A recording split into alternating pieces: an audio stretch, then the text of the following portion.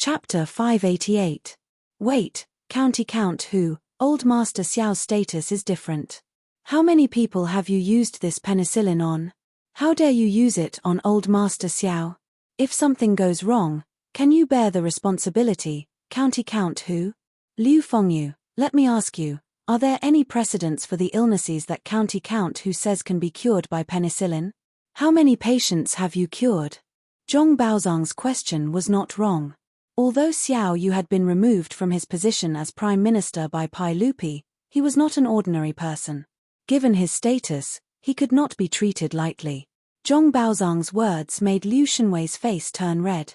He opened his mouth, but no words came out. Although he was not happy with Zhong Baozong, he was a kind and honest person, so he could not lie. For Liu Shenwei to go against his conscience and say that penicillin had saved countless lives, he couldn't say such nonsense. Zhong Baozong was old and experienced. When he saw Liu Shenwei's stammering appearance, how could he not understand? Perhaps this penicillin had never been used on a patient before. Even if it was used to cure that military officer, it might be the first time it was used. His guess was right. It was the first time that penicillin had been used on a patient to treat the lieutenant. Although the effects were surprisingly good, how could he say that penicillin could cure the illnesses that Li Wangyu claimed it could? Li Wangyu felt a bit of a headache when he heard Zhong Baozong's question.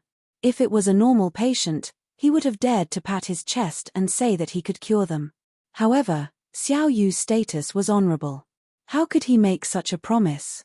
There was no proof. However, this was not a problem for Li Wangyu. He was determined to use penicillin to treat Xiao Yu's illness. Haha, Mr. Baozong is indeed experienced and prudent.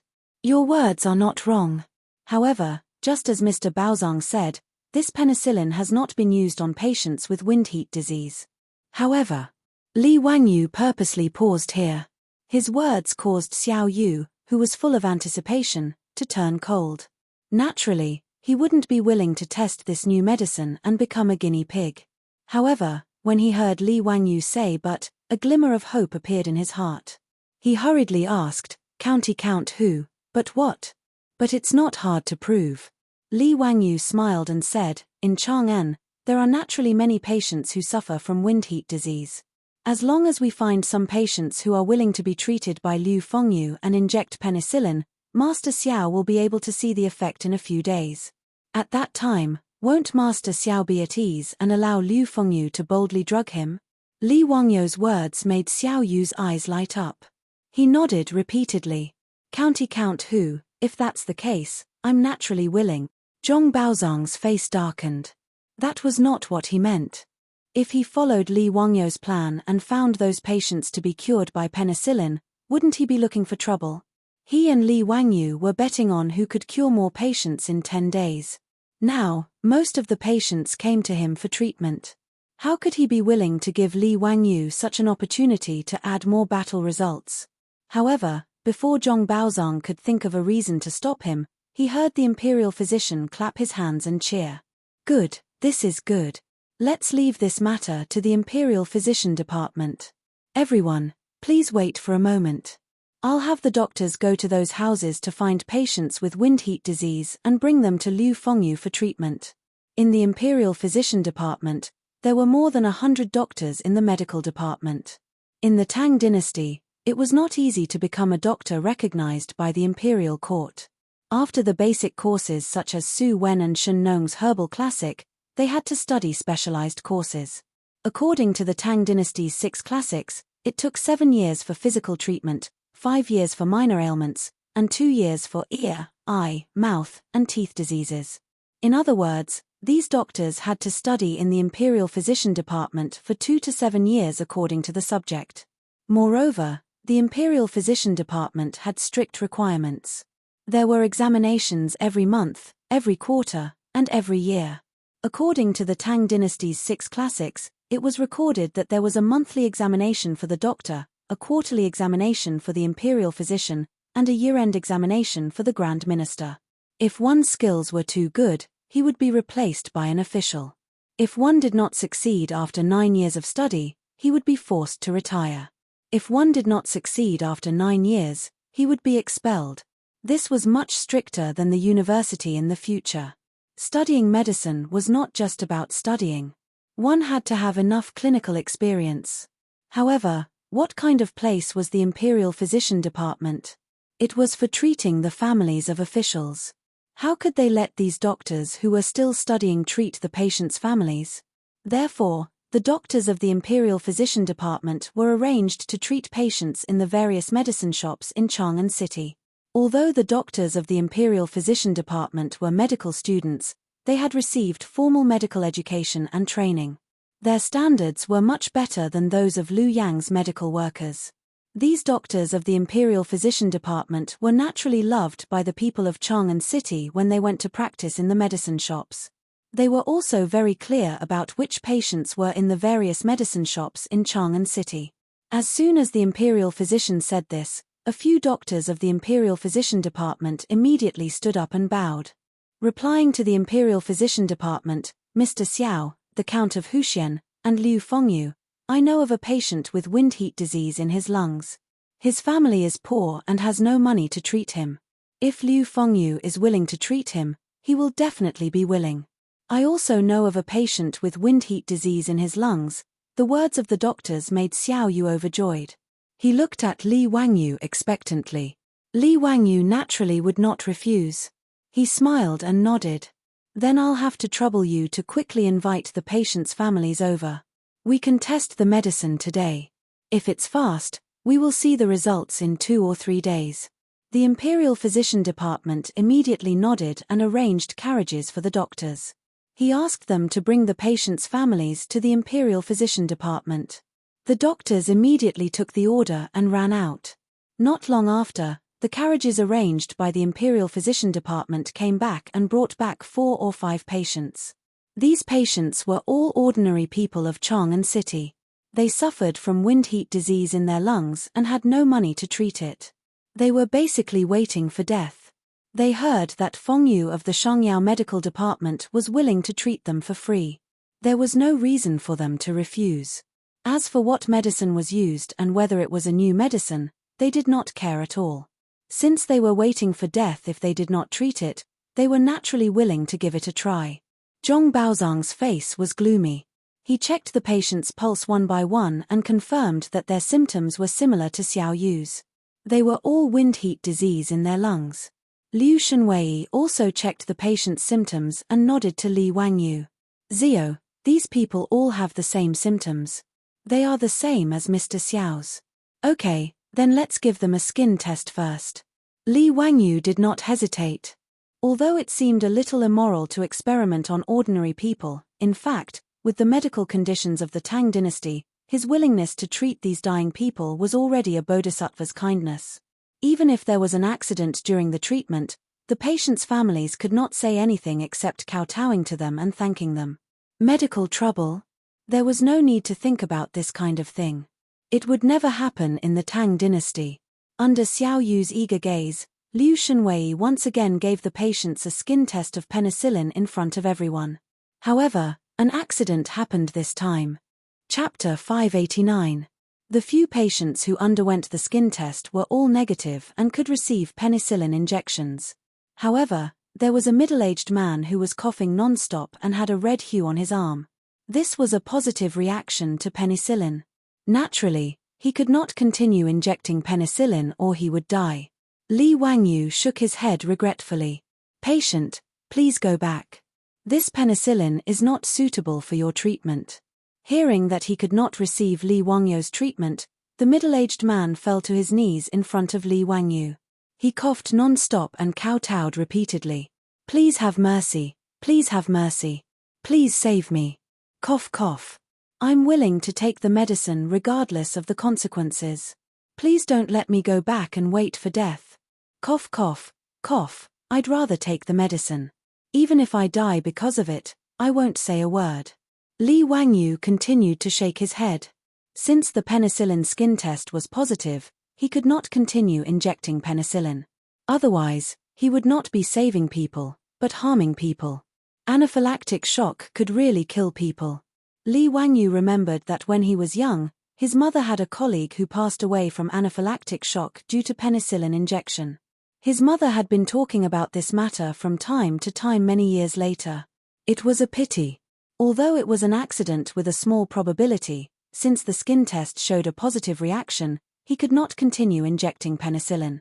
But no matter how Li Wangyu refused, the middle-aged man only begged bitterly and kowtowed with his head banging loudly on the ground in a very sorrowful manner.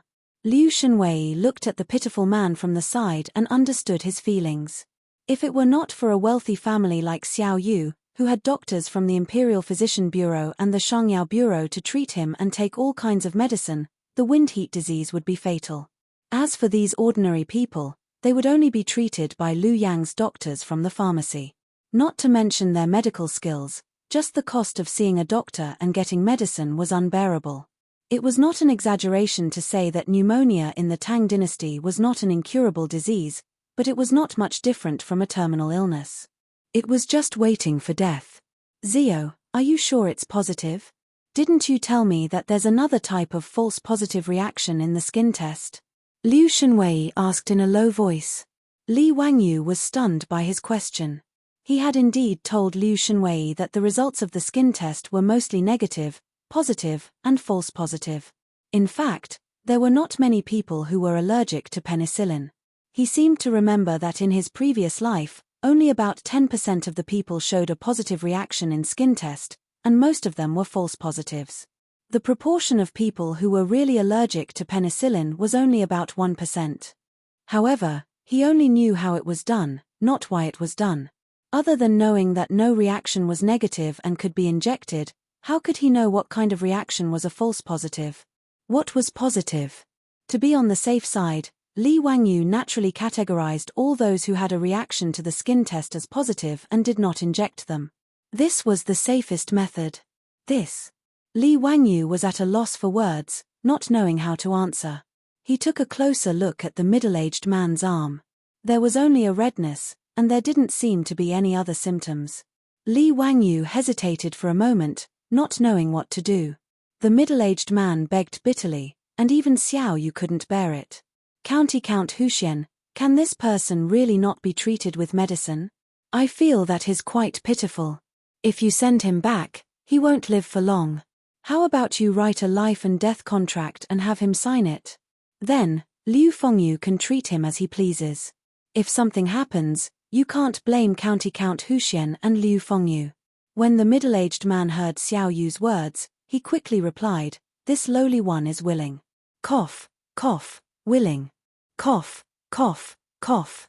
As long as esteemed one is willing to treat me, even if I can't be cured and something happens, I won't complain. At this point, Li Wangyu simply made up his mind, gritted his teeth, and nodded in agreement. That's good. Go and find your family members and tell them about the risks of the treatment. If something happens, you can't blame us.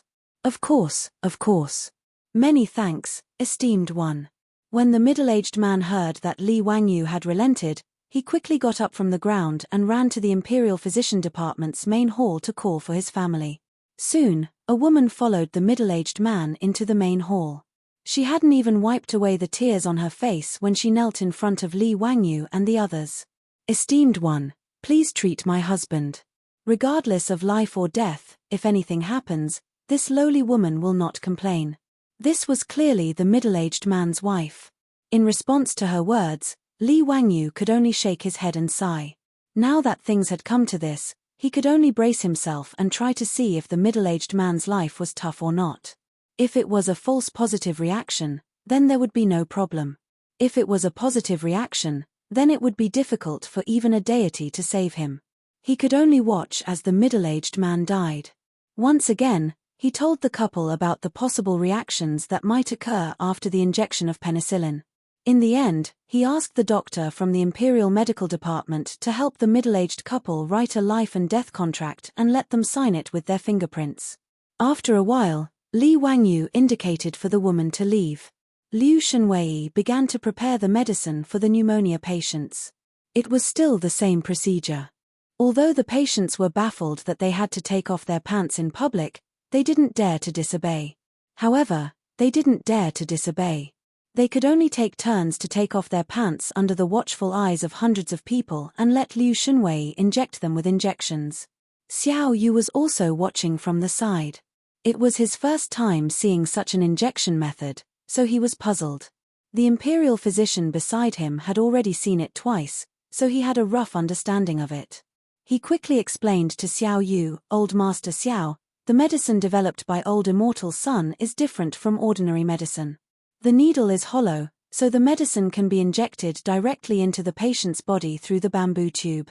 Is this medicine really so miraculous? I'm not sure about other illnesses. However, one of the military officers was infected with the flower willow, and he indeed recovered in 2 days. This lowly official and everyone in the Imperial Medical Department can testify to this." Xiao Yu nodded his head and continued to watch Liu Xunwei inject the patients. It was still the same crude action. Li Wangyu couldn't help sweating in his heart. He couldn't bear to watch. Even Xiao Yu, who was watching from the side, couldn't help knitting his brows when he saw the patient's painful expression. He was clearly shocked by Liu Xunwei's injection method. After the pneumonia patients were done with their injections, it was the middle-aged man's turn. Li Wangyu hesitated for a while before he nodded his head to Liu Xunwei, indicating for him to inject penicillin. At this moment, everyone became nervous. For a moment, no one spoke in the Imperial Physician Department's hall as they nervously stared at Liu Xunwei and the middle-aged man. This made Liu Xunwei a little nervous. He held the syringe on the middle-aged man's butt for a long time, but he didn't manage to inject it. Everyone's gazes followed the syringe in Liu Xunwei's hand. Just when they were nervous, the middle-aged man suddenly opened his mouth and howled. It scared Liu Xunwei so much that his hand trembled and he almost stabbed the needle into the back of his hand. Chapter 590. Liu Xunwei came back to his senses. He hadn't inserted the needle yet, so why was this man screaming? He angrily slapped the middle-aged man's head. "What the hell are you screaming for? I haven't inserted the needle yet." When the middle-aged man heard this, he was stunned for a moment before he muttered, I saw those people before. When they sat down, they all screamed like that. I thought it was a rule." His words caused everyone to be stunned for a moment before they burst into laughter. The tense atmosphere from before dissipated quite a bit. Liu Xunwei was so angry that his face turned red. Without thinking, he directly inserted the needle into the middle-aged man's butt. "Ah!" This time, the middle-aged man screamed again. He finally understood why those people had screamed when they were treating him. It really was King painful. Under Liu Xunwei's violent actions, a syringe of penicillin was quickly injected into the middle-aged man's body.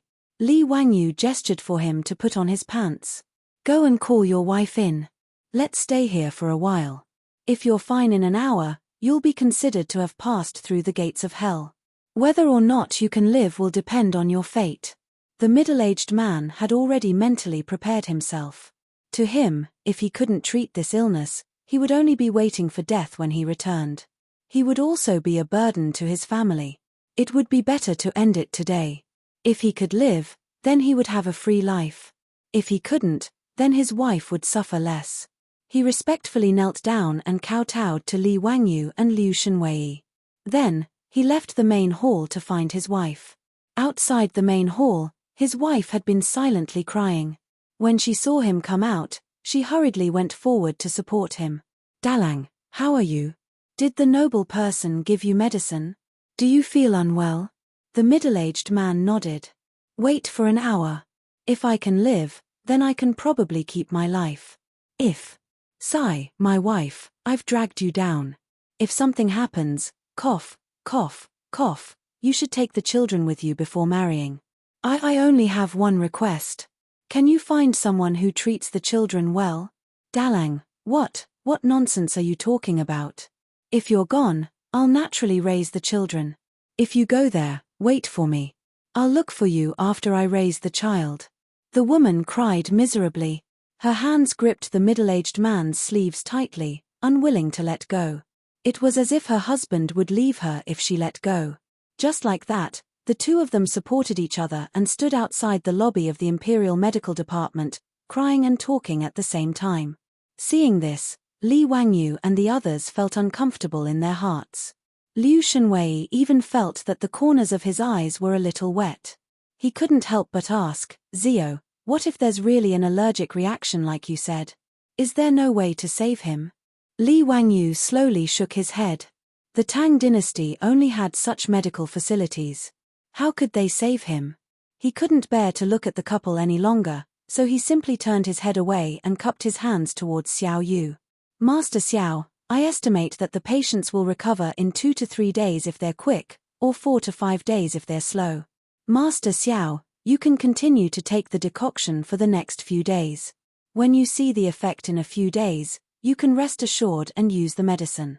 He didn't expect that the old man, Xiao Yu, would suddenly roll up his sleeves. Come, do that skin test for this old man.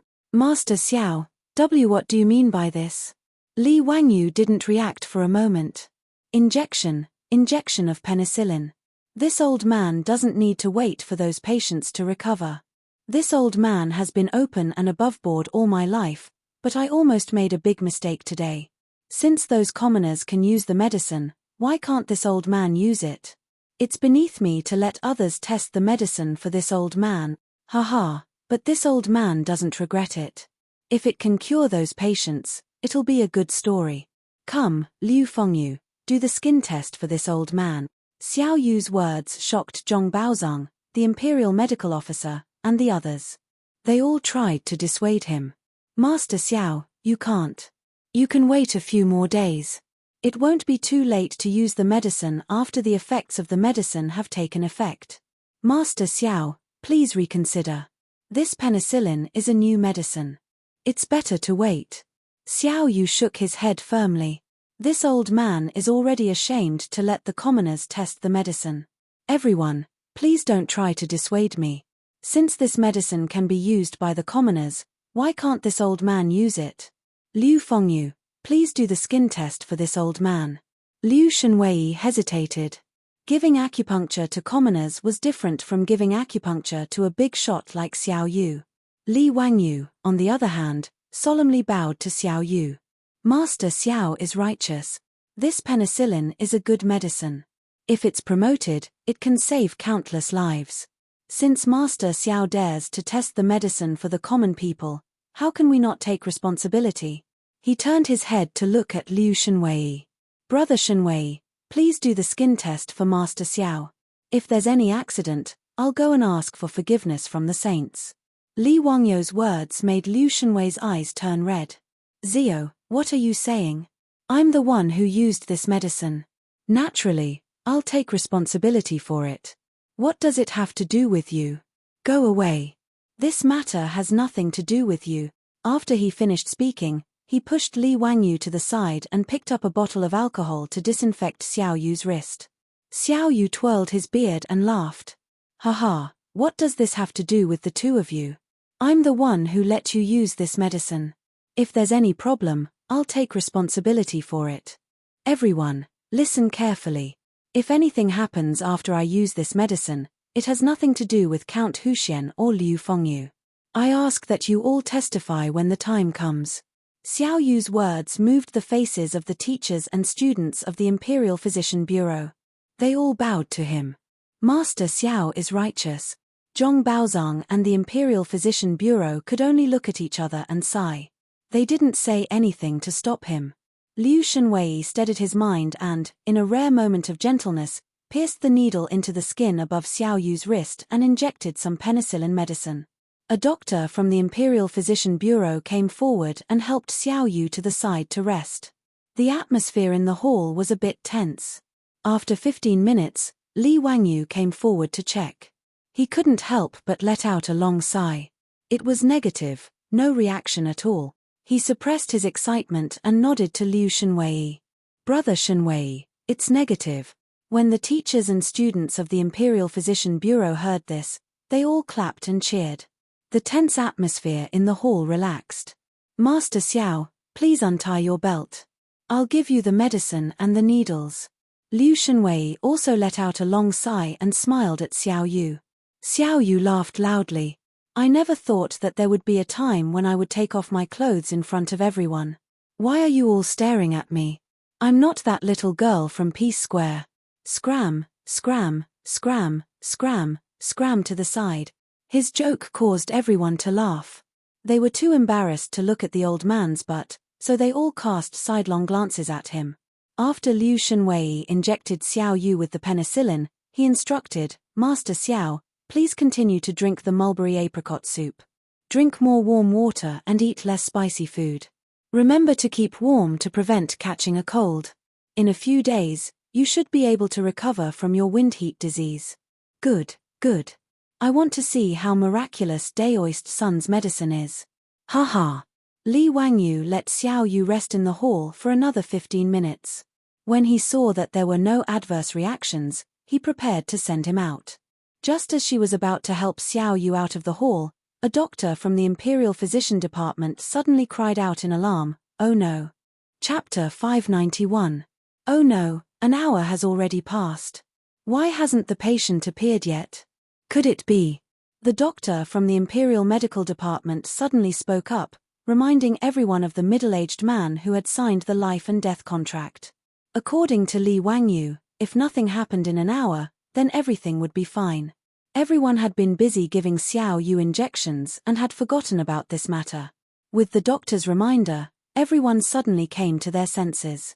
Li Wangyu slapped his forehead. Damn it, how could they have completely forgotten about the middle-aged man? Just as he was about to run over to check on the middle-aged man's condition, he heard a woman's heart-wrenching cries coming from outside the Imperial Medical Department's lobby. Li Wangyu's heart sank. Oh no. Everyone in the Imperial Medical Department was in a mess as they rushed out of the lobby. When everyone rushed out of the lobby, they didn't see the scene of the middle-aged man collapsing to the ground as they had imagined. At this moment, the couple outside the lobby were hugging each other and crying bitterly. F***CK, isn't everything fine? What's the meaning of crying so sadly? Li Wangyu couldn't help but feel speechless. He had thought that the middle-aged man had already gone into shock due to the penicillin allergy.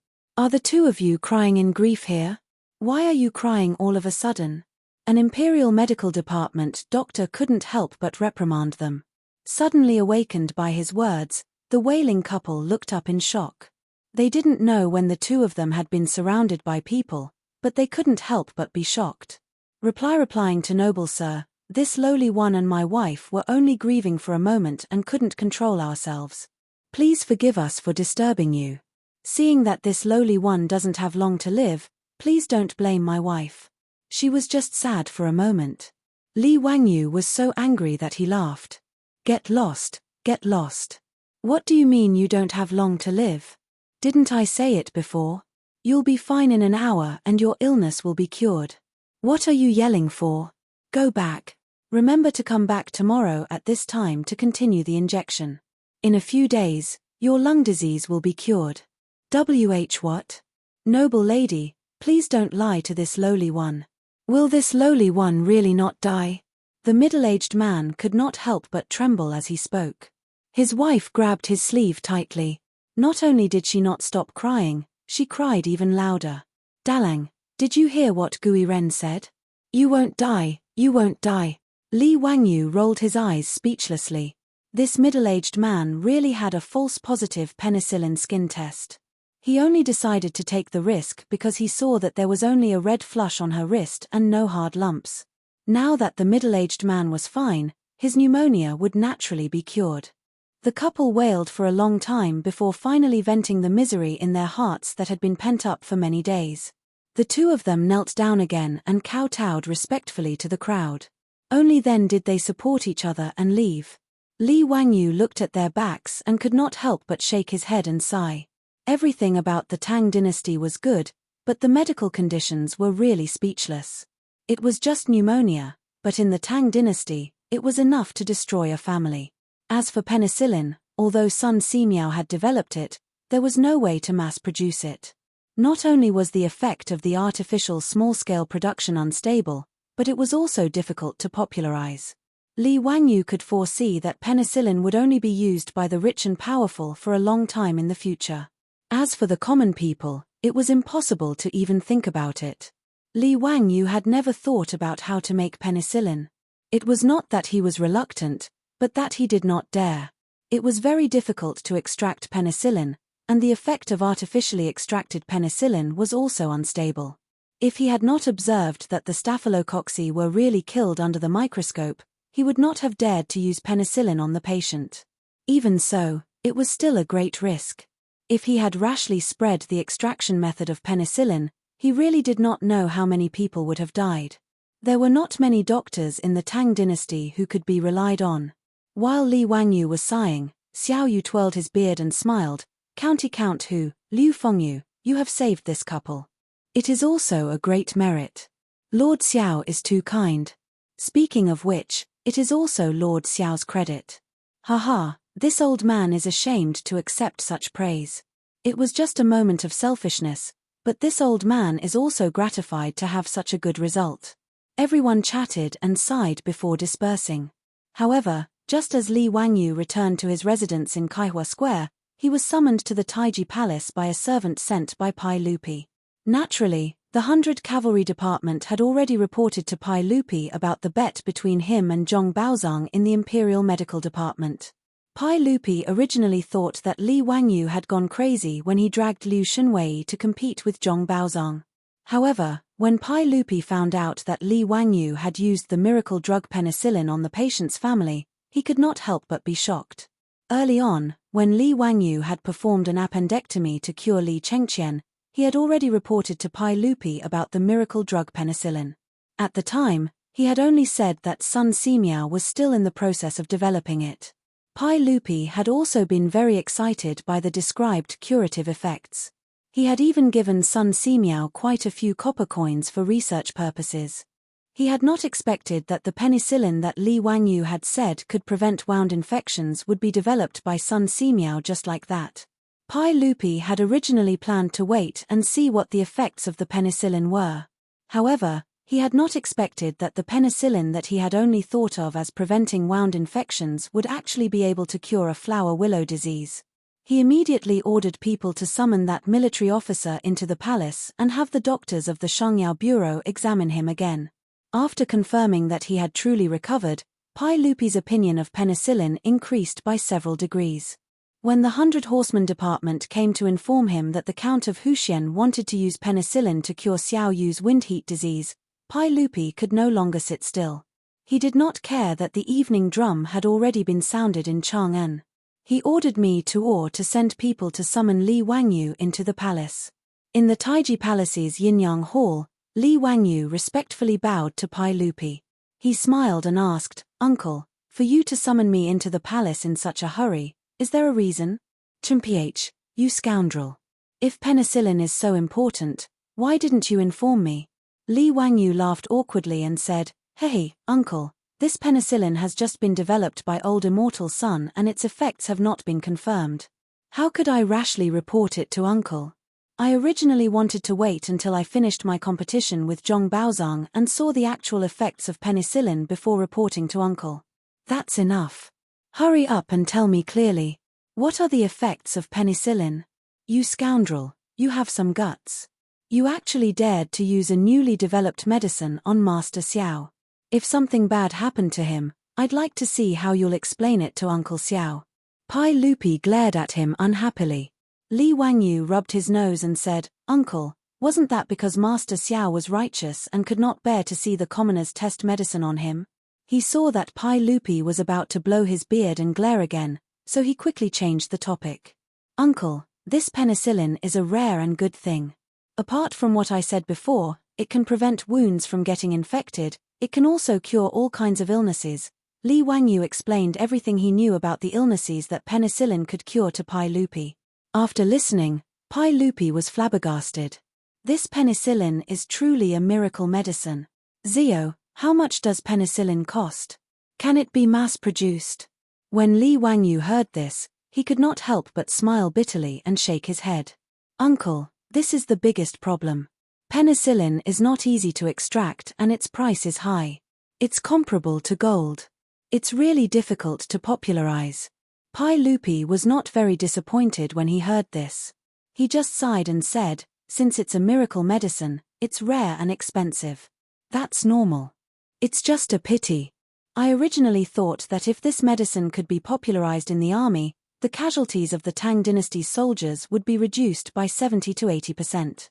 Sigh, what a pity. Li Wangyu slowly shook his head. Uncle, that's not necessarily true. Chapter 592. Whether it was Li Yuan or Pai Lupi, they were both emperors on horseback, so they placed a lot of importance on military matters. The great Tang had set down strict laws to protect the wounded soldiers and provide compensation for their families. For example, when it came to the injured soldiers on the battlefield, the Tang dynasty laws clearly stated, everyone is on guard. If an official or a servant is sick and the head of the department does not ask for medical treatment, the person will be whipped 40 times.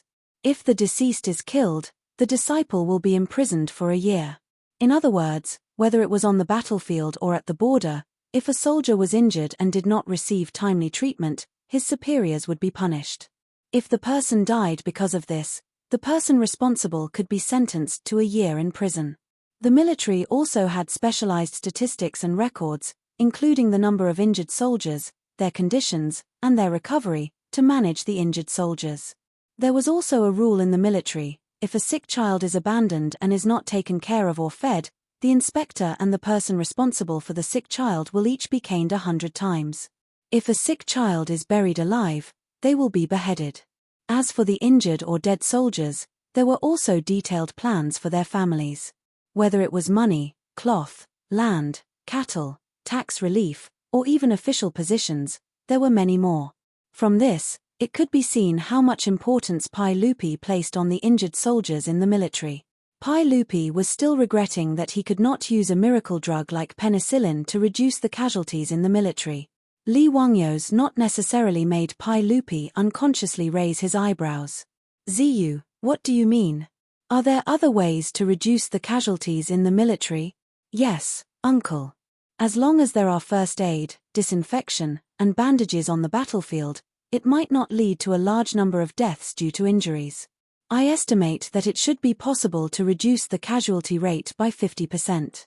Pai Lupi asked, the disinfection that Ziyu mentioned, is it the alcohol you used when you operated on Chengqian last time? Yes, using alcohol to disinfect and bandage first aid on the battlefield can definitely reduce a lot of casualties. However, there were too few doctors in the army, and their medical skills were worrisome.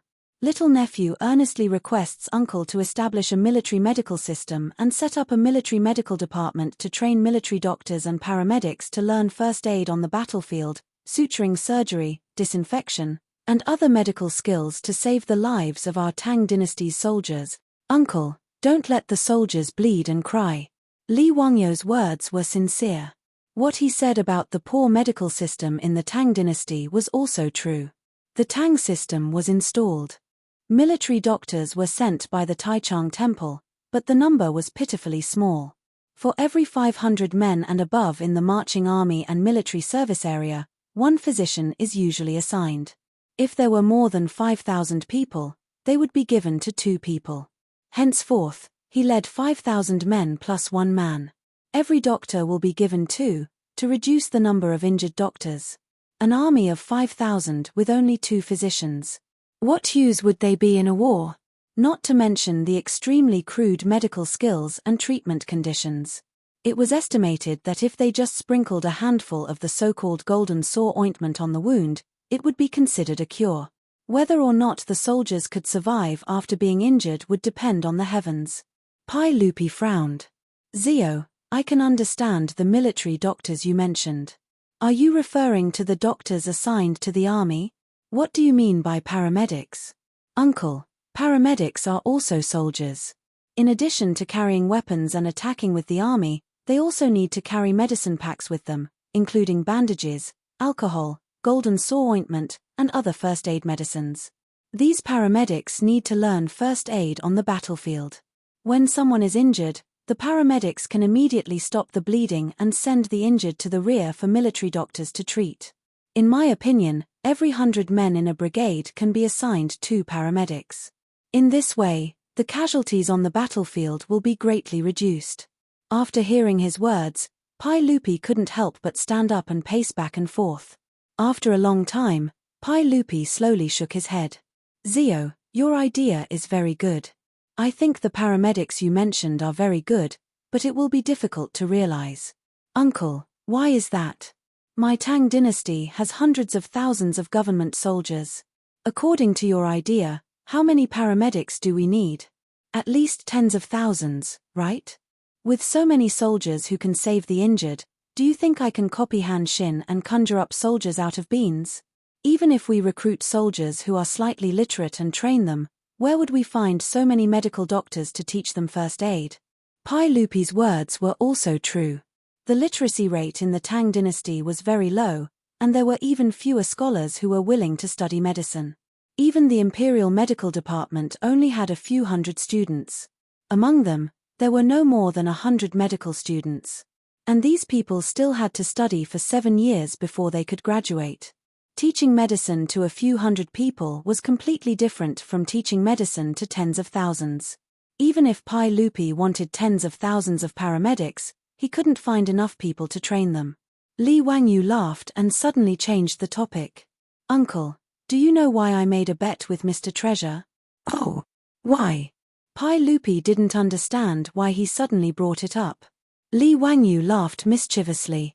Hey, uncle, I heard that Mr. Treasure has taken in countless disciples. In the Zhong clan, there are hundreds of disciples and grand disciples. Does uncle know about this? Pai Lupi nodded, and then his eyes lit up. He seemed to understand Li Wangyu's meaning. Uncle, old immortal son has also taught more than a dozen disciples and grand disciples. Aren't these doctors ready-made teachers? As long as I win the competition, Mr. Treasure will have to worship old immortal son as his teacher. When that time comes, all the disciples and grand disciples of the Zhong clan will have to listen to old immortal son's instructions. I intend to let these people learn the art of surgery from old immortal son and then become medical doctors. They will be specially trained to be military doctors and paramedics. In the future, the military doctors will no longer be sent by Taichung Temple. Instead, they will be sent by the military medical department after receiving first aid knowledge on the battlefield. This way, it will definitely reduce the casualty rate of the soldiers in battle. After listening to Li Wangyu's explanation, Pai Lupi finally understood why he made such a bet with Zhong Baozong. He couldn't help but stroke his beard and smile. Zio, you little brat, you've schemed well. Since that's the case, I approve of this. After I discuss with Jijie, Xianling, and the others, I will establish the military medical department to train military doctors and paramedic. However, I'll leave the medical doctors in the military medical department to you. If you can't win against Zhong Baozong and trick those doctors, I'll settle the score with you. Hey, uncle, don't worry. I have penicillin in my hands. Mr. Treasure will definitely lose this bet. The uncle and nephew looked at each other and couldn't help but laugh loudly. The next day, in the Imperial Medical Department, Liu Shenwei and Li Wangyu used the miracle medicine penicillin to treat Xiao Yu's lung disease. The patients who were waiting for treatment had already heard of this. Although they hadn't seen the effects of this miracle medicine, everyone had more trust in Liu Shenwei, the Minister of Medicine of the Imperial Medical Department.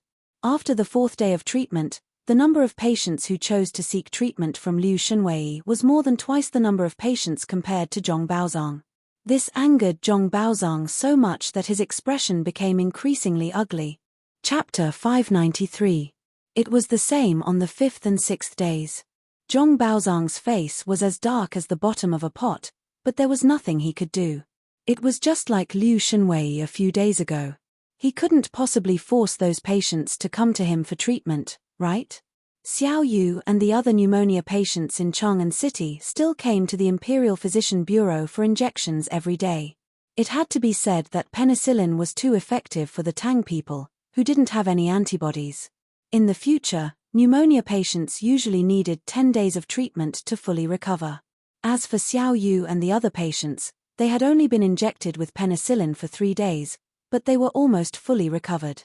Even the middle-aged man, who coughed the most and had given up on waiting for death, not only did his complexion look better, but he also coughed less and less. On this day, Liu Shenwei injected penicillin into Xiao Yu once more and took his pulse. He smiled, "Old Master Xiao, you'll be fine after 2 more injections." Zhong Baozong also walked over and took Xiao Yu's pulse.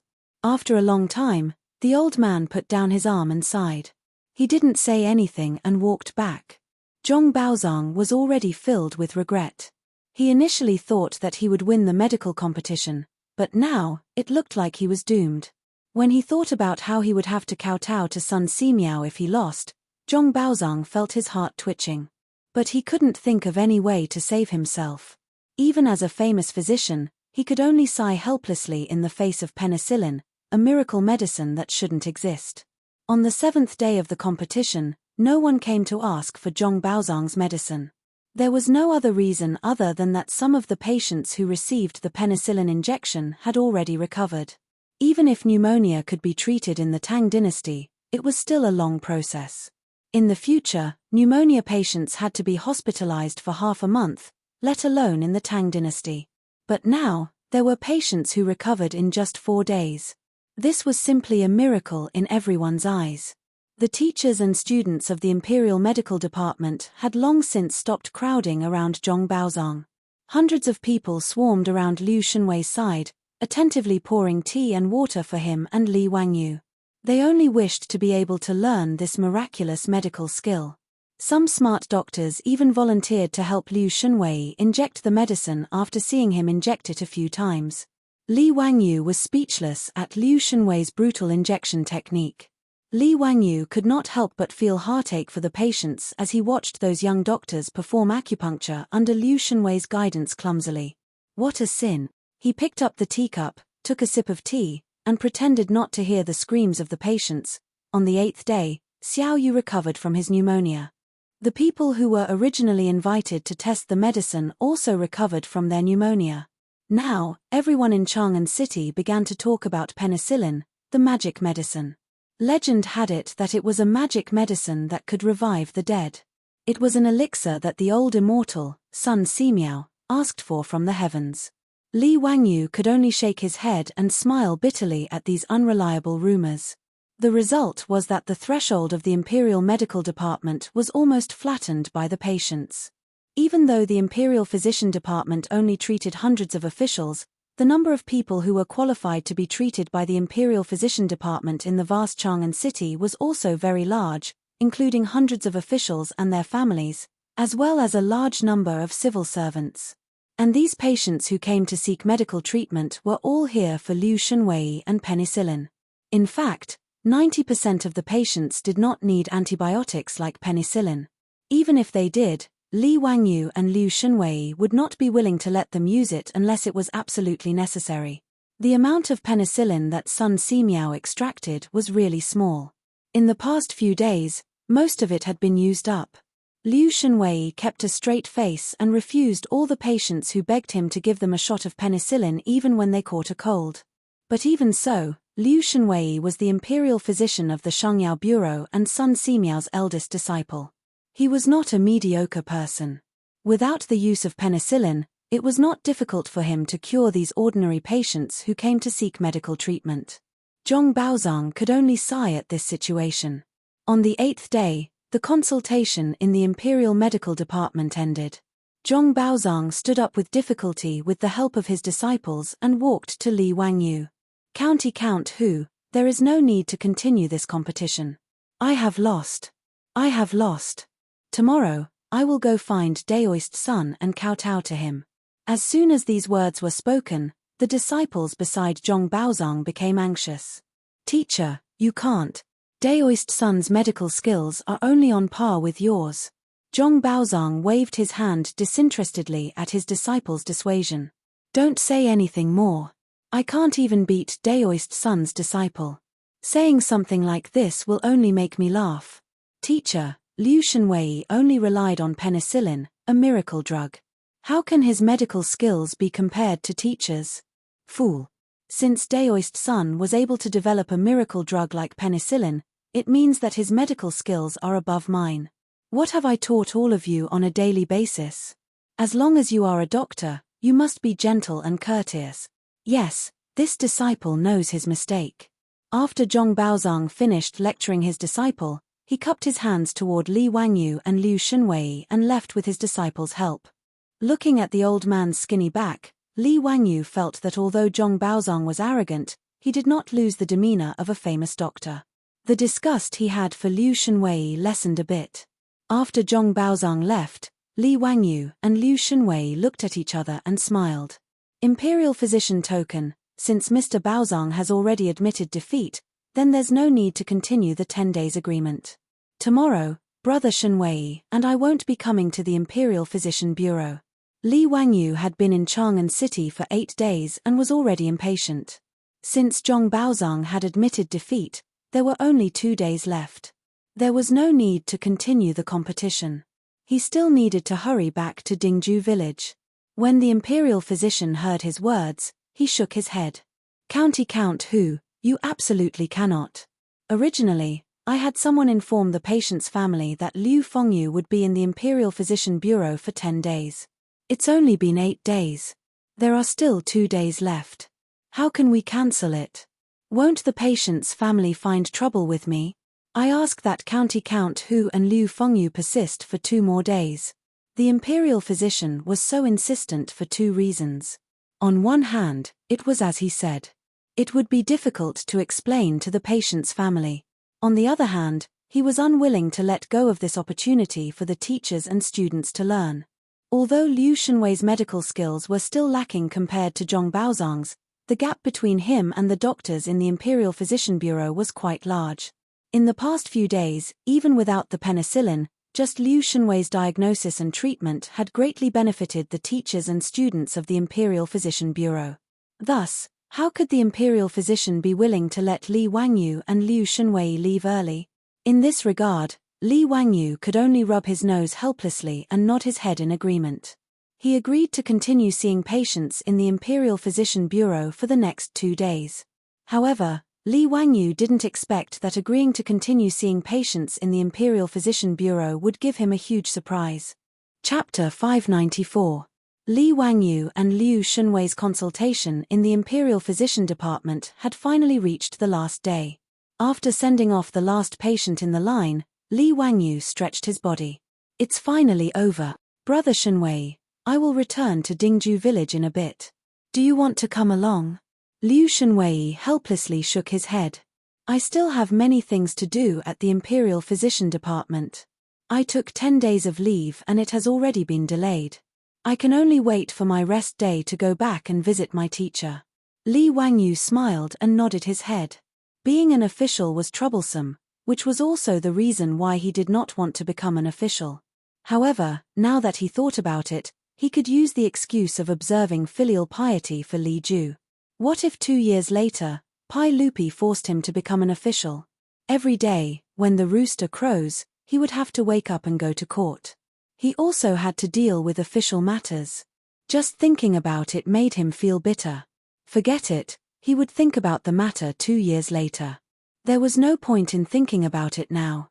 Li Wangyu smiled and was about to leave when he saw another person poking his head out of the Imperial Physician Department's main hall. He was hesitating whether or not to enter. When Li Wangyu saw the person, he smiled. Wasn't this the colonel from Shi City? He and the other rich kids had gone to Shi City to drink and have fun. In the end, that bastard Chai Lingwu knocked over a candle in the middle of the night and caused a fire. Luckily, he was not burned to death. At that time, the person who came to put out the fire was this colonel. Speaking of which, this colonel could be considered his savior. Li Wangyu waved his hand at the colonel. Come in. Why are you poking your head out of the door? Are you feeling unwell? Why are you here? I remember you. You are the colonel from Shi City, right? The colonel naturally recognized Li Wangyu and immediately gave a respectful greeting. Greetings, County Earl Hu. I am the colonel of Shi City's Wuhu Pu. My surname is Peng and my name is Yuan Kuei. Colonel Peng, thank you for putting out the fire at the Hu wine shop that day. County Earl Hu is too polite. That was my duty. There is no need to thank me. Li Wangyu said with a smile, since you've come to the Imperial Physician Department today, does Colonel Peng want to have a consultation? His words caused the colonel to hesitate for a while before he finally opened his mouth and said, this official's lower body hasn't been feeling well recently. I'm afraid that I've been infected with the venereal disease. I heard that Liu Fengyu has a magical medicine that can cure it, so, Li Wangyu was speechless. These damned fellows were all womanizing and had gotten themselves dirty. In the Tang dynasty, there were no safety measures like condoms. Serves these perverts right to be infected. Peng Yuankue could be considered his savior, so Li Wangyu naturally wouldn't sit by and do nothing. Let Liu Fengyu examine you. You bunch of bastards, can't you be a bit more honest? Li Wangyu unhappily called for Liu Shenwei to examine his body. Peng Yuankue smiled embarrassedly and didn't dare to reply. He obediently walked in front of Liu Shenwei and reached out his hand to take his pulse. He then took off his pants for Liu Shenwei to examine. Li Wangyu naturally wasn't interested in seeing a big man's bird walk. He minded his own business and drank tea. The group of teachers and students from the Imperial Physician Department were eager to learn. They all came forward to examine Peng Yuankue's condition. After Liu Shenwei carefully examined Peng Yuankue, he couldn't help but say, "That's strange. I've never seen this venereal disease before. Why is there ulceration between his legs?" The imperial physician and doctor from the Imperial Physician Department also nodded. Liu Fengyu is right. This doesn't seem to be a venereal disease. Hearing the doctors say this, Peng Yuankue couldn't help but tremble with fear. Liu Fengyu, imperial physician, can I still be saved? Don't be anxious. Let me examine you carefully first. Do you have any other discomfort on your body? Peng Yuankue hesitated for a moment before honestly replying, "In the past 2 days, I've had some ringing in my ears, my vision is a bit blurry, my waist hurts, and I can't urinate properly. There are also some knots growing on my body. It seems to be ulceration." Hearing him say this, Liu Shenwei immediately had him take off his clothes. Li Wangyu was leisurely drinking tea outside the crowd. When he heard Liu Shenwei and Peng Yuankue's conversation, he couldn't help but be stunned. This disease really wasn't gonorrhea. Why did it seem like a disease that shouldn't have appeared? Li Wangyu put down his teacup and got up to separate the teachers and students gathered around Peng Yuankue. When he squeezed in to take a look, he couldn't help but be shocked by the large ulceration on Peng Yuankue's body. If he wasn't mistaken, this should be syphilis, right? Moreover, according to Colonel Peng's description, he had ringing in his ears and decreased vision. These were all typical symptoms of syphilis. In the university of his previous life, there was a health education class. In order to let the university students have a better understanding of these diseases, the teacher who taught the class had once shown the slides of these STDs for them to see. Li Wangyu remembered it very clearly because this disease was simply too disgusting. He liked to read history books. He once read that the Qing dynasty's Emperor Tongzhi died of syphilis. It was said that when he died, his whole body was festering. It was very tragic. But how could this be syphilis? It doesn't make sense. One must know that syphilis was not a disease that originated in China. Later research proved that this disease originated in the Americas. It was after Columbus's voyage that he discovered the Americas. His crew had an affair with the natives there and brought the disease back to Europe. Later on, when the Europeans opened up China's sea route, they also brought syphilis to China. But now, it was only 628 AD, the second year of Zhengguan, in the Tang dynasty's Chang'an city. How could there be a syphilis patient? Is this a ghost? Li Wangyu's voice was trembling. "Colonel Peng, tell me honestly, how did you get this disease?" This. Peng Yuankue was suddenly asked about this matter. He didn't know how to answer. "You still won't tell me the truth. Let me tell you, this disease is also a type of disease called syphilis. But this disease didn't exist in the Tang dynasty. Tell me honestly, how did you get this disease?" Li Wangyu's words scared Peng Yuankue so much that he knelt down. The county governor of Hu County, it was a merchant in Shi City.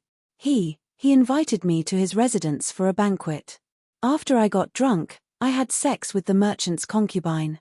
After I came back, I got this disease. Liu Shenwei asked curiously, "Zio, you said this disease is called syphilis? Is it also a type of disease called syphilis? Why have I never heard of this disease?" The imperial physician on the side also said, "That's right, I've also never seen any description of syphilis in the medical records." Li Wangyu opened his mouth to answer Liu Shenwei and the imperial physician's questions, But he didn't know how to answer. He could only say vaguely, "It's hard to explain in a few words." In short, this is a very infectious disease. Brother Shenwei, quickly give Colonel Peng a skin test and prepare to inject penicillin. This disease can kill. Hearing that his disease could be fatal, Peng Yuenkue was so scared that he repeatedly kowtowed, "Liu Fengyu, please save me." When Liu Shenwei heard Li Wangyu's serious words, he didn't hesitate and immediately gave Peng Yuenkue a skin test and an injection of penicillin. Li Wangyu indicated for Peng Yuenkue to put on his clothes and subconsciously took a few steps away from him. Although syphilis was mainly transmitted through blood, Li Wangyu always felt scared when he was too close to Peng Yuenkue. "Alright, for the next 10 days, go find Liu Fengyu every day to inject penicillin. Your disease can be cured, so there's no need to worry. Now, take me to the poor merchant at once. This is no small matter." Chapter 595. The narrowest part of the Bering Strait was only 35 kilometers, and the widest part was 80 kilometers. In history, the earliest record was the Danish explorer Vitus Bering. In 1728, when he was serving in the Russian army, he passed through the Bering Strait. This strait that separated Asia and North America was named the Bering Strait. In the future, Li Wangyu had argued with others about whether or not the Bering Strait could be crossed on foot in winter. After looking up a lot of information, the conclusion was that it was very, very difficult. Although the Bering Strait was frozen all year round, 35 kilometers did not sound far. It seemed that one could reach the other side in a few hours by sleigh. However, the frozen sea was not smooth. Not only would there be huge ice cracks, but there would also be frequent snowstorms. Moreover, one had to overcome temperatures of -30 to -40 degrees Celsius. Even in the future, it was difficult to cross the frozen Bering Strait on foot, let alone 1,000 years ago. Li Wangyu found it hard to imagine that someone from the Yaksha Kingdom could cross the Bering Strait at this time. However, even if they crossed the Bering Strait, how could they continue south, through Alaska and Canada, and enter North America? Li Wangyu could not understand this. However, Peng Yuenkue was infected with syphilis, so he had to believe it. Seeing Li Wangyu ask about the whereabouts of the Yaksha Kingdom merchant, Chichi Zhengxi could only spread out his hands helplessly. "County Earl, the Yaksha Kingdom merchant only came to Taowu to trade, but he has already returned to Yaksha Kingdom." When Li Wangyu heard this, he could not help but feel disappointed. Yaksha Kingdom was thousands of miles away from Chang'an City.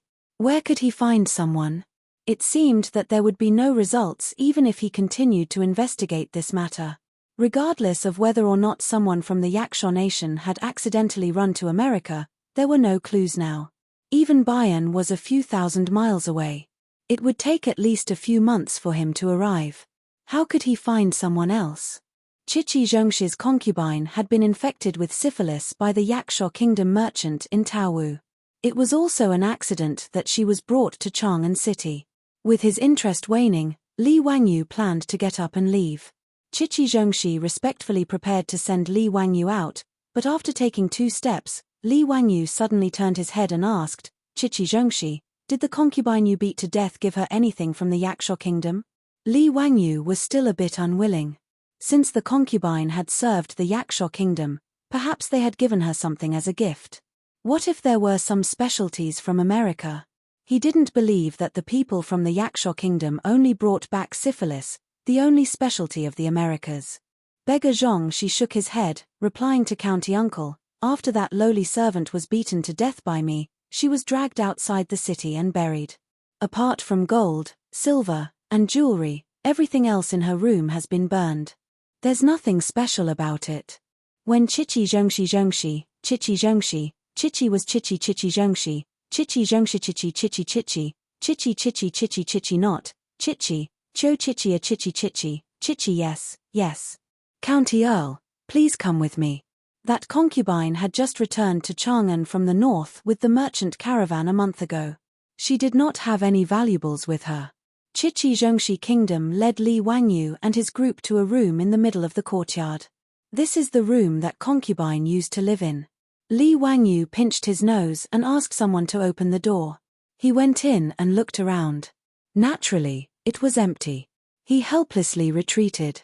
Just as he was about to leave, his eyes were attracted by a few flower pots in the middle of the courtyard. Li Wangyou's voice began to tremble. These pots of crops, where did they come from? Chichi Zhongxi Kingdom did not understand. He hurriedly asked the servants in the residence before replying, County Earl, the servants said they were planted by that concubine.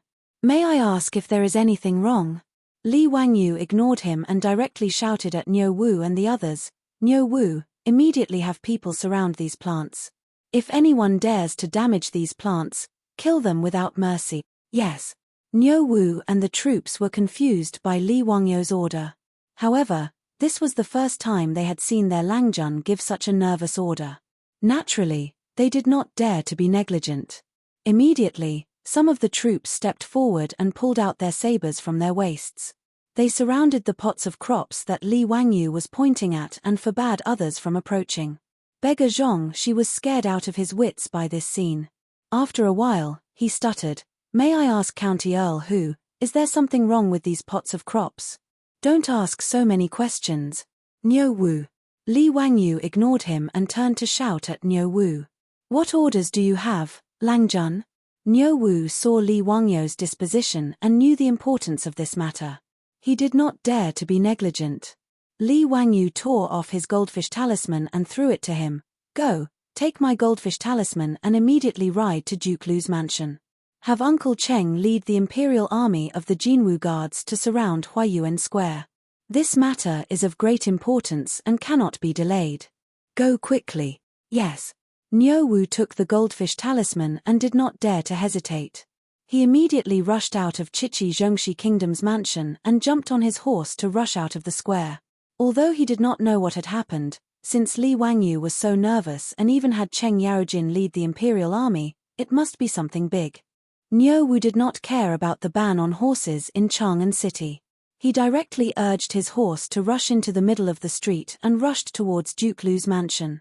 At this time, the gate was about to close. The Imperial Army of the Jinwu Guards had already begun patrolling the streets to enforce the night ban. Seeing Niu Wu galloping, the Imperial Army immediately stopped him. Stop! Who are you? How dare you gallop in Chang'an City? I'm a soldier from the County Count's mansion. I have an urgent matter to attend to at Duke Lu's mansion. My Langjuan's goldfish talisman is here as proof. Niu Wu raised Li Wangyou's goldfish talisman and shouted. The squad leader of the Imperial Army of the Jinwu Guards carefully checked the goldfish talisman and confirmed that it was correct. Although the squad leader did not know what the urgent matter was, since the county count asked his soldiers to take his goldfish talisman and rush to Duke Lu's mansion, it must be something big.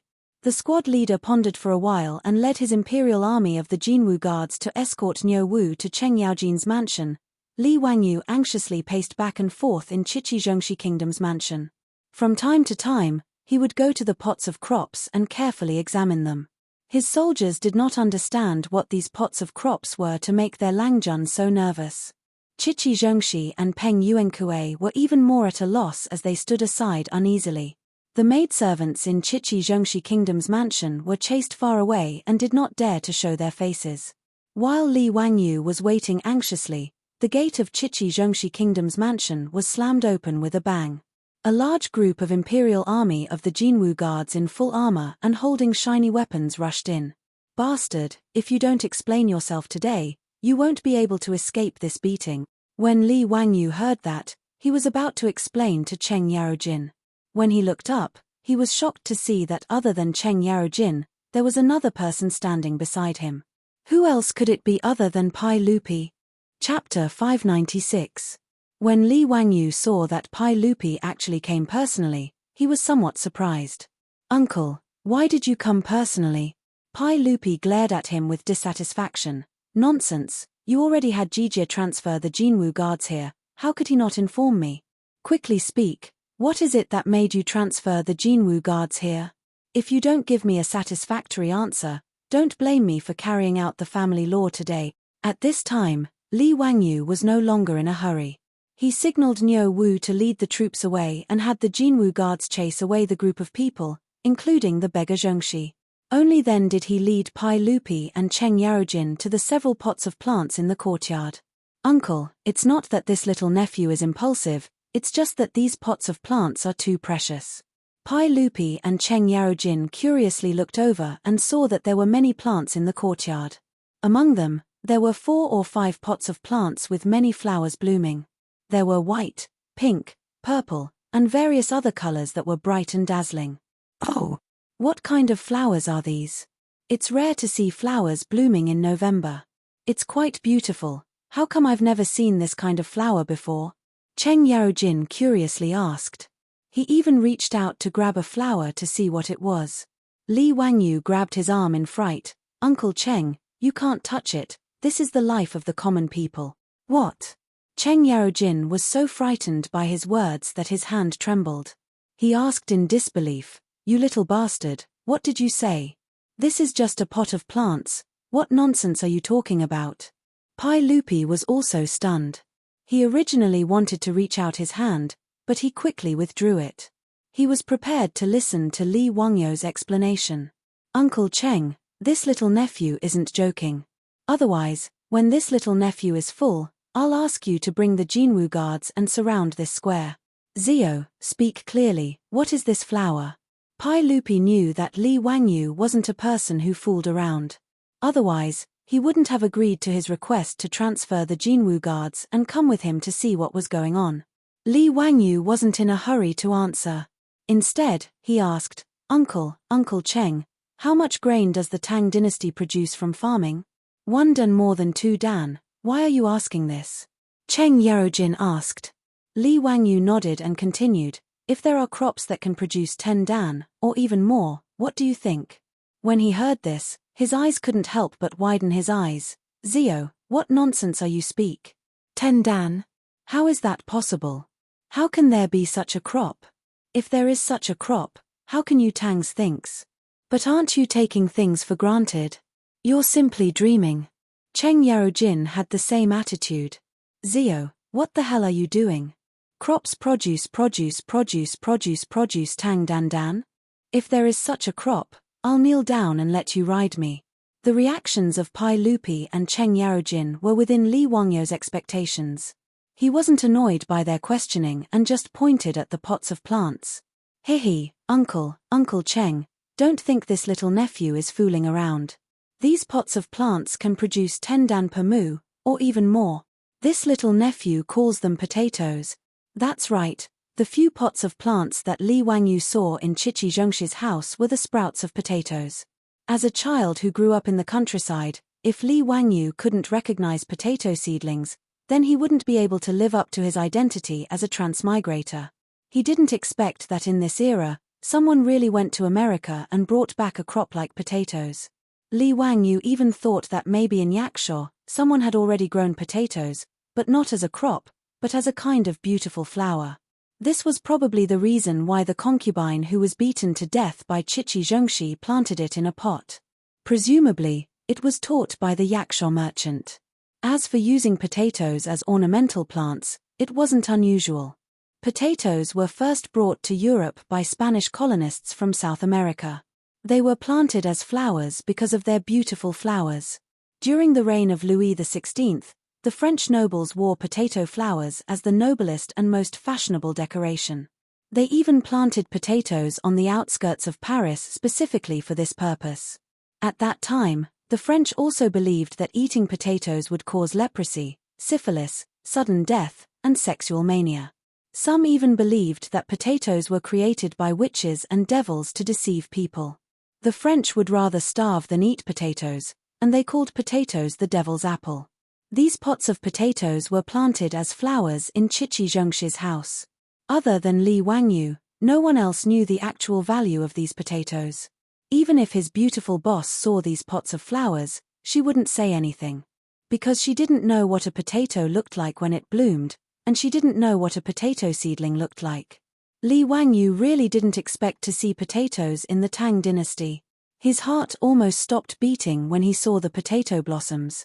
In the future, potatoes were worthless, and they could be bought for a few cents per kilogram in the supermarket. But in the Tang dynasty, if potatoes could be popularized, It would be a good thing that could bring countless people back to life. Even the history of Huaxia would be changed because of this. Because he thought of the importance of potatoes, Li Wangyu didn't dare to neglect it. After he ordered his troops to surround these pots of potatoes, he immediately sent Niu Wu to find Cheng Yaojin to transfer troops. After Niu Wu left, Li Wangyu didn't give up. He didn't even care about taboo, and forced Chichi Zhengxi to lead him around the house to see if there were other things from America. But unfortunately, after turning Chichi Zhengxi's house upside down, there were no other things that shouldn't be there except for the 5 pots of potatoes that had already bloomed in front of him. This made Li Wangyu feel very regretful. Peppers, tomatoes, sweet potatoes, cocoa beans, pumpkins. America was really a treasure trove, but it was a pity that he had to wait for hundreds of years to open the treasure trove. As for the yield of potatoes per mu, he didn't dare to say too much. In the future, the yield of potatoes per mu could reach 3,000 or even 5,000 catties, but in the Tang dynasty, it might not be possible. But he was absolutely sure that he could get 1,000 catties.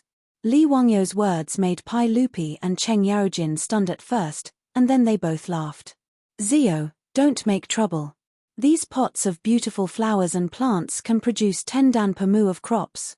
Do you think I'm a fool who doesn't know anything about farming? Cheng Yaojin patted Li Wangyu's shoulder and said, Brat, this joke isn't funny at all. Hurry up and tell me clearly, why do you want to mobilize the imperial army of the Chamberlain of Insignia here? Don't try to fool me with this kind of nonsense. Li Wangyu was speechless, and he silently rolled his eyes. Why didn't anyone believe him when he was telling the truth? In fact, Pai Lupi and Cheng Yaojin couldn't be blamed. This kind of words, not to mention the two of them, probably no one in the entire Tang dynasty would believe Li Wangyu's words except for their beautiful superiors. Li Wangyu's expression was solemn, and he bowed deeply to Pai Lupi and Cheng Yaojin. Reporting to your majesty, this subject's words are all true, and not half a word of nonsense. These 5 pots of potatoes can really produce more than 10 dan per mu of crops. Not only can they be eaten, but they are also very delicious. They can be used as a staple food to satisfy hunger, and can also be used as a dish. They are rare treasures. His serious report made Pai Lupi and Cheng Yaojin couldn't help but withdraw their smiles. Pai Lupi was stunned. Zio, this matter must not be joked about. Are you telling the truth? If there is half a word of falsehood, your majesty can take this subject to prison, demote me, and punish me. When Li Wangyu said this, Pai Lupi and Cheng Yaojin were both dumbfounded. Chapter 597. After a long while, Cheng Yaojin murmured, Zio, did you steal the treasures of the immortals in heaven? 10 dan of grain per mu, how is this possible? Pai Lupi was also skeptical. He pointed to the potted potato flowers and asked, Zio, are you really saying that these potted flowers are the high-yield grain you mentioned? Where did you find out? Where did he find out? Li Wangyu really didn't know how to explain this. However, since Pai Lupi, Fang Xianling, and the others all thought that he might be the reincarnation of an ancient great power, then he could continue to use this excuse to fool them. Uncle, I don't know. In short, when I saw these potted plants, I knew what they were called, and what they were used for. This is absolutely not wrong. Pai Lupi heard this and couldn't help but look at Cheng Yaojin. They both remembered that they guessed that Li Wangyu was the reincarnation of an ancient great power. Pai Lupi didn't dwell on this issue and asked, what kind of potatoes are these? How long until they mature? After the potatoes bloom, they can be harvested in 30 to 50 days. Potatoes are not picky about the soil and can be planted twice a year.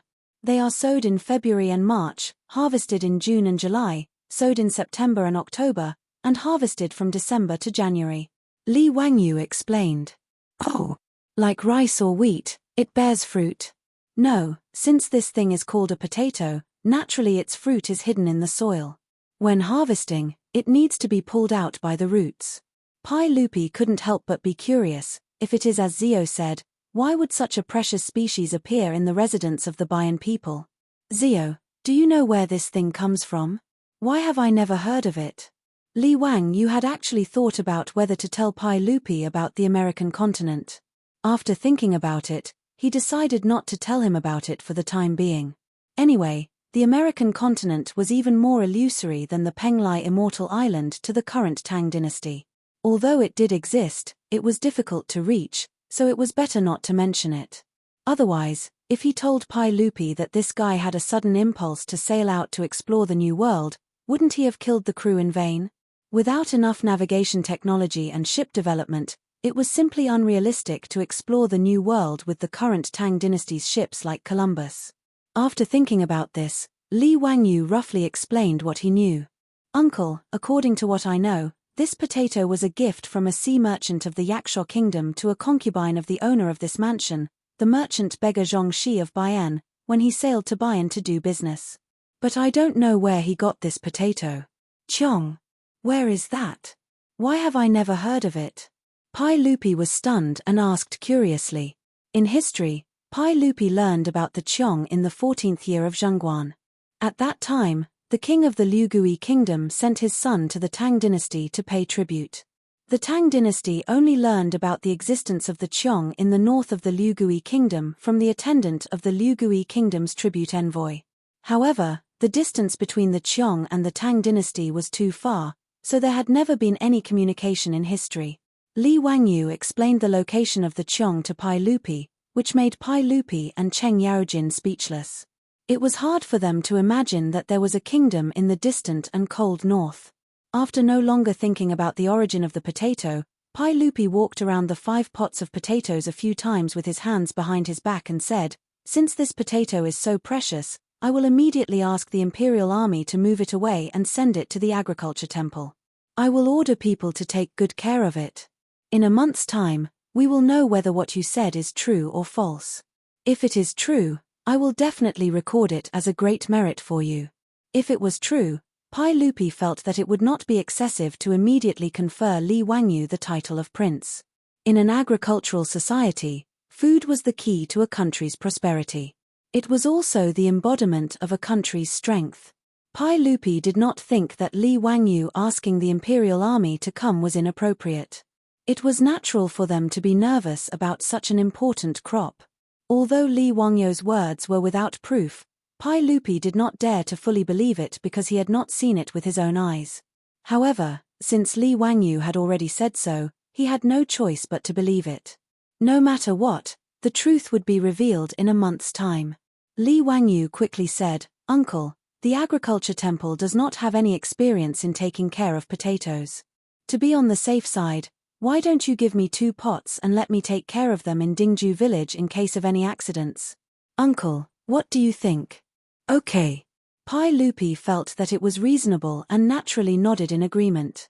Under the command of Cheng Yaojin, the imperial army of the Golden Guards carefully moved away the 5 potted pots with potatoes. As for Chichi Zhongxi, whether it was Li Wangyu, Pai Lupi, or Cheng Yaojin, they did not seem to have any intention of asking for his opinion. Moreover, they did not have any thoughts of compensating or rewarding him for taking away the pots of potatoes. Pai Lupi and Cheng Yaojin felt that it was natural, not to mention that the owner of this house was from Baian. As for Li Wangyu, he was dissatisfied with Chichi Zhongxi for beating his poor concubine to death. Speaking of which, the one who had the greatest credit for discovering the potatoes was that poor concubine. However, because she followed Chichi Zhongxi's instructions and served the Yaksha kingdom's merchants, she was unexpectedly beaten to death after being infected with syphilis. She truly deserved to die. Li Wangyu still found it hard to accept that this attitude of treating human life as nothing. He also did not feel that the concubine deserved to die. As such, he did not have any intention of rewarding Chichi Zhongxi.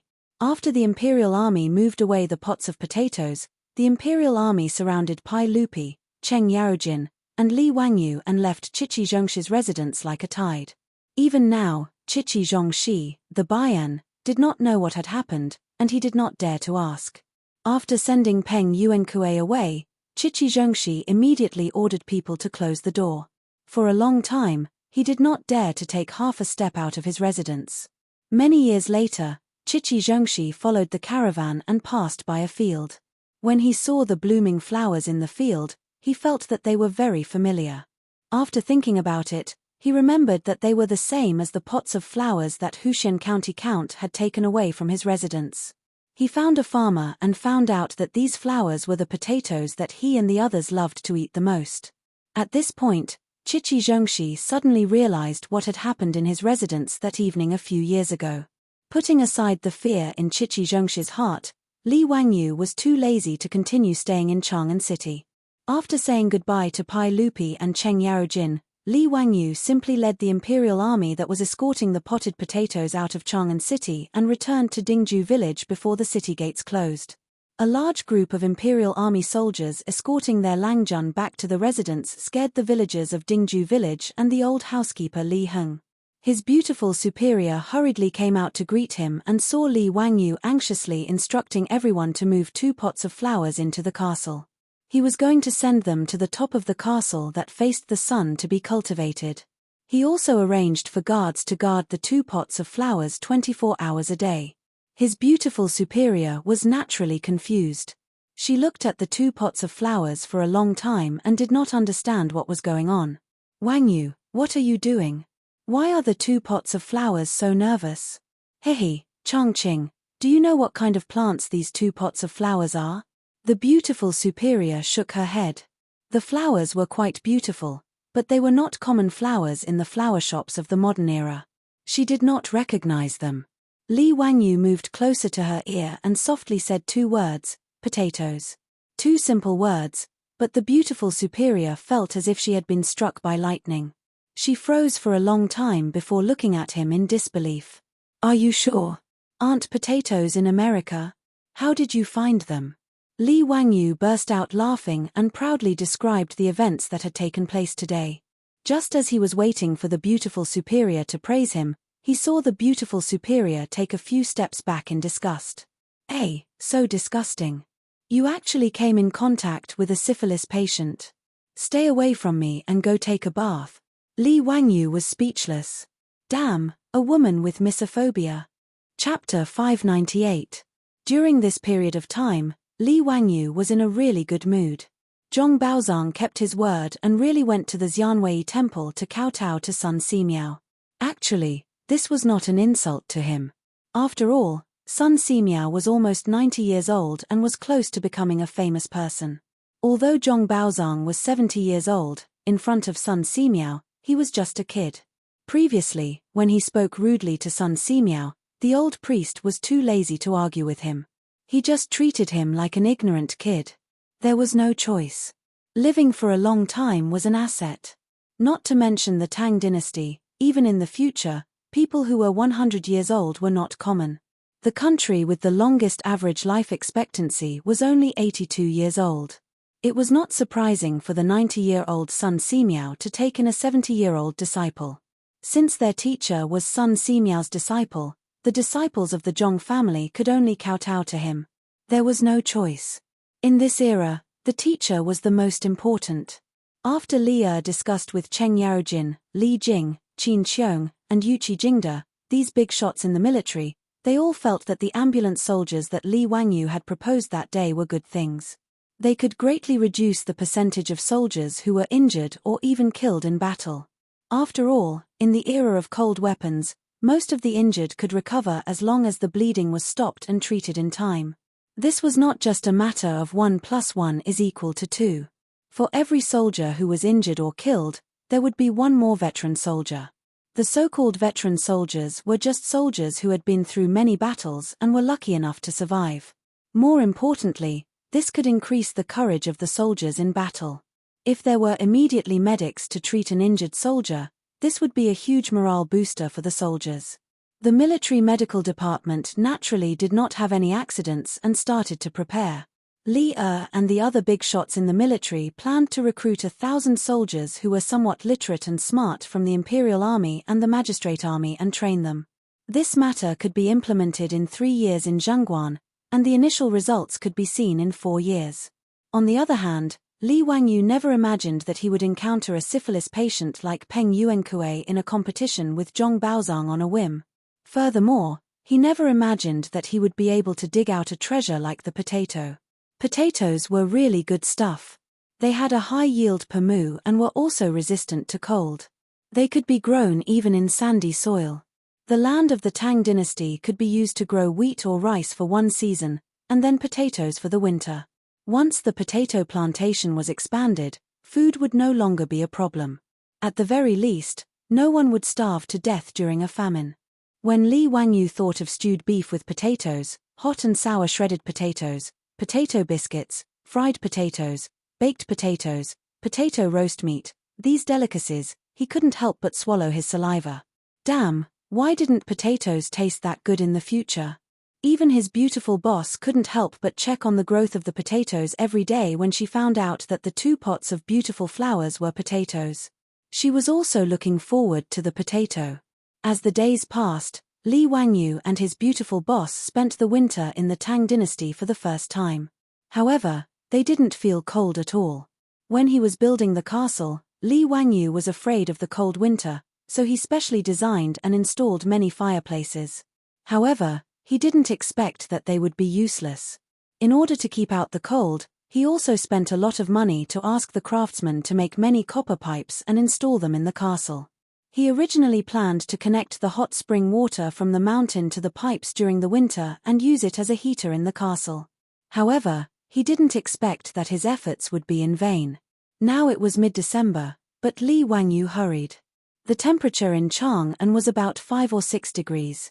If the sun came out, even a thick coat couldn't be worn. The temperature was at least 10 degrees. This was similar to his experience when he traveled to Kunming in Yunnan in the future. Li Wangyu really didn't expect that the temperature in the Tang dynasty during the warm period would be so high in winter. Good news came one after another. On this day, Yang Quan hurried to Dingju village on a horse. Yang Quan, led by the old butler Li Heng, found Li Wangyu by the lake in his mansion. "Zio, you're still in the mood to fish here? Let's go to the festival quickly." Li Wangyu was stunned. It wasn't the New Year or any other festival.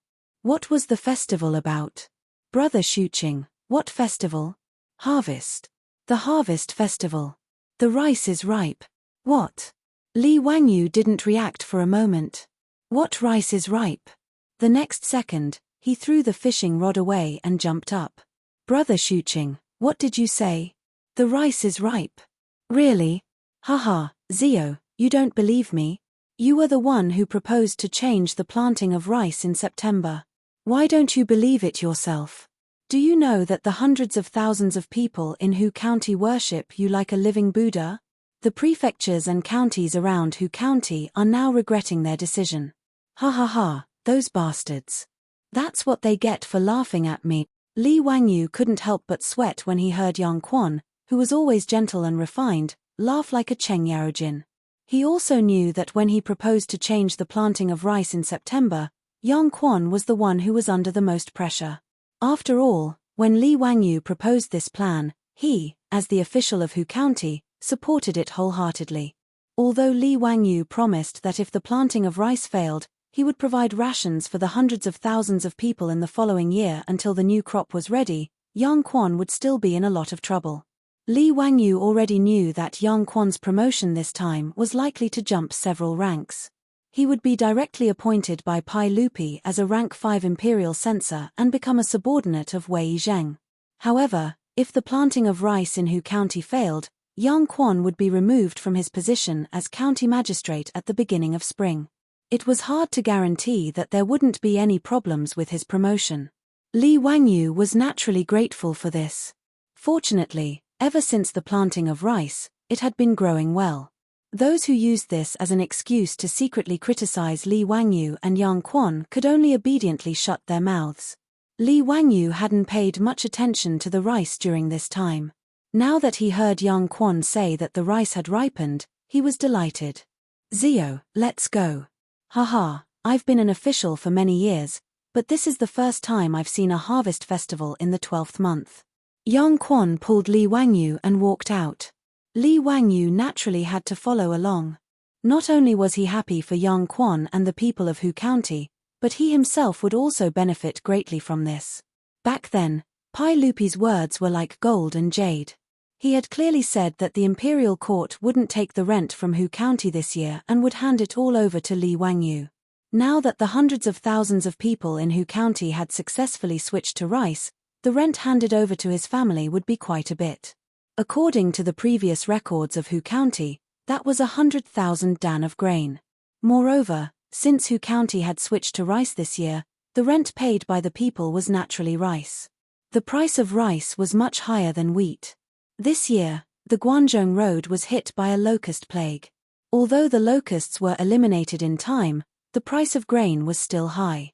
When Li Wangyu had just transmigrated to the Tang dynasty, during the second month of the second year of Zhongguan, the price of grain was 360 coins per bushel. Now, the price of grain had risen to 400 coins per bushel. However, the price of grain was different from the price of grain. The price of grain here didn't refer to the price of rice, but the price of millet, wheat, and the like. The price of millet was only 60% of the price of rice. In other words, the price of rice in Chang'an today was more than 600 coins per bushel. According to this price, Li Wangyu's 100,000 dan of grain could be converted to 600,000 strings of coins. It was a terrifying price. However, before he could get the rent, there were already people who were jealous and even started to obstruct him. Chapter 599. During the Sui and Tang dynasties, there was the custom of holding a harvest festival on a large scale. Depending on the maturity of the crops, the time of the harvest festival varied as well. However, it was generally held in the 10th month of autumn. After harvesting, tasting, and storing the crops, a corresponding ceremony would be held to pray to the gods and ancestors for a smooth harvest and for a bountiful harvest in the coming year. The imperial family would also pray to the gods and the heavens on the winter solstice, praying for good weather in the coming year and for the people to have enough food and clothing. Even though there was a plague of locusts this year, the harvest festival was still held. Only Hu County did not hold one. This was very normal. At the time, the fields in Hu County were still green, so how could they hold a harvest festival? Thus, at the end of the year, when the crops were ripe, the harvest festival of the second year of Zhongguan began. When Li Wangyu and Yang Quan rode back to Hu County, they were shocked to find that the entire county had become a sea of joy. Before they even entered the county, they could see that both sides of the road were filled with people preparing to enter the county to participate in the harvest festival. The black mass of heads caused Li Wangyu to involuntarily click his tongue. He had never seen so many people outside of the train stations during the spring festival. This was the first time Li Wangyu had seen such a lively scene in the Tang dynasty. He found it quite interesting and chatted with Yang Quan on horseback. However, Hu County was only a middle county, so it was not very large. Before Li Wangyu and Yang Quan could enter the city, they were blocked at the city gates. The bailiffs hurriedly sounded their gongs, trying to make way for Yang Quan and Li Wangyu. "Out of the way, what are you all doing here? Don't you see that County Count Hu and Yang Mingfu want to enter the city? Out of the way, out of the way." It would have been better if the bailiffs had not shouted. Now that they had shouted, not only did they not disperse the people, they even made the surrounding crowd even more rowdy. "It's County Count Hu. County Count Hu is at the city gates. Quick, let's go. County Count Hu is there. Mother of my child, let's go to the city gate. County Count Huxian is there." Following which, the crowd formed by countless commoners rushed towards the city gate where Li Wangyu and Yang Quan were. Li Wangyu's forehead was dripping with sweat as he watched the dense mass of people rushing towards him. Oh my God, what are they doing? Putting aside the fact that he only had Niu Wu and a few guards by his side, even if he were to mobilize the imperial army of the Chamberlain of Jin, they would still be trampled to death. "Brother Xuqing, what are you doing?" Li Wangyu couldn't help but turn pale. He didn't want to be trampled to death for no reason. Even Zhao Yebai, the horse he was riding, was snorting anxiously and scratching the ground with its hooves. Yang Quan was no better than him. When had he ever seen such a situation? With so many people, if an accident were to happen, the consequences would be unimaginable. Even if they were on horseback, it would not be of any help. Even Niu Wu and the Li family's guards unconsciously gripped the hilts of their sabers. The Yamen runners were so frightened that they repeatedly sounded their gongs. "Halt! What are you all doing?" With so many people surging towards them, If a single person didn't abide by the rules and caused trouble, they would be drowned out by the crowd. But to everyone's surprise, when the crowd arrived in front of Li Wangyu and Yang Quan, they suddenly stopped. Everyone stared at Li Wangyu on horseback. For a long time, no one spoke, and the atmosphere became rather strange. Suddenly, a loud cry came from the crowd. This commoner kowtows to County Count Hu. Then, under Li Wangyu's flabbergasted gaze, the commoners all fell to their knees. Li Wangyu was dumbfounded by the sight of nearly 10,000 people kneeling in front of him. What was the meaning of this? Why were they kneeling to him all of a sudden? For 10,000 generations, County Count Hu, this commoner kowtows to County Count Hu. This commoner kowtows in gratitude to County Count Hu for saving our lives. This commoner kowtows to County Count Hu on behalf of my entire family of 7. This commoner's family of 9 originally thought that we could only go out and beg for a living, but who would have thought that we would have a bountiful harvest of rice this year?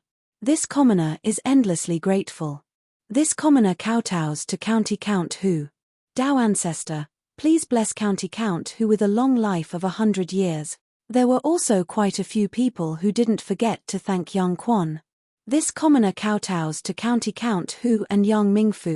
Yang Mingfu, you are a good official. The cries of the common people caused the fear in Li Wangyu and Yang Quan's hearts to vanish, and they let out long sighs of relief. Following this, Li Wangyu felt his scalp go numb and goosebumps rise all over his body. He felt like an electric current was running through his body. What ability did he have to make so many commoners kowtow to him? Wasn't it just a sudden impulse that made the commoners switch to rice?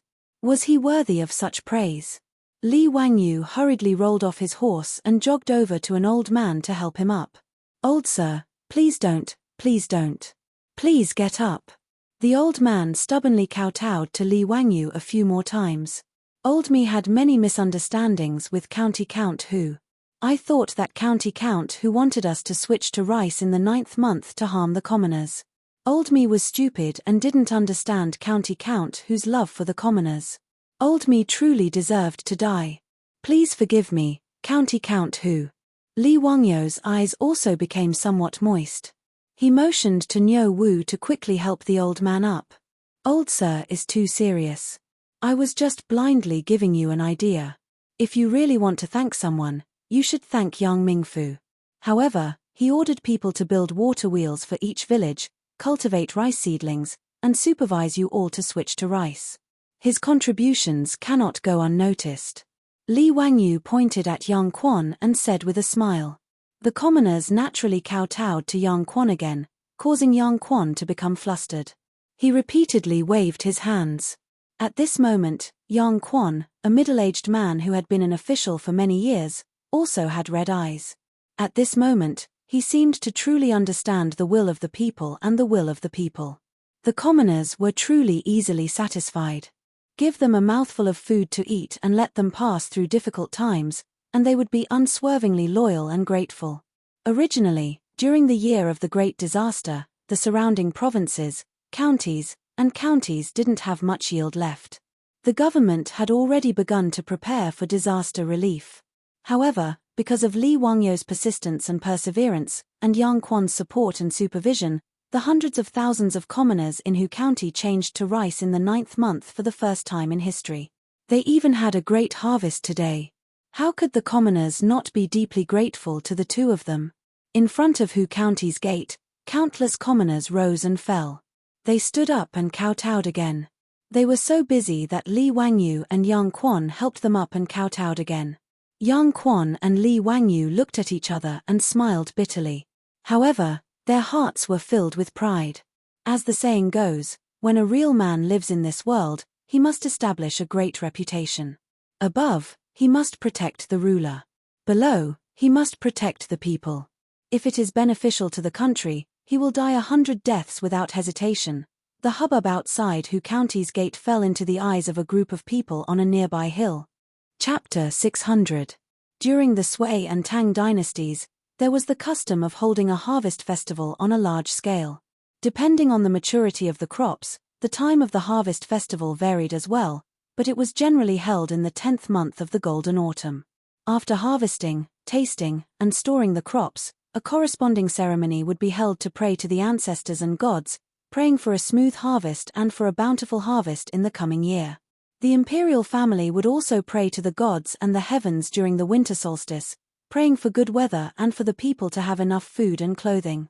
Even though there was a plague of locusts this year, the harvest festival was still held. Only Hu County did not hold one. This was very normal.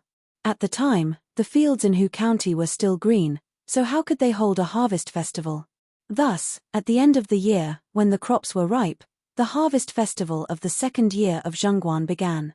When Li Wangyu and Yang Quan rode back to Hu County, they were shocked to find that the entire county had become a sea of joy. Before they even entered the county, they could see people on both sides of the road, preparing to enter the county to participate in the harvest festival. The black mass of heads caused Li Wangyu to involuntarily click his tongue. He had never seen so many people outside of the train stations during the spring festival. This was the first time Li Wangyu had seen such a lively scene in the Tang dynasty. He found it quite interesting and chatted with Yang Quan on horseback. However, Hu County was only a middle county, so it was not very large. Before Li Wangyu and Yang Quan could enter the city, they were blocked at the city gates.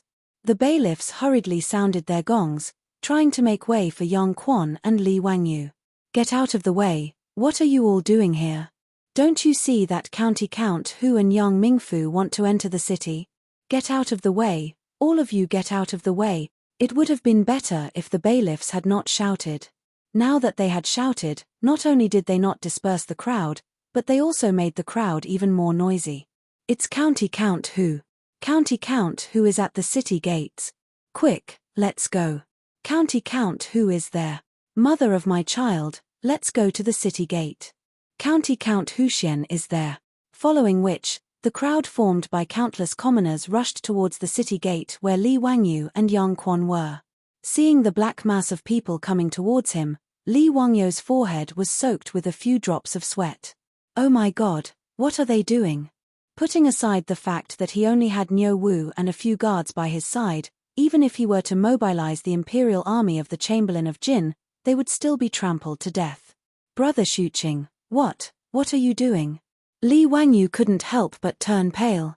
He didn't want to be trampled to death for no reason. Even Zhao Yebai, the horse he was riding, was snorting anxiously and scratching the ground with its hooves. Yang Quan was no better than him. When had he ever seen such a situation? With so many people, if an accident were to happen, the consequences would be unimaginable. Even if they were on horseback, it would not be of any help. Even Niu Wu and the Li family's guards unconsciously gripped the hilts of their sabers. The Yamen runners were so frightened that they repeatedly sounded their gongs. "Halt! What are you all doing?" With so many people surging towards them, if a single person didn't abide by the rules and caused trouble, they would be drowned out by the crowd. But to everyone's surprise, when the crowd arrived in front of Li Wangyu and Yang Quan, they suddenly stopped. Everyone stared at Li Wangyu on horseback. For a long time, no one spoke, and the atmosphere became rather strange. Suddenly, a loud cry came from the crowd. This commoner kowtows to County Count Hu. Then, under Li Wangyu's flabbergasted gaze, the commoners all fell to their knees. Li Wangyu was dumbfounded by the sight of nearly 10,000 people kneeling in front of him. What was the meaning of this? Why were they kneeling to him for no reason? County Count Hu, Marquis Hu, for 10,000 generations, this commoner kowtows to County Count Hu. This commoner kowtows to County Count Hu for saving our lives. This commoner kowtows to County Count Hu on behalf of my entire family of 7. This commoner's family of 9 originally thought that we could only go out and beg for a living, but who would have thought that we would have a bountiful harvest of rice this year? This commoner is endlessly grateful. This commoner kowtows to County Count Hu.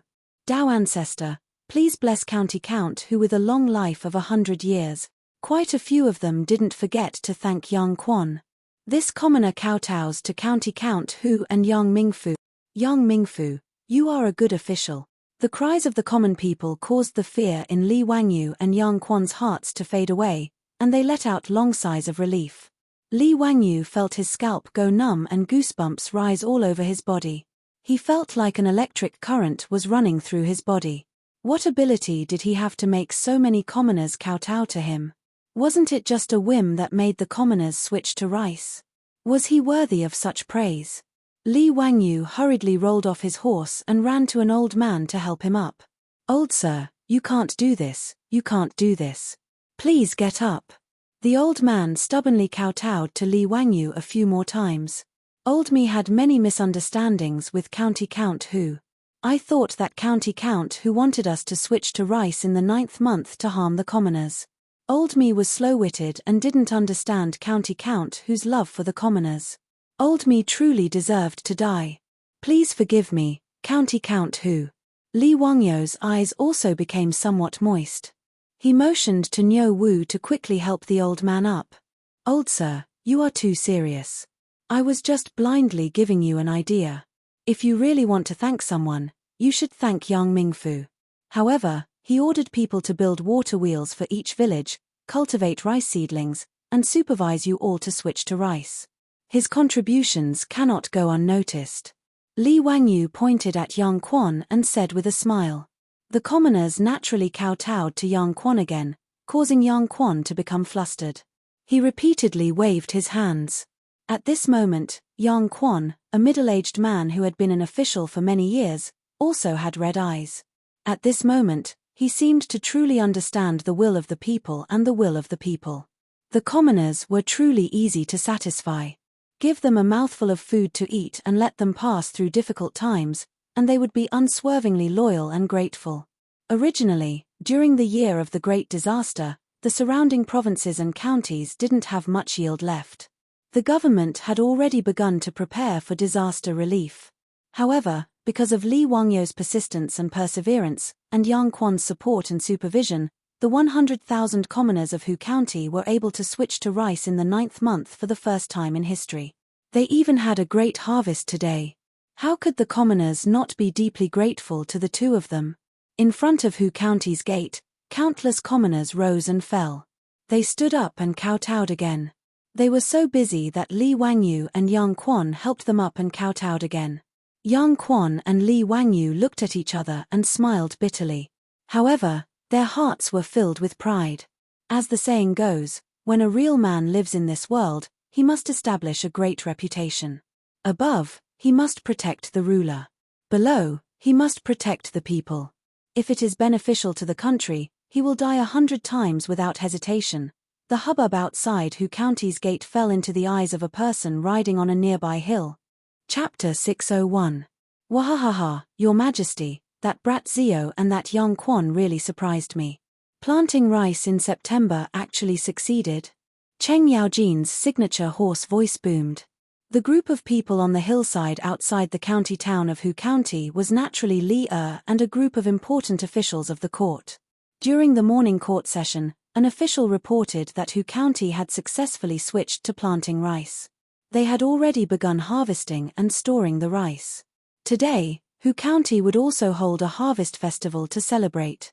When Pai Lupi heard this, his interest was naturally piqued. He led a group of dukes and officials on a patrol in plain clothes and rushed to Hu County to see what was going on. However, no one had expected to see such a scene. Tens of thousands of people kneeling and thanking Li Wangyu and Yang Quan. This made Pai Lupi a bit stunned. However, this was within reason. Compared to the people in the surrounding counties, their faces were clouded with worry. They didn't know how to survive the disaster. The bigwigs of the imperial court were already discussing the disaster relief. Not only did the 100,000 people in Hu County not have to worry about famine, but their income was even better than in previous years. The reason was simple. The price of rice was higher than that of corn. These people couldn't bear to eat refined grains like rice. After paying rent, the rice that was originally reserved for rations would naturally be sold on the market for corn. After all, corn was only 60% of the price of rice. This was equivalent to a 40% increase in income. How could the people of Hu County not be moved to tears by Li Wangyu and Yang Quan? In response to Cheng Yaojin's words, Pai Lupi shook his head. Zio's way of doing things is truly difficult to fathom. On the side, Fang Xianling stroked his beard and smiled. I hope that Zio can do more unexpected things. Haha, Fang Xuanling's words are reasonable. Let's go. Everyone, enter the city. Today, we will celebrate with the people. This is the first time I've seen the year-end harvest festival. Li Er laughed heartily. He urged his horse down the mountain and led the group of big shots towards the county seat of Hu County. Yang Quan and Li Wangyu were naturally startled by the sudden appearance of Pai Lupi and the other officials. They hurriedly went up to greet them. No need for formalities. We are also here today to join in the fun. Young Mingfu, you can go about your business. Pai Lupi was in a good mood. He smiled and waved his hand, indicating that Yang Quan did not need to be so courteous and should go about his business. The various harvest festivals were all led by the government. As the official, Yang Zhuo naturally had to be present to lead the ceremony. After Yang Quan excused himself and left, Pai Lupi waved at Li Wangyu. Zio, it seems that what you said was true. Unfortunately, we did not listen to you and did not allow Guanzhong Road to switch to rice in August and September. Sigh. When Pai Lupi mentioned this matter, he felt that it was a pity. If Guanzhong Road's fields could be switched to rice in time, the officials in the imperial court would not have to rack their brains for disaster relief. Now, not only did Guanzhong Road not have to rent, but they also had to allocate large amounts of food for disaster relief. Comparing the two, Pai Lupi could not help but feel regret. He regretted that he did not listen to Li Wangyu's advice.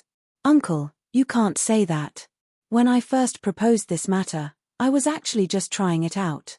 However, I was not confident. Today, I was just lucky that it succeeded. Now that I think about it, if Uncle and the other officials had agreed to switch to rice in Guanzhong Road, the consequences would have been even more serious if it failed. As they say, in order to govern a big country, one has to be careful. Uncle and the other officials were not wrong. Li Wangyu's words made Fang Xianling, Du Ruhui, Zhongsun Wuji, and the others nod their heads. These were the words of an old man. Although they were also annoyed by this matter, they did not regret it. Just as Li Wangyu said, how could such a matter be decided by Li Wangyu alone? If it succeeded, they would be happy. However, if it failed, they would be in deep trouble. A county had a population of 100,000, while the entire Guanzhong Road had a population of several million. The two were not on the same level. After the chaos at the end of the Sui dynasty, the Tang dynasty had 3.04 million households and 12 million people. Nearly a third of them were in Guanzhong Road. Chaos could happen anywhere in the Great Tang, but Guanzhong Road could not. This was also the reason why in history, after Guanzhong Road was hit by locusts, Pai Lupi immediately sent out Yufu golden silk to redeem the sold children and return them to their parents. He also issued a general amnesty to stabilize the people of Guanzhong Road. Now, because of the timely elimination of the locusts, although Guanzhong Road's yield was reduced by 60% to 70%, it was not a complete loss. The people did not have to sell their children to survive. Compared to history, it was much better. In addition, the rent for this year was reduced, and the government was preparing to start disaster relief. At least this year, Guanzhong Road would not be filled with starving people. It was a blessing in disguise. Li Wangyu naturally understood this, so what he said to Pai Lupi was from the bottom of his heart. Everyone sighed and praised Li Wangyu for being a genius. In the midst of the hubbub, someone suddenly stepped out and cupped his hands towards Pai Lupi. Your Majesty, since Hu County is about to have a bumper harvest this year, does Your Majesty's decree for Guanzhong Road to waive the rent for this year include Hu County? Li Wangyu could not help but frown. It was Wang Renyu again. He was really haunting him. What did he mean by saying this at this time? However, he did not say anything. He only looked at Pai Lupi. Pai Lupi was also stunned. He pondered for a moment before saying, I remember that I once said that if Hu County fails to plant rice this year, the rent for that county will be waived. However, if there is a harvest at the end of the year, the rent for this year will be given to Hu County Count as a reward for Hu County Count's dedication to the people. What? Did Lord Wang forget about this? Wang Renyu smiled insincerely and shook his head. No, I naturally remember. However, in my opinion, The tax for Hu County is around 100,000 shi. Now that Guangzhou Road is suffering from a disaster, the Imperial Court has to provide disaster relief and the Ministry of Civil Affairs is struggling. If there is 100,000 shi of grain, how many people can be saved? I believe that since Hu County Count did not invest in this at the beginning, supervising the planting of rice, the construction of water wheels, and the distribution of rice seedlings was all done by Hu County Magistrate Yang Quan and the Deputy Magistrate. If Your Majesty were to reward Hu County Count with 100,000 shi of grain rent, would that be inappropriate? Wang Renyou's words almost made Li Wangyou's nose crooked from anger. F***K, these bastards. When I said that I wanted to change the planting of rice, these aristocratic families all stood out and accused me of bringing disaster to the country and the people. Now that there is a bumper harvest, they actually want to interfere. They are not human. In reality, Li Wangyou did not plan on taking the 100,000 shi of grain rent. He did not lack money, so he was willing to use the grain to do good deeds. As the saying goes, if you are poor, you should take care of yourself. If you are rich, you should help the world.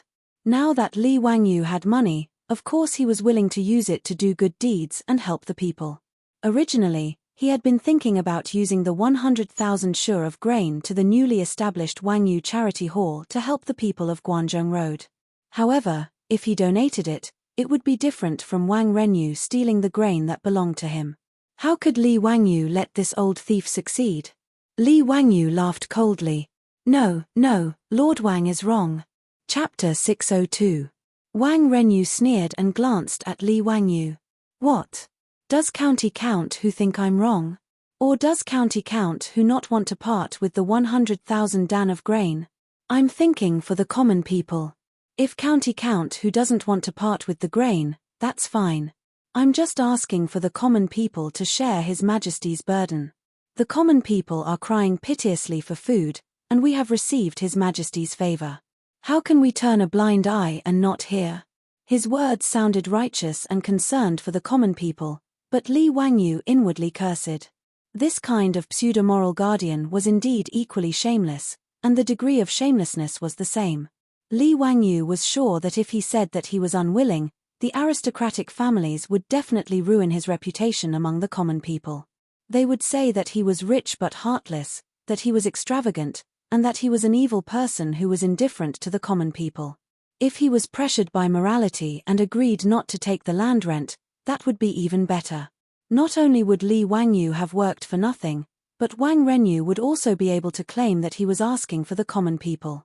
He would be able to get 100,000 dan of grain from Li Wangyou to help the common people, and he would be able to raise the reputation of the Taiyuan Wang clan. Neither side would be at a disadvantage. All he had to do was talk. All the big shots naturally understood this, and they couldn't help but secretly curse Wang Renyou for being shameless. Even Pai Lupi inwardly shook his head. He felt that the Taiyuan Wang clan's table manners were too unsightly. Cheng Yaojin glared at Wang Renyou with his bell-sized eyes. However, at this moment, even Cheng Yaojin couldn't say anything. After all, Wang Renyou had said that he was doing this for the common people. Li Wangyou already had a countermeasure, and he was even planning to dig a hole for Wang Renyou to jump into. However, Li Wangyou slowly shook his head. No, Lord Wang, these words are wrong. It doesn't matter if I take the land rent or not, but I can't harm His Majesty.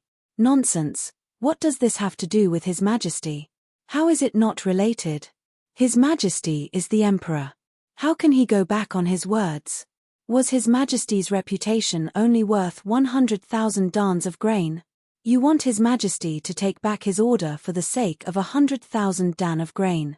In this way, does His Majesty's words not count? Lord Wang, what are you up to? Li Wangyou's rebuke made Wang Renyou somewhat at a loss as to how to answer. The Emperor's words were naturally the golden rule. He didn't dare to say in front of Pai Lupi that Pai Lupi's words didn't count. Wouldn't that be disloyal? Wang Renyou simply snorted coldly and said no more. Li Wangyou cupped his hands towards Pai Lupi and said, Uncle, back then you said that you would hand over the land rent in Hu County to me. Will I be able to do with the land rent as I wish? Pai Lupi stroked his beard and smiled. Of course. Zio, you don't have to worry. You deserve the 100,000 dans of grain rent. Back then, if it weren't for your guarantee and your willingness to bear a year's worth of food for the 100,000 people in Hu County after the failure of the rice transplanting, how could there be today's harvest? Therefore, the 100,000 dan of grain rent will naturally be given to you. You don't have to worry about this. As for how you want to deal with it, that is your own matter. I and the court will not interfere. Li Wangyu bowed towards Pai Lupi as a ruler and subject. I thank your majesty for your kindness. Thus, I will shamelessly accept the 100,000 dan of grain rent. Seeing Li Wangyu so unceremoniously accept the 600,000 dan of grain, Wang Renyu felt sick of it. However, he couldn't say anything. He could only think about how to smear Li Wangyu's name in the scholarly circles when he returned. Just as Wang Renyu was thinking, he heard Li Wangyu continue. However, I was inspired by Lord Wang's words. I feel that as a subject, I should share your majesty's worries. Now that Guanzhong Road is suffering from a disaster, I am willing to do my best to resolve your majesty's worries. Therefore, I plan to donate the 100,000 dan of grain to the court and ask your majesty to use it to help the people. Pai Lupi and the others were stunned when they heard this. What was this? He was going to donate the 100,000 dan of grain. Pai Lupi couldn't help but wave his hand. Zio, you don't have to do this. No, your majesty. What Lord Wang said just now is very reasonable. The people are crying piteously for food, and we are greatly indebted to the ruler. How can we turn a blind eye and not hear? Therefore, I am willing to donate the 100,000 dan of grain. I believe that I am not the only one who will do this. Lord Wang also thinks the same. Li Wangyu looked at Wang Renyu. Lord Wang, right? His words made Wang Renyu dumbfounded. How did he get blamed for this? Was that what he meant just now? He didn't want Pai Lupi to reward him with the 100,000 dan of grain, but he didn't want Li Wangyu to donate the 100,000 dan of grain himself. The difference between the two was too great. Moreover, Li Wangyu, this bastard, had said such nice things. What did he mean by sharing the ruler's worries? If he wanted to donate the grain himself, then just donate it. What was the meaning of dragging him into it? Wang Renyu suddenly came to his senses, and cold sweat ran down his back. He couldn't help but turn his head and glare at Li Wangyu. County Count Hu, you don't talk nonsense. When did this old man ask you to? He couldn't finish his sentence. He really didn't mean it that way before, but after Li Wangyu's words, it really did seem like he was the one who instigated Li Wangyu to donate the grain. Wang Renyu was being roasted on the fire. Li Wangyu didn't care about the 600,000 strings of grain and casually donated it. He even put Wang Renyu on a high pedestal. Then how could he say that he didn't mean it that way? Wouldn't that be slapping his own face? But if he tacitly agreed and Li Wangyu donated the grain, how could his Taiyuan Wang clan not donate? If it was just the Taiyuan Wang clan donating the grain, then it was fine. Donating a bit of grain wasn't a big deal. But the point was, if he were to donate as well, what would the other courtiers do? With Li Wangyu and Wang Renyu as precedents, would the others have to share the ruler's worries? Would they pretend not to see it? What was the difference between this and a company in the future forcefully distributing donations of love? In short, everyone would have to fork out their own money, but they would hate the person who suggested it. And the person who suggested it today was him, Wang Renyu. It was because he suddenly understood this that Wang Renyu felt his balls hurt. He couldn't donate the grain, but he couldn't not donate it. He was still thinking about how to dodge the question when he heard Cheng Yaojin laugh. Haha, Zio's words are reasonable. Since Duke Wang said that he wanted to help the ruler resolve his worries, then this matter should naturally be done. I, old Cheng, don't have that much grain, but I still have enough to donate 5,000 dan. Your Majesty, I will donate 5,000 dan of grain to help the people of Guangzhou. Cheng Yaojin's words almost made Wang Renyu spit out a mouthful of blood. Wasn't this adding insult to injury? This time, he was really covered in yellow mud. Even if it wasn't shit, it was shit. Wang Renyu gritted his teeth and could only reply, Your Majesty, I am also willing to donate 10,000 dan of grain to help the people of Guangzhou. His words caused the officials to raise their eyebrows. Their eyes were filled with dissatisfaction. Chapter 603. Pai Lupi glanced at Wang Renyu and then smiled at Li Wangyu. Zio, since you have such a heart to serve the country and the people, how can I stop you? I approve of this matter. He then turned to Mi Tuor, who had been waiting by his side, and said, record the donations made by County Count Hu, Duke Lu, and Duke Wang. Tomorrow, publish it on the palace gate. I want the world to know about the righteous deeds of County Count Hu and the others. Yes. Mi Tuor naturally accepted the order. Pai Lupi's words made all the officials speechless. This Pai Lupi was indeed two-faced. On the surface, he was praising Li Wangyu and the others for their contributions, but in reality, he was warning them to donate as well. Otherwise, if the palace gates were to be copied, the faces of all the officials would turn ugly. If they did not donate, wouldn't they be scolded to death by the people of Guanzhong Path? I will donate 500 dan of grain. I will donate 100 dan of grain. I will donate 1,000 dan. The officials could only donate different amounts of food to the imperial court according to their positions and the savings of their families. The officials looked at Wang Renyu with hatred. This bastard who harmed others without benefiting himself became even more so. They wanted to immediately go home and make a scarecrow and write Wang Renyu's name on it to vent their anger. One must know that not all officials were as rich as Li Wangyu, Cheng Yaojin, or the aristocratic families. It was not easy to live in Chang'an University. Many officials who did not come from aristocratic families found it difficult to feed their families. Now, they were here to participate in the harvest festival, but because of one sentence from Wang Renyu, they had to donate grain. What the hell was going on? This Wang Renyu was not a good person. Whether or not County Count who takes 100,000 dan of grain, what does it have to do with you? Even the few clan leaders of the aristocratic families threw a dissatisfied glance at Wang Renyu, and then each donated 10,000 dans of grain. Wang Renyu wanted to cry, but no tears came out. Today, he had really shot himself in the foot. Not only did he lose 10,000 dan of grain, but he was also hated by the officials. The gloominess in his heart almost made him spit out a mouthful of blood. Li Wangyu was actually adding insult to injury. Sure enough, Lord Wang is the most important minister of the country, His Majesty's trusted aide. Without Lord Wang's guidance and the heart of serving the people, I really wouldn't have thought of donating 100,000 dan of grain. I'm ashamed. Wang Renyu's face turned even darker. He didn't know what to say, so he simply retreated to the side without saying a word. Pai Lupi smiled. After Li Wangyu stirred things up, Pai Lupi did a rough calculation. Including the farmland rent that Li Wangyu donated, they had collected nearly 200,000 dan of grain from hundreds of officials. This was not a small number. With this, the Ministry of Civil Affairs would have no problem raising some funds to help the millions of people affected by the disaster in Guanzhong Road.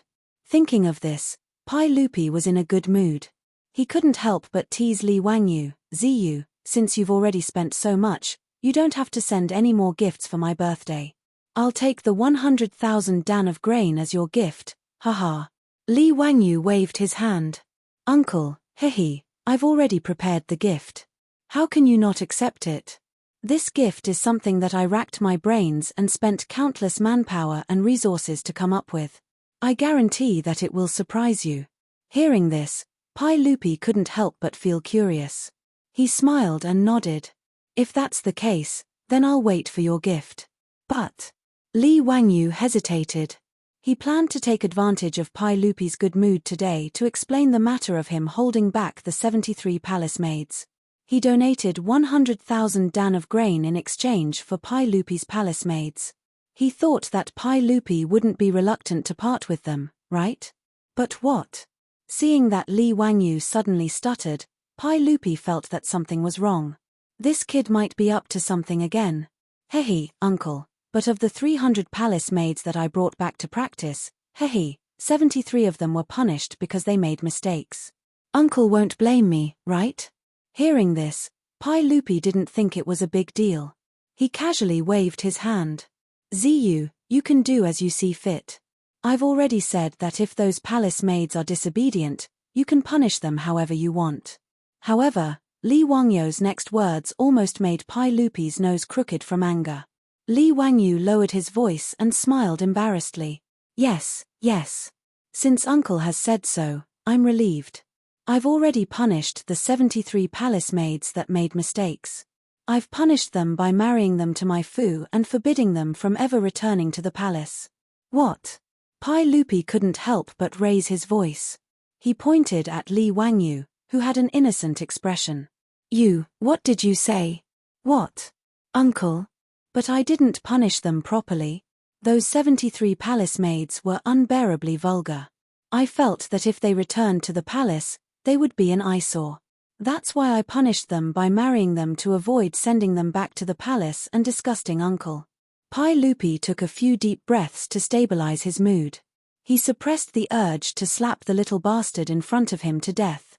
No wonder he used the excuse of rehearsing for his birthday to borrow the 300 palace maids from the palace. It turned out that he was here to ambush him.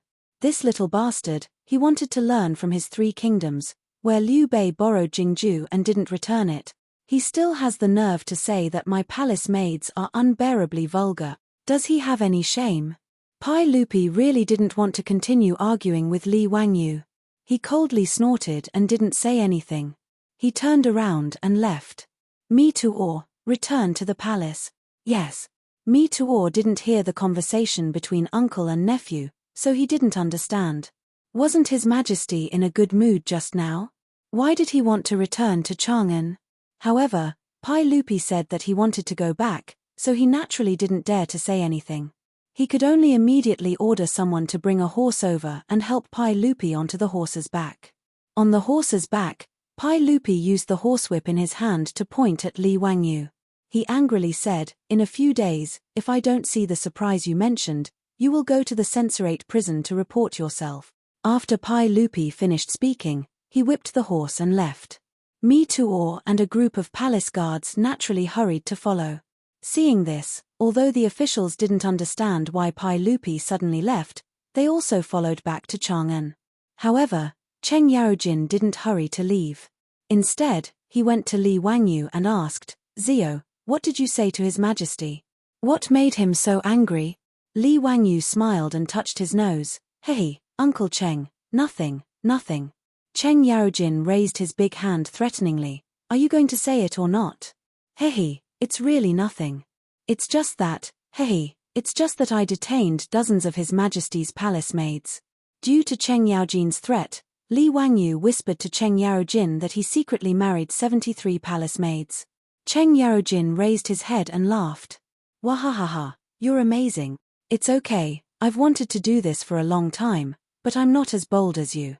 TSK, others say that I'm a pain in the ass, but now it seems that this title should be given to you. Don't worry, when I go back to the censorate prison, I'll let Chumo and the others see you, wahahaha." Cheng Yaojin satisfied his curiosity, laughed, jumped on the horse's back, and chased after Pai Lupi. Li Wangyu was speechless. He raised 2 middle fingers in the direction of the old hooligan's receding figure as a sign of respect. The harvest festival didn't end because of the departure of Pai Lupi and the others. Li Wangyu didn't care what Pai Lupi thought. After all, what was done, so he could do whatever he wanted. Li Wangyu chuckled and threw this matter to the back of his mind. He led Niu Wu and the troops to find Yang Quan and joined the celebratory crowd in Hu County. It was very lively. Time passed in a flash, and it was the end of the 2nd year of Zhongguan. On the 22nd of December, it was the birthday of the great emperor of the Tang dynasty, Pai Lupi. Chapter 604. Pai Lupi's birthday was the most anticipated day of the imperial court. The reason was simple, a 3-day holiday. Civil servants in the Tang dynasty had a hard time. They had a break every 10 days, which was quite inhumane. Therefore, Li Yixiang's birthday was celebrated throughout the country, and there was even a 3-day holiday, which was what the ordinary officials liked the most. Speaking of which, celebrating Pai Lupi's birthday was quite simple. It was nothing more than a banquet for the officials, meeting the envoys from various countries, and various officials sending gifts. However, Pai Lupi's descendants knew how to have fun. Not only did they celebrate their own birthdays, but they also shamelessly set their birthdays as national holidays. For example, Tang Xuanzong's birthday was set as Qianqiu Festival, Tang Suzong's birthday was set as Qiancheng Festival, Tang Xianzong's birthday was set as Qiancheng Festival, and so on. In short, Li Er's descendants could not compare to his ancestor in terms of civil and military skills, but in terms of shamelessness, they were far superior. Using the emperor's birthday as a birthday and having a celebration ceremony in the ceremony also started in the Tang dynasty. On Pai Lupi's birthday, there would be a banquet in the Taiji Palace. All officials of 4th or 5th rank and above were allowed to attend. Unlike ordinary people's birthdays, the Pai Lupi's birthday gifts were very simple. There were only 2 things, a golden mirror and a pouch. According to the old Tang book, kings and dukes present the golden mirror and pouch, and all the provinces in the world celebrate and have a 3-day holiday. The golden mirror was naturally not a mirror made of gold, but a bronze mirror. As for the pouch, it was just an accessory used to carry small items around the waist. In fact, it was a metaphor for the officials to bathe themselves in the king's grace. In other words, Pai Lupi's birthday gifts were only a few hundred bronze mirrors and a few hundred pouches. It was very pitiful. Not only did Pai Lupi not receive any gifts, but he also had to lose money. In addition to the banquet, Pai Lupi also had to participate in an archery competition with the officials. If he won, he would be rewarded, and if he lost, he would be punished with alcohol. When Li Wangyu found out about this archery ceremony, he couldn't help but feel depressed. Wasn't this king deliberately going against him?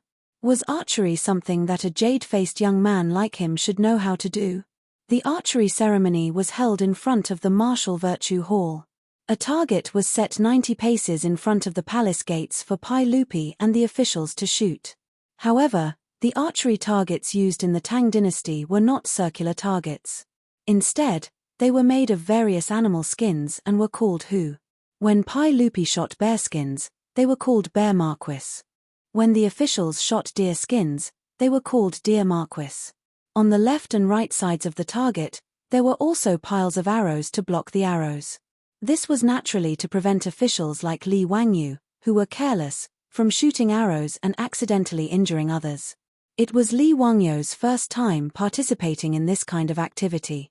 Everything was new to him. Pai Lupi and the officials sat in front of the martial virtue hall. Taichung Temple began to play music. Everyone drank and enjoyed themselves. After 2 rounds of drinking, Mi Tuor bowed to Pai Lupi and said, "Everyone, if there is a ceremonial bow, please shoot." "Yes, yes," Mi Tuor ordered. The band played again. Pai Lupi stood up, took out his bow, and began to shoot. The arrows were not randomly shot. They had to match the rhythm of the music. After 4 arrows were shot, the music and the arrows stopped at the same time. "Good. Uncle is indeed a god." Li Wangyu saw that Pai Lupi's arrows were all on the bear skins. He shamelessly began to clap and praise him. However, he attracted the attention of everyone. No one agreed with him. Pai Lupi's face could not help but twitch. He pretended that he did not hear anything. He ignored Mi Tuor and turned back to his seat. Li Wangyu was puzzled. What did this group of officials mean? Pai Lupi's arrows hit the target. This was 100% accurate. Why didn't this group of people applaud? While he was puzzled, Cheng Yaojin, the old hooligan, slapped him on the shoulder and said, "Boy, I admire you very much. When we go back, I will teach Chu Mo and his brothers a lesson." Cheng Yaojin's words made Li Wangyu's face turn black. "Fuck, don't think that I don't know. You are scolding me." However, Li Wangyu was still puzzled. "Uncle Cheng, did I say something wrong? Didn't the arrows hit the target?" Cheng Yaojin laughed and did not answer. He just pointed at the target and signaled him to look at it. Li Wangyu noticed that after Pai Lupi finished shooting the arrows, the captain of the Chenyo guards immediately came forward to check the target. After the captain checked, he pulled out 4 arrows and ran back to report loudly, "Your Majesty, 4 arrows, this arrow hit. This arrow is raised, this arrow is on the left, this arrow falls." Li Wangyu suddenly realized. It turned out that it depended on the accuracy. Hitting the bull's eye means hitting the target. Raising is shooting high, falling is shooting low. So, Pai Lupi's 4 arrows only hit the target. No wonder no one applauded. Li Wangyo's face was also a little hot. This flattery, fuck, really hit the horse's hoof. It was really shameful. No wonder Pai Lupi's face was so ugly. He quickly used drinking to cover up his embarrassment. Tang Chu, this group of stubborn officials, was actually so honest. They didn't even know how to praise Pai Lupi's 100% accurate shots. That captain of the Qianyo guards, didn't you see Pai Lupi's face turn black? You still seriously said this arrow is raised, this arrow falls, you really don't have eyesight. After Pai Lupi finished shooting, it was time for the officials to shoot one by one. They also shot 4 arrows to the rhythm of the music. It had to be said that among the officials, there were many people who shot better than Pai Lupi. Even if the dukes and generals were excluded, there were many civil officials who were not weak in archery. Even a calligraphy expert like Ouyang Zun actually hit the bullseye twice. Speaking of which, his results were better than Pai Lupi's. However, if there were good archers, there would naturally be people with good craftsmanship. Li Wangyu used penicillin to cure the pneumonia patient Xiao Yu. Xiao Yu belonged to the category of extremely bad archery. He was famous among the officials. When it was Xiao Yu's turn to shoot, one person stood out from the officials and laughed at Xiao Yu. Xiao Gong, I specially made a new poem for you today. Would you like to hear it? Xiao Yu looked at the person who came and was so angry that his face turned black. He stomped his feet and scolded, Ouyang Zun, you bastard, you want to humiliate this old man again. Ouyang Zun was not angry and laughed, causing Pai Lupi and the officials to also laugh. Xiao Yu and Ouyang Zun had a close relationship. The ridicule between the two was just a joke between old friends. Pai Lupi did not forget to fan the flames. Ouyang Qing, read your poem and let us enjoy it. Ha ha, naturally. Your Majesty, how about listening to my poem? The title of the poem is to mock Xiao Yu. When Xiao Yu heard the title of the poem, he was so angry that he rolled his eyes. Needless to say, this old bastard friend wrote a poem to mock his archery. The strong wind blows the slow arrow, the weak hand controls the strong bow. Want to go high and high, should go west and go east. 10 times to the ground, 2 hands in the air. If you ask who this person is, it should be Song Gong. Song Gong was the Duke of Song, Xiao Yu. Ouyang Zun was dismissing his old friend Xiao Yu. The arrows missed, but the arrow that shot west flew east. After Ouyang Zun finished reciting the poem, Pai Lupi and the officials laughed. Xiao Yu shook his head speechlessly. He ignored everyone's ridicule and turned around to shoot. Li Wangyu also laughed with everyone. But after laughing, his face suddenly changed. Chapter 605. Li Wangyo's expression had changed because he had seen Xiao Yu's archery and thought of himself. Damn. Xiao Yu, who had been mocked by the crowd and even mocked by Ouyang Zun, had shot 4 arrows crookedly, but at the very least, they had hit the target. One of them had even barely hit the target. One had to realize that the target was 90 paces away. For an old man in his 60s like Xiao Yu to hit the target was truly not easy. But even so, Xiao Yu had been mocked by the crowd, so what about Li Wangyu? Li Wangyu looked at the target and then looked at his own small arms and legs. Fuck, he probably couldn't even draw a bow, right? After today's shooting, would there be a poem mocking Li Wangyu for shooting that would be passed down to the future generations for ridicule? The thought of this caused Li Wangyo's back to sweat. His eyes darted around as he tried to think of a way to escape. Just as Li Wangyu was pondering, Duke of Lu, Hu Junji, stepped onto the stage. One had to admit that Hu Junji, as a famous general of the Tang dynasty, was extremely skilled in martial arts. All 4 of his arrows had hit the bullseye, eliciting cheers from Pai Lupi and the other officials. It was clear that the title of archery today belonged to Hu Junji. Hu Junji smugly tossed his bow to a nearby Qianyo guard officer and happened to glance at Li Wangyo's worried face. He couldn't help but raise an eyebrow. County Count Hu, you haven't shot an arrow yet, right? Why don't you demonstrate your archery skills to His Majesty and the other officials? Li Wangyu looked at Hu Junji's smug face and felt an urge to splash the wine in his cup. This bastard, What are you so smug about? Do you dare to compete with this old man in blind archery? This old man can even use one hand. But he reacted quickly. Standing up, he clasped his hands at Pai Lupi and said, "Uncle, this little nephew doesn't have the strength to truss up a chicken, so I won't embarrass myself today. Little nephew is afraid that if I knock the bow and shoot the arrow, I won't be able to hit the target. Later on, I'll have to trouble the Chenyo guards to look for arrows everywhere. That wouldn't be nice." Li Wangyo's self-deprecating words made Pai Lupi and the other officials burst into laughter. No one wanted him to shoot anymore. Hu Junji scornfully pursed his lips, and just when he was about to add a few more taunts, Li Wangyu spoke up again. "Uncle, although this nephew's archery skills are not good, this nephew has recently written a new article. I wonder if Uncle and everyone are interested." Oh, "Zio, you have a new work. Hurry up and read it." Hearing Li Wangyo's words, Pai Lupi's interest was piqued. Fang Xianling, Du Ruhui, Zhongsun Wuji, and the other big shots also gathered around. Ever since Li Wangyo's epigraph of My Shack was released, everyone was full of admiration for his literary talent. Hearing that Li Wangyu had a new work, how could they not be curious? "Uncle, everyone, this article of mine is called Old Oil Cellar. I wrote it after hearing about an anecdote in Chang'an."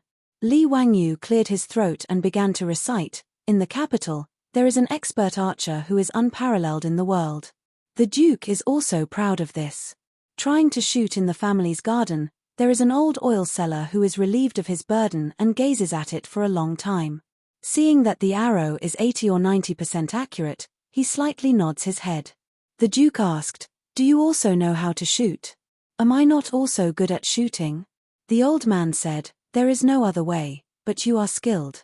The Duke angrily said, 'How dare you shoot so lightly?' The old man said, 'I will know by drinking oil.' Then he took a gourd and placed it on the ground, covered the mouth with money, and slowly poured oil into the gourd through the hole of the money, but the money was not wet. Because he said, 'There is no other way, but I am skilled.' The Duke laughed and dismissed him. What is the difference between this and Zhuang Sheng's dismembering the ox and cutting the wheel?" Li Wangyu shamelessly plagiarized Ouyang Xiu's old oil cellar from the Song dynasty. He even replaced Chen Yaozi with an expert archer in the capital. After all, Chen Yaozi was from the Song dynasty. If he didn't change it, how would Pai Lupi and the others know who he was? As for whether or not there was an expert archer in Chang'an, Li Wangyu couldn't care less. After he finished reading the article, everyone was quiet, savoring the flavor of the article. Ouyang Xiu's old oil cellar had been passed down for thousands of years. Needless to say, its literary talent was great. The key was the timing of Li Wangyu's reading of the article. Pai Lupi, Fang Xianling, and Hu Junji all thought that this article was written by Li Wangyu after being provoked by Hu Junji. Otherwise, how could it be so appropriate? This misled Pai Lupi and the others, making them even more amazed by Li Wangyu's talent. In just a few moments, he had been able to recite such a masterpiece. What sort of terrifying talent was this? On the side, Cheng Yaojin didn't think so much, heartily laughing. "Wahahaha, what a great there is no other way, but I am skilled. Wonderful, truly wonderful. Zio, your talent is indeed unparalleled in this world." Hu Junji instantly grimaced. Wasn't this mocking him for being a good archer and merely being skilled? The officials attending the birthday banquet couldn't help but laugh as they discussed this old oil cellar in low voices. They couldn't help but admire Li Wangyu's quick wit and talent. They looked at Hu Junji with even stranger expressions. Soft chuckles could be heard from the crowd, and the phrase "there is no other way, but I am skilled." This made it even harder for Hu Junji to vent his anger, but he didn't have the literary talent to retort back. He could only pretend that he hadn't heard anything, sit back down at his table, and drown his sorrows in wine. Even when he was the winner of the archery ceremony and received Pai Lupi's imperial steed as a reward, Hu Junji didn't smile.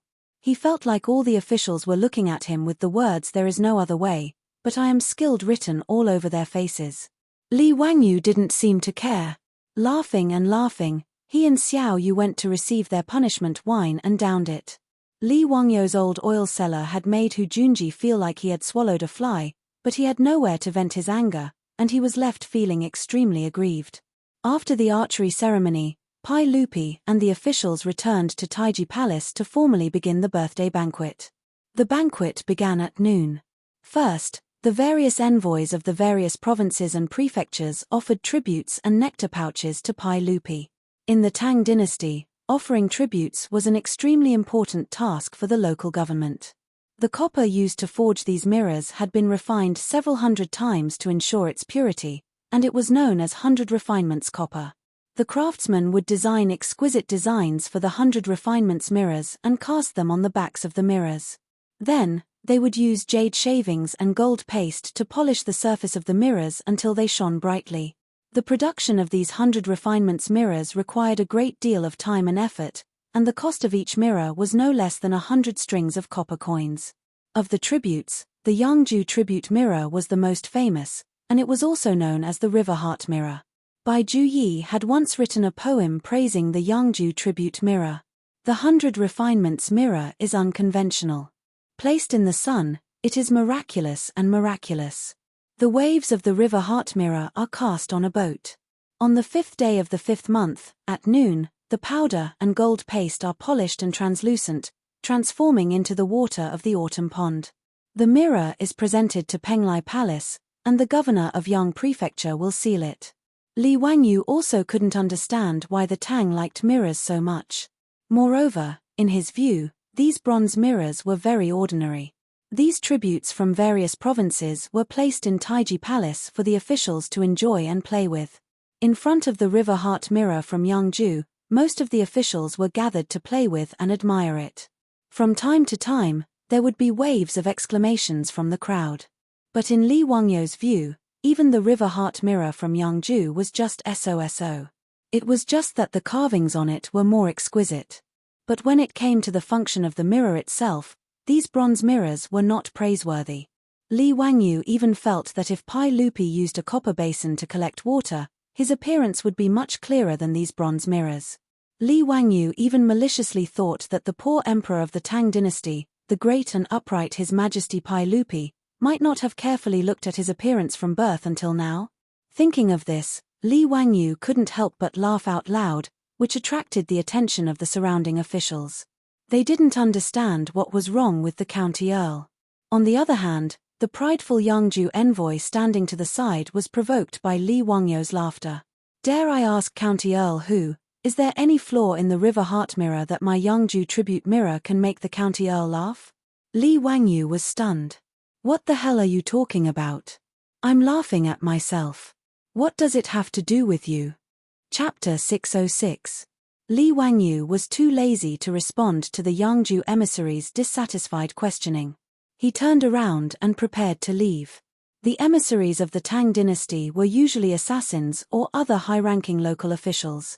Their main purpose was to represent the province in participating in various ceremonial activities, dealing with local officials' examinations, bringing local tributes into the capital to participate in the imperial examinations, and conveying the will of the province.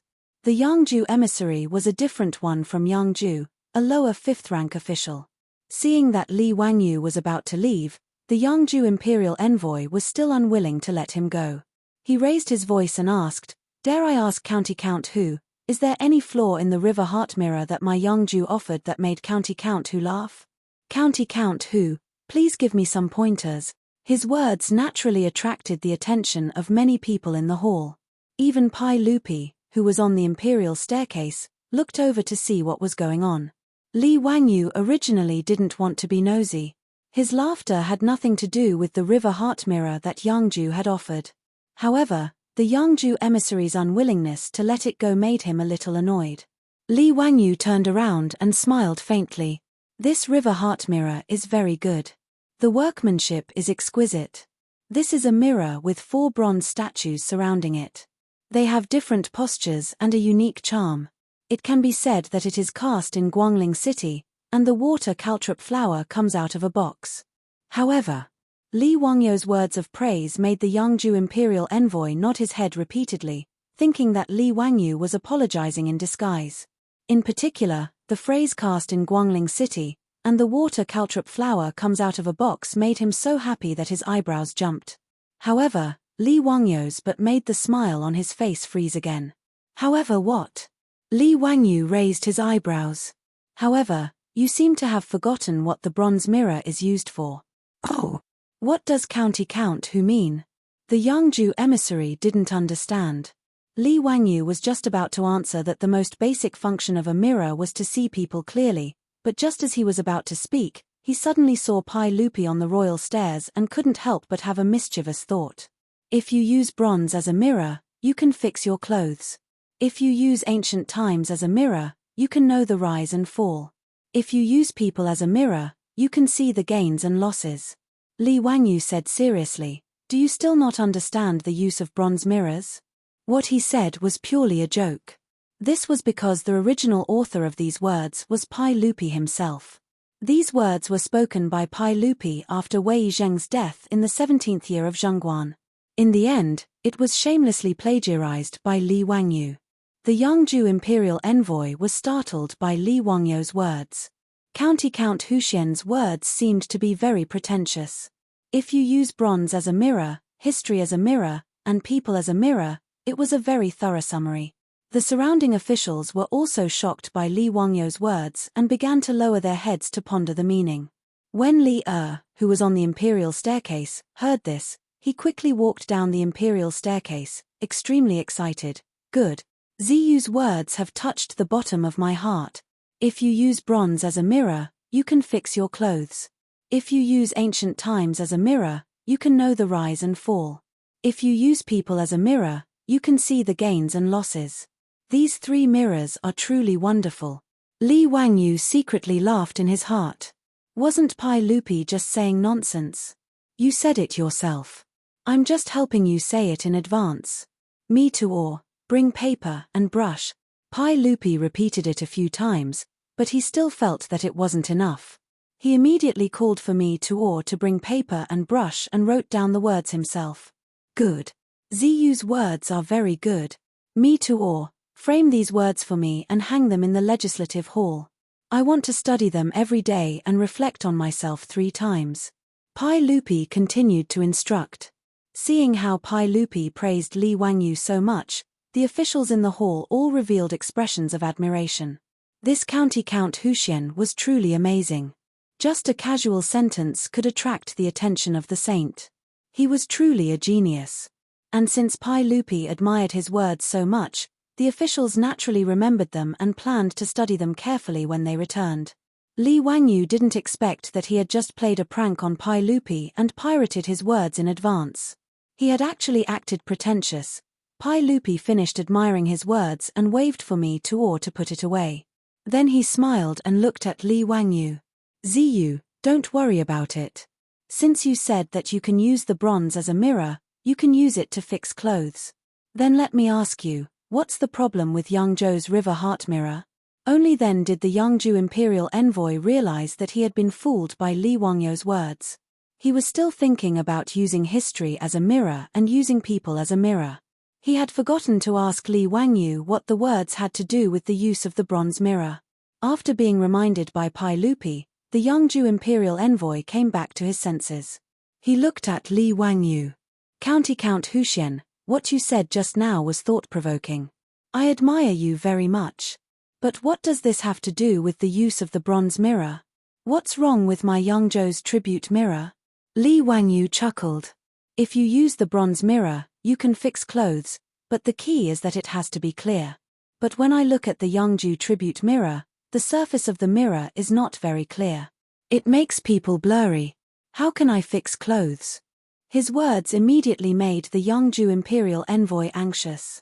Count Huxian, how dare you humiliate my Yangzhou tribute mirror? Take a look at the bronze mirrors in this hall. Are there any that are clearer than the ones from Yangzhou? His words were not wrong. Of the hundreds of bronze mirrors in the hall, the Yangzhou tribute mirror was the best. Not only was the workmanship exquisite, but the surface of the mirror was also polished the brightest. Li Wangyu nodded. That's right. In terms of the bronze mirrors in the hall, the Yangzhou tribute mirror is the best. But the Yangzhou imperial envoy rolled his eyes. As expected, it was but again, he directly asked, but what? He, but compared to the mirror that I prepared to present to His Majesty, it is far inferior. Li Wangyou's words made the Yangju imperial envoy anxious. County Count Huxian, be careful with your words. Does Are Yuan dare to boast like this? Even Pai Lupi could not help but shake his head. Zio, don't boast like this. In Chang'an, you really can't find a better craftsman than Yangju. Where are you going to make a better bronze mirror than the Yangju tribute mirror? Cheng Yaojin, this old man, also did not mind the commotion. He came over and said, Wahahaha, Zio, I don't believe your words. But since you said so, you must have some confidence. Then quickly present the bronze mirror that you presented to His Majesty. I will judge it and see how it compares to the Yangju tribute mirror. Cheng Yaojin's words made the officials in the hall nod. Even Pai Lupi nodded slightly, indicating that Li Wangyu could present his bronze mirror first. In response, Li Wangyu could only shrug his shoulders helplessly. Since Uncle Cheng has said so, then this little nephew will present his bronze mirror. May Uncle and everyone else take a look and see how it compares to this river heart mirror. Not long after, a shocking scene appeared. The bronze mirrors of the Tang dynasty were about the same size. The largest bronze mirror that was unearthed in the future was the large doublefish patterned bronze mirror. It was only 43 centimeters in diameter and weighed 12 kilograms. After all, a large amount of copper was needed to make a bronze mirror. In addition to the limitations of the manufacturing process, it was impossible to make a bronze mirror that was too large. As for the bronze mirror that Li Wangyu had prepared to present to Li it was carried into the main hall by several palace attendants with great effort. The size of the mirror gave everyone a shock. Chapter 607. A few eunuchs laboriously carried a bronze mirror that was as tall as a person and covered in a red cloth into the hall, shocking everyone present. Cheng Yaojin was dumbfounded, and only after a while did he say, Zio, is this the bronze mirror you prepared to present to His Majesty? Why is it so big? The Yangju imperial envoy burst out laughing. Haha, this is the first time I've seen such a large bronze mirror. County Count Huxian is truly amazing. I wonder how such a large bronze mirror is polished. The most important part of making a bronze mirror was polishing the mirror. Using lead, tin, and mercury to make mirror polishing powder, and then manually polishing the mirror until it was bright enough to reflect a person was not easy. This was also the reason why there would not be a large number of bronze mirrors. Moreover, because of the materials used to make them, the bronze mirror would oxidize after a while, and the mirror would gradually become dim. At this time, the mirror would need to be polished again. The mirror's original brightness is obscured by dust. Through polishing, its brightness is revealed. This was referring to polishing the bronze mirror. The bronze mirror that Li Wangyu had presented was not only squarish, but it was also shockingly large. A mirror that was as tall as a person was not much different from a full-length mirror in the modern world. Just looking at the general shape of the mirror covered in red cloth made everyone shake their heads, feeling that Li Wangyu was just messing around. Li Wangyu did not explain to everyone's doubts. He chuckled, walked up, and pulled away the red cloth covering the bronze mirror. When the red cloth was pulled away, revealing the bronze mirror underneath, everyone in Taiji Palace gasped. The commotion was so great that Li Wangyu wondered if all the oxygen in the hall had been sucked dry by Pai Lupi and the others. The clear reflection of the mirror seemed to have been immobilized, and everyone in the hall was frozen in place. Everyone who saw the mirror froze on the spot, as if they had lost their souls. Their eyes were fixed on the bronze mirror, and they didn't even blink. The hall instantly became deathly silent, and it was extremely strange. Behind Pai Lupi, there was an eunuch holding a horsetail whisk in his hand. Because he was too frightened, the whisk in his hand slipped out of his hand without him even noticing. The dust fell to the ground with a crisp sound, waking everyone up abruptly. Cheng Yaojin grabbed Li Wangyou's arm and said, Zio, you tell me clearly. What is this? Is it an immortal treasure? Li Wangyu was grabbed by him forcefully and was in great pain. He hurriedly begged for mercy. Uncle Cheng, let go. It hurts. This is the bronze mirror that your nephew is offering to His Majesty. How could it be an immortal treasure? Uncle Cheng, please don't make trouble. If it's not an immortal treasure, How could there be such a clear bronze mirror? After Cheng Yaojin finished speaking, he moved closer to the mirror and carefully examined his own appearance. This is the first time that I, old Cheng, have seen myself so clearly. Pai Lupi strode over and pushed Cheng Yaojin, who was in front of the bronze mirror, to the side. He stood in front of the bronze mirror and looked left and right. In Li Wangyou's eyes, the Pai Lupi at this moment was like a girl who was shopping in the future, standing in front of a full-length mirror and admiring her own graceful figure. He was just as narcissistic. Not only Pai Lupi and Cheng Yaojin, but all the officials in the hall also rushed over and stood behind Pai Lupi. Even though they could only see a little of their own appearance behind Pai Lupi's figure in the mirror, it was enough to make all the officials of the imperial court intoxicated. It was no wonder that Pai Lupi and these officials lost their composure. It was really because the bronze mirror that Li Wangyu offered was too shocking. It was almost no different from the clarity of the full-length mirror in the future. When had they ever seen such an exaggerated bronze mirror? The silver surface of the mirror clearly reflected everyone's appearance. It was so clear that even the pores on each person's face could be seen clearly. This bronze mirror was naturally made by Li Wangyu using the methods of the future. When Li Wangyu said that he wanted to make a mirror and present it to Pai Lupi, his beautiful superior snorted disdainfully at his whimsical ideas. The reason was very simple. There was no glass. In her opinion, to make a mirror that could be seen clearly in the future, glass was necessary. However, to make a mirror, glass wasn't necessarily necessary. The reason why mirrors in the future were made of glass was mainly because glass was the cheapest to make. The principle behind a mirror's image was very simple. The surface was smooth and had the ability to reflect light. The refraction of light was based on the principle of reflection. However, glass itself didn't have the ability to reflect light. Glass was only translucent. Therefore, whether or not a mirror was clear and could form an image had nothing to do with the use of glass. Using glass was firstly because it was cheap. Secondly, because of the smoothness of glass, it was easy to coat it with a film to form a mirror surface. Thirdly, the glass itself could protect the mirror surface. Mirrors in the future were usually made by adding a layer of reflective coating on the opposite side of the glass. In fact, the mirror surface that we see is the reflection of the light from the coating, not the glass itself. Therefore, using the same principle, Li Wangyu only needed to coat the copper mirror with the coating and the effect would be the same. Early mirrors were made by covering the glass with a layer of tinfoil and then pouring mercury. The mercury would dissolve the tinfoil and form a tin amalgam. The tin amalgam would adhere to the glass and form a mirror surface. Finally, a layer of red paint would be painted on the back of the mirror to protect the mirror surface. When Li Wangyu was young, the back of the mirrors at home were painted with red paint. It was made using this method. The bronze mirror that he presented to Pai Lupi was the same. The difference was that he didn't use tinfoil. Instead, he used silver. The mercury dissolved the silver and formed a silver amalgam.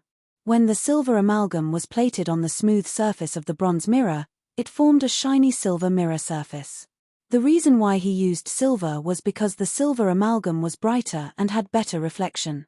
The reason why he used tin in the future was even simpler. It was cheap. If he used silver to make a mirror, not many people would be able to afford it. However, Li Wangyu didn't lack money. Naturally, he made a shiny silver mirror and presented it to Pai Lupi. Of course, Li Wangyu didn't think of this method on his own. It was the wisdom of the ancestors of China. In the Ming dynasty's book, Tiangong Kaiwu, there was a record of using this method to make a mirror. Mercury can dissolve gold and silver into mud. It is like plating. The effect was no different from the mirrors in the future. Of course, the silver amalgam was also poisonous. However, as long as it was not swallowed, there would be no effect. The effect of the mirror made with this method was also surprisingly good. This unprecedentedly huge mirror directly stunned the emperors and ministers of the Tang dynasty. They all stood in front of the huge mirror in a daze.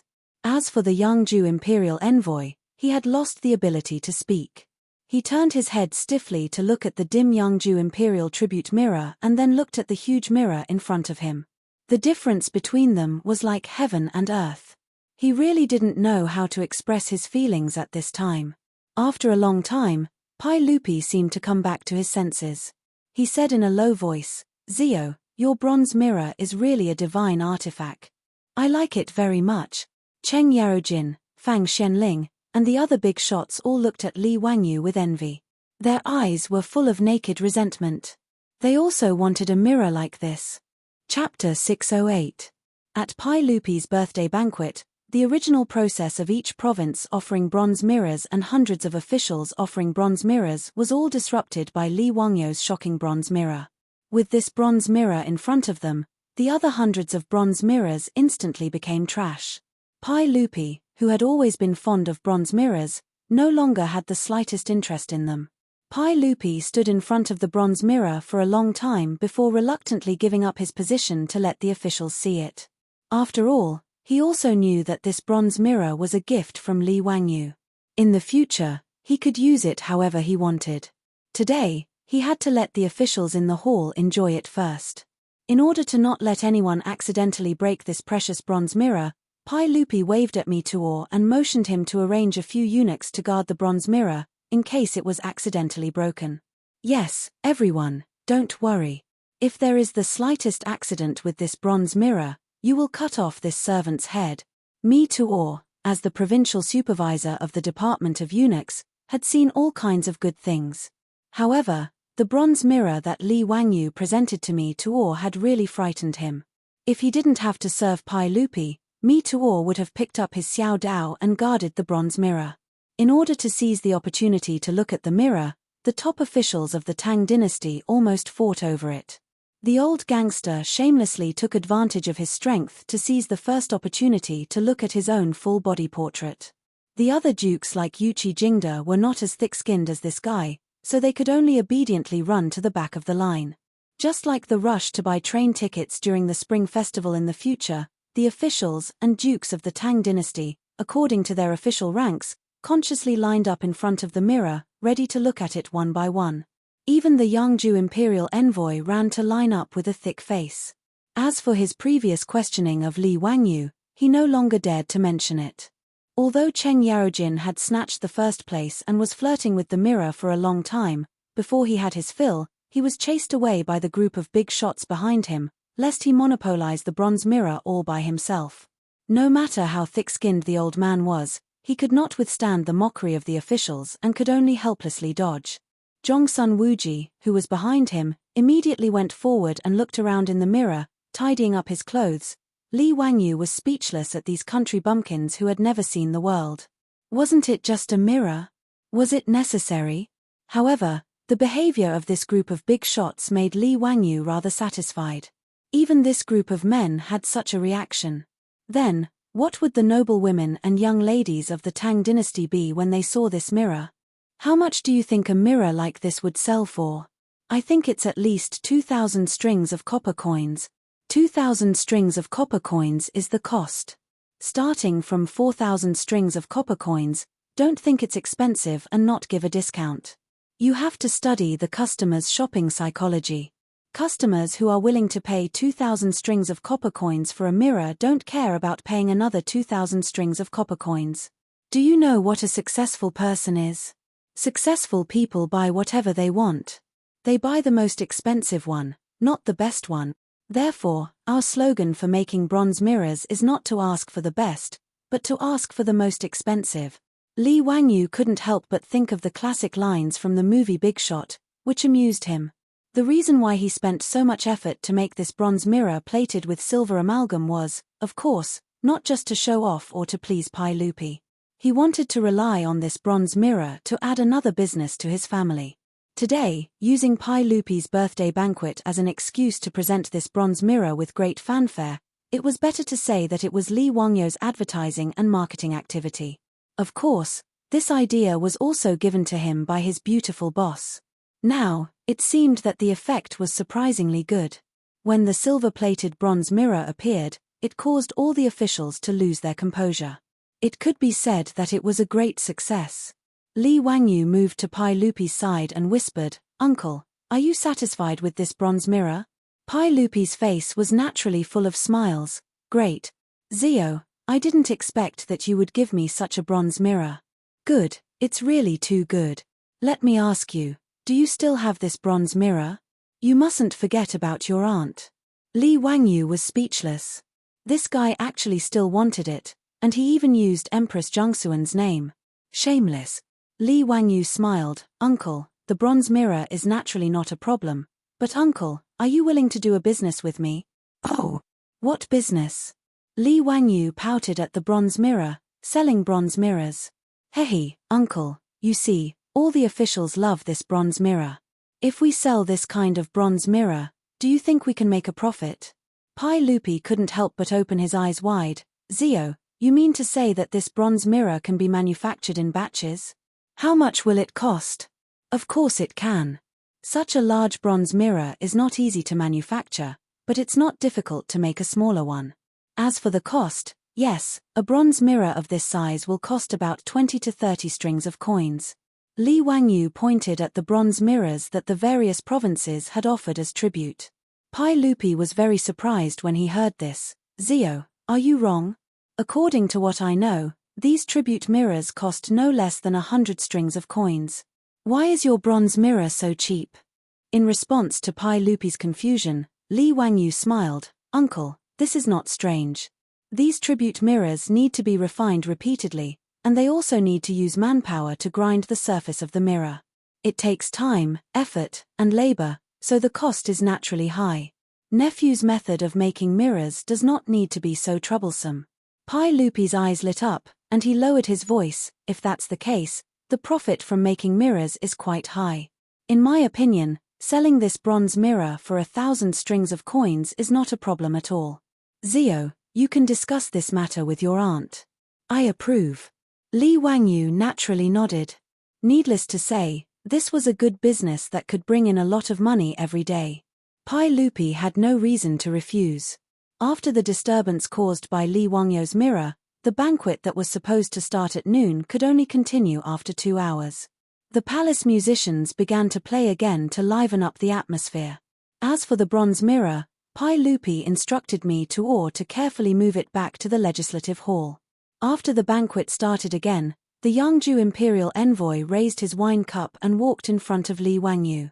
He bowed. County Count Hu, I have offended you before.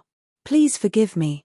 The bronze mirror made by County Count Hu is truly a work of the gods. My Yangju River Heart mirror cannot compare to it. I am truly ashamed. Li Wangyu was someone who went along with the temper of a donkey. Seeing the Yangju imperial envoy bow his head and admit defeat, he naturally would not harp on it. Both sides drank the wine in their cups, and this matter was considered over. Pai Lupi suddenly thought of something, and called Li Wangyu to his side. Zio, I was almost fooled by you, you little bastard. Let me ask you, where are the 300 palace maids you borrowed from me? Hihi, uncle, it's 227. This nephew reported to uncle a few days ago that the 73 palace maids, made a mistake and were punished by this nephew to get married. Pai Lupi saw that he still dared to say this and was so angry that he almost kicked him off the royal stairs. Good. Then 227. Where are they? I want to see what kind of tricks you have up your sleeve. If you dare to fool me, you will go to the imperial prison yourself today. Li Wangyu secretly curled his lips. This guy who burned the bridge after crossing the river was too stingy. He had just taken his bronze mirror, and now he was turning hostile. Wasn't it just 73 palace maids? He actually threatened to send him to the imperial prison. He really didn't know how to act like a son. Uncle, how can this nephew fool you? Today I would like to invite uncle to take a look at the congratulatory gift this nephew has prepared for you. Li Wangyu gestured to me indicating that they could begin. If he wanted to cause trouble in Taiji Palace, he naturally could not avoid me the imperial eunuch. After watching the performance of the palace maids, Mi Tuor was also quite shocked. Naturally, he was willing to cooperate fully. Mi Tuor even acted on his own initiative and hid it from Pai Lupi in order to give Pai Lupi a surprise at today's birthday banquet. Seeing Li Wangyu's gesture, Mi Tuor nodded and gestured to the imperial eunuchs in Taiji Palace. Chapter 609. Taiji Palace was the largest main palace in Taiji Palace. The entire palace was 40 feet above the ground. Looking from afar, Taiji Palace stood against the blue sky, tall and majestic, and breathtaking. There were 3 dragon tail paths in front of the palace, which were stairs leading to the palace from the ground. The dragon tail paths were divided into 3 levels. The middle and lower levels were the passages for officials to go to court, and the top level was deep into Taiji Palace, forming a 2-story corridor inside Taiji Palace. Every day during the court meeting, the imperial censor and the imperial censor would stand at the railings of the upper corridor to supervise the officials in the palace below. Today was Pai Lupi's birthday banquet. Naturally, there were no imperial censors standing at the second-floor corridor of Taiji Palace to supervise on the dragon tail path. Following me towards signal, the musicians in the palace immediately changed the music they were playing to the cheerful music of the Western region's Chotzi style. Chotzi music was known for its enthusiasm and excitement. The so-called sonorous and deafening was the music that the Tangs liked very much. Chotzi dance was also very popular in the Tang dynasty. The Dunhuang Moguro grottos, Yungang grottos, and Longmen grottos all originated from Chotzi dance. Chotzi dance was also praised as the song and dance of the Heavenly Palace. Li Wangyu had seen the variety show Poetry Next Door in his previous life. In it, Gurimina's Chotzi dance was really beautiful. After coming to the Tang dynasty, he had seen the graceful figure of the Chotzi dance with his own eyes. However, it was obvious that the program he had prepared for Pai Lupi today was not the Chotzi dance. This Chotzi dance was just very suitable for the palace maids when the beautiful superior rehearsed the program for them.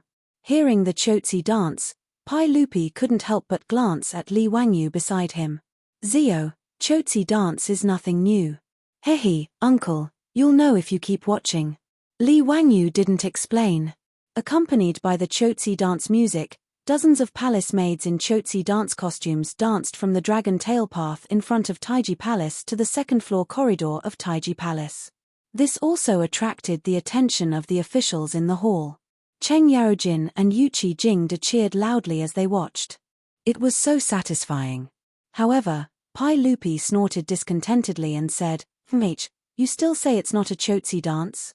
Do you think I'm blind? He felt that when Li Wangyu said that he wanted to borrow 300 palace maids to prepare a birthday banquet for him, it was just a cover-up.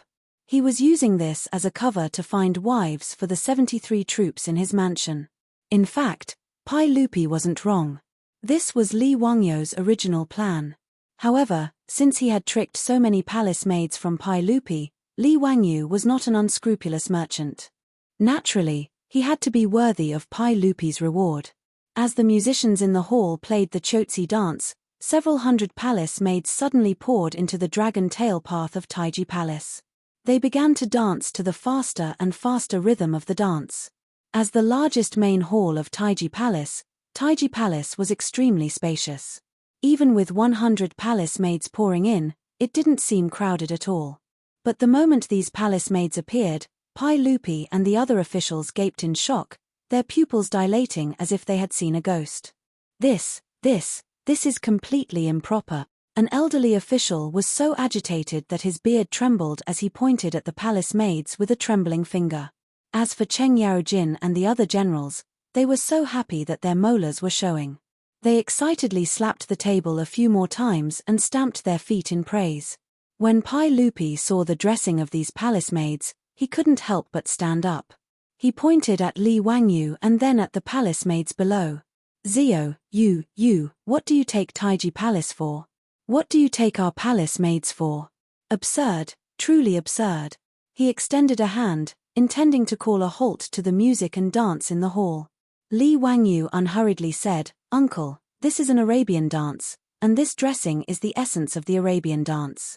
This dance is called the belly dance, and it is the most sacred and noble of Arabian court dances.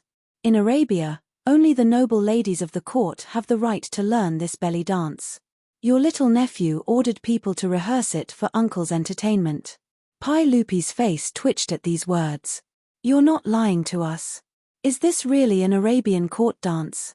How can it be so unrestrained? That Arabia is tens of thousands of li away, So where did you learn of it?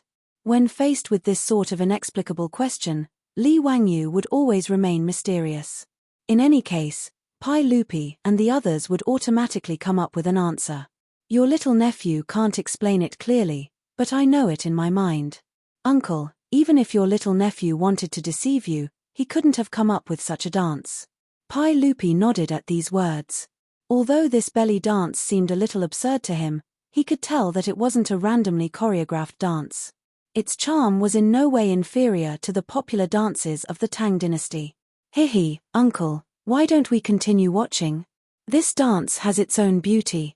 Pai Lupi's eyes had never left the palace maids dancing to the music. Upon hearing Li Wangyu's words, he went with the flow and sat back down. In truth, it wasn't that Pai Lupi didn't like it, but the way these palace maids dressed and danced was truly beyond the psychological standards of the Tang people.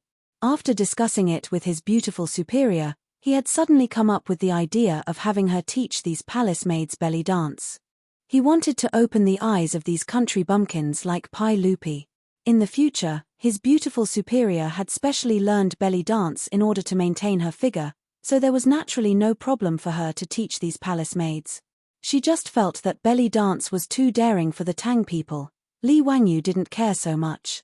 He didn't believe that Pai Lupi and the other officials wouldn't like the hot, bold, and exotic belly dance. As for whether it was unsightly or not, and whether the scale was too big, hey, let's wait for them to see it first. At most, Pai Lupi and the others would put down their pride and reprimand him for messing around. What else could they do? The Tang dynasty was known for its passion and openness.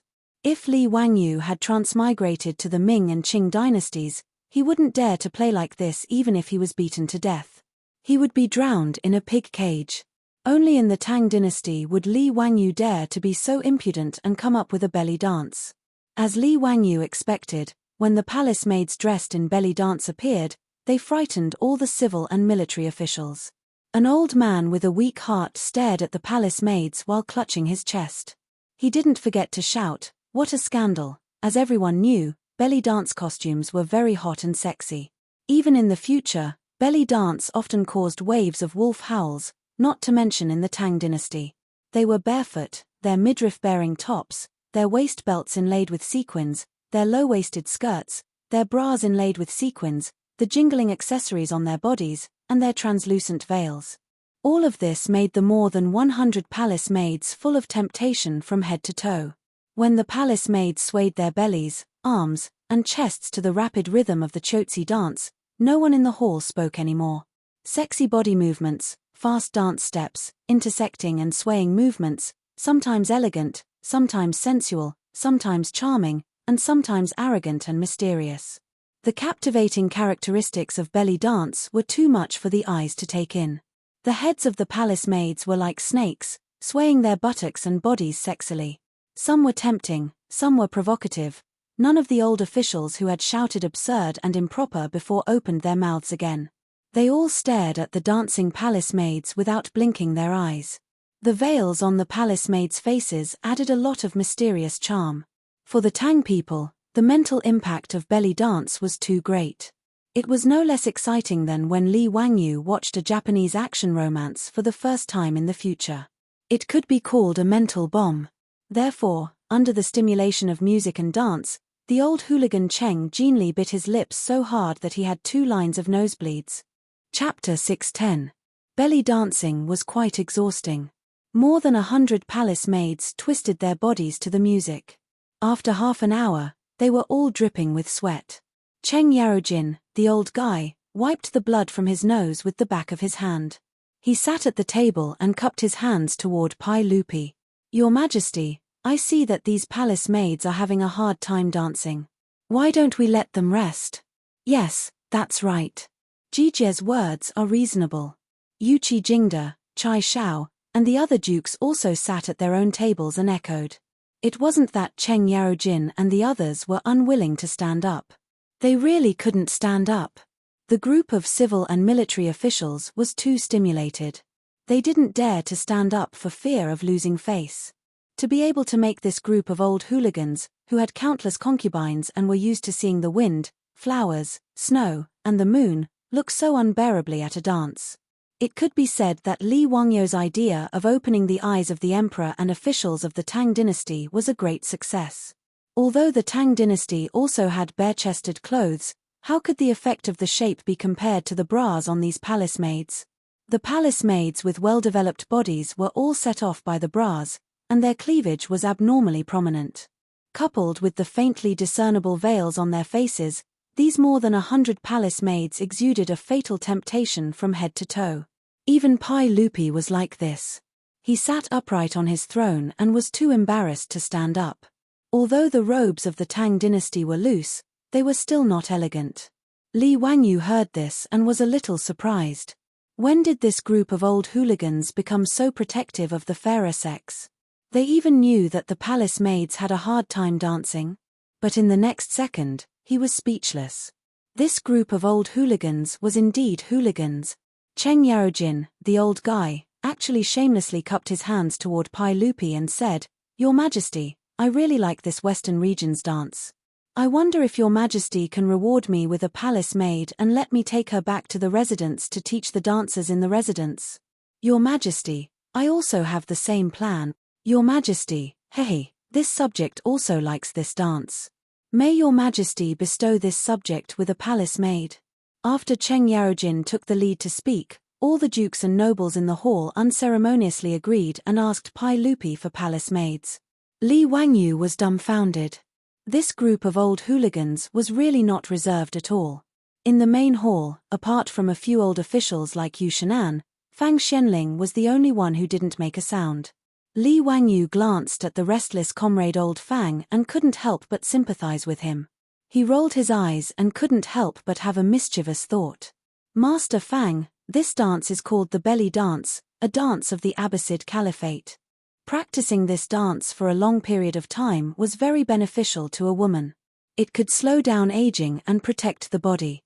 Master Fang, why don't you also bestow a palace maid to your residence to teach Lady Fang?" Li Wangyou's words caused Fang Xuanling's face to redden. After a moment of hesitation, he really did ask Pai Lupi for a palace maid. Li Wangyou inwardly laughed. He wondered what the famous jealous madam in history would think when she saw comrade old Fang bring back such a temptress. When he returned, he had to ask Fang Yi about this matter and see if comrade old Fang would be jealous when he returned home. Wahahaha, when he thought of this, Li Wangyou almost laughed out loud. Since all the dukes and nobles were asking for palace maids, Pai Lupi naturally couldn't refuse. Fortunately, there were still more than 200 palace maids who had been sent to Li Wangyou's residence to learn the belly dance. And in this hall, there were only about 100 people who had the right to ask Pai Lupi for palace maids. Pai Lupi wasn't that stingy. Today was his birthday. Li who had always been stingy, was so happy that he simply waved his hand and only kept 10 palace maids. The rest were all rewarded to the civil and military officials who were sitting in the court. Pai Lupi didn't mention that Li Wangyou had fooled him. Although Pai Lupi didn't say anything about the belly dance, it was clear that he was very satisfied. At that time, he even picked 10 palace maids that he liked and called them to serve him. With Pai Lupi's words, the atmosphere in the hall immediately reached a climax. The officials didn't care about whether it was indecent or not. They all stood up and bowed to Pai Lupi, thanking His Majesty for his reward. Cheng Yarojin, this old rogue, was even more direct. He directly pulled the most pleasing palace maid from among the palace maids, sat down beside him, and let her serve him. The palace maid who was pulled away by Cheng Yarojin naturally didn't resist. Although her face was flushed red, she obediently knelt beside Cheng Yarojin and poured wine for him, serving this old man. After all, Li Wangyou had asked me to choose palace maids who were willing to marry outside the palace. These palace maids weren't young and naturally didn't want to continue staying in the palace. Although they were bestowed by Pai Lupi to these officials, they would at most be concubines without any status. Moreover, they would have to use their beauty to entertain people. But at least it was better than slowly withering in the depths of the palace. With Cheng Yarojin taking the lead, the officials and generals didn't hesitate. They all came forward to take away the palace maids they liked and brought them back to their seats. Li Wangyou was dumbfounded. F***ck, you guys can play like this? Isn't this a bit too much? After the commotion in the hall was over, Li Wangyu was shocked to find that apart from Yu Shinan and a few other old officials, he was the only one sitting alone. The other old hooligans were all accompanied by beautiful palace maids. Pai Lupi glanced at him and couldn't help but laugh and tease. What? Zio, you don't like my palace maids? Do you want me to reward you with a few? Reward your ass. Li Wangyu rolled his eyes. I do want them, but do I dare to? His beautiful superior in the residence was more powerful than Fang Xuanling's jealous madam. He hadn't even been able to eat a vixen like Aphrodite, let alone take a palace maid back. That would kill him. At this thought, Li Wangyu felt a deep pain in his balls. Pai Lupi's words also caused Cheng Yarojin and the other old hooligans to burst into laughter. Wahahaha, Zio, are you too thin-skinned? Or is there someone in the residence who doesn't allow it? Jijia, don't make fun of Zio. Perhaps Zio is still young and doesn't know how it feels, haha. Being laughed at by Cheng Yarojin and the group of high dukes, Li Wangyu couldn't help but blush. Both of his hands fiercely raised 2 middle fingers in his sleeves as he cursed in his heart. This bunch of bastards. If I had known, I wouldn't have let my beautiful superior teach these palace maids some belly dance. All of them are bastards who burn the bridge after crossing the river. After teasing Li Wangyu enough, Pai Lupi raised his wine cup and stood up. Everyone, cheers, cheers, cheers. The atmosphere in Taiji Palace was extremely lively. Cups were clinking, and the clamor of the officials was so loud that the sound waves almost tore off the roof of Taiji Palace. Pai Lupi's birthday banquet lasted from noon until sunset. During the banquet, the 200 or so palace maids would occasionally sway their waists and perform a hot belly dance to liven up the mood. When they were in high spirits, the bigwigs, including Pai Lupi, even personally took to the stage to dance, leaving Li Wangyu dumbfounded. When it was time to light the lanterns, the eunuchs in the hall lit bright candles. Most of the officials were so drunk that they couldn't even stand straight. Even Pai Lupi was a little wobbly. Li Wangyu remembered that he still had a gift that he had yet to present and quickly stood up. Uncle, I still have a gift that I have yet to present today. I would like to ask Uncle and everyone to step outside the hall and admire my gift. Is that all right? Haha, Zio still has a gift. Good, good, I won't be polite today. Everyone, let's go and see what Zio has come up with. Although Pai Lupi was quite drunk, he was still in high spirits. With Mi Tuor's careful support, he led the other officials out of Taiji Palace. Chapter 611. The congratulatory gift Li Wangyu mentioned was naturally the fireworks he made. Pai Lupi and the others were certainly not the first audience of the fireworks in the Tang dynasty. After Li Wangyu made the fireworks based on the black gunpowder firecrackers, he naturally wanted to show them to his beautiful superiors, Aphrodite and Perrin. Aphrodite and Perrin, who had never seen such gorgeous fireworks in the night sky, were so excited by the fireworks that they couldn't control themselves. Even their beautiful superior leaned her head on Li Wangyu's shoulder with unusual gentleness that night, silently watching the fireworks in the night sky. And Li Wangyu's reward was a gentle kiss from his beautiful superior. Of course, Li Wangyu still wanted to ask for a further reward, but his beautiful superior quickly fled the crime scene with a smile, making Li Wangyu, who was one step too slow, feel very regretful. At this time, the sun had already set in Chang'an City. Pai Lupi, with the help of Mi Tuor, walked out of the brightly lit Taiji Palace with the officials. Standing on the high platform in front of the palace, they looked around but didn't see any congratulatory gift to speak of. Zio, where is the congratulatory gift you mentioned? Pai Lupi was so drunk that he couldn't speak clearly. Cheng Yarojin was also drunk. Supported by the palace maid who was rewarded by Pai Lupi, he laughed with a big tongue and said, Your Majesty, perhaps this bastard is fooling us. Let me beat him, and he will be honest. Li Wangyu knew that he couldn't hold his liquor well, so he didn't drink too much today and was still sober. Hearing Cheng Yaojin's words, he immediately dodged to the side. Uncle Cheng, don't mess around. Look at the sky, the congratulatory gift I'm going to give to your Majesty is coming soon. Li Wangyu said and winked at Mi Tuor, indicating that they could start now. Naturally, Mi Tuor nodded to the eunuch beside him. Immediately, the eunuch trotted down the dragon tail road. Hearing this, everyone looked up at the night sky. But in the night sky, other than the stars and the bright moon, where was the so-called congratulatory gift? Pai Lupi and the other officials looked up for a long time, but they didn't know what was going on. Just as they were about to grab Li Wangyu and ask him about it, they heard a thunderous sound. Then, a beautiful flame exploded in the night sky. The fireworks that suddenly exploded in the night sky immediately stunned Li and the other officials and nobles. Everyone was so shocked that they froze on the spot, as if they had been immobilized. They stupidly looked up at the sky at a 45-degree angle. In the night sky, fireworks continued to rise, exploding, and flickering. Actually, Li Wangyu's fireworks were too ordinary by the standards of later generations. Not to mention those fireworks parties, even the fireworks sold at ordinary fireworks stalls were many times better than the ones he made. But even so, when the fireworks exploded in the sky above Taiji Palace and bloomed, everyone was still shocked. Li Wangyu had prepared a total of 108 fireworks for Pai Lupi's birthday today. Actually, the fireworks he made were more like the firecrackers of later generations. The firecrackers in the bamboo tube exploded, shooting the fireworks into the sky.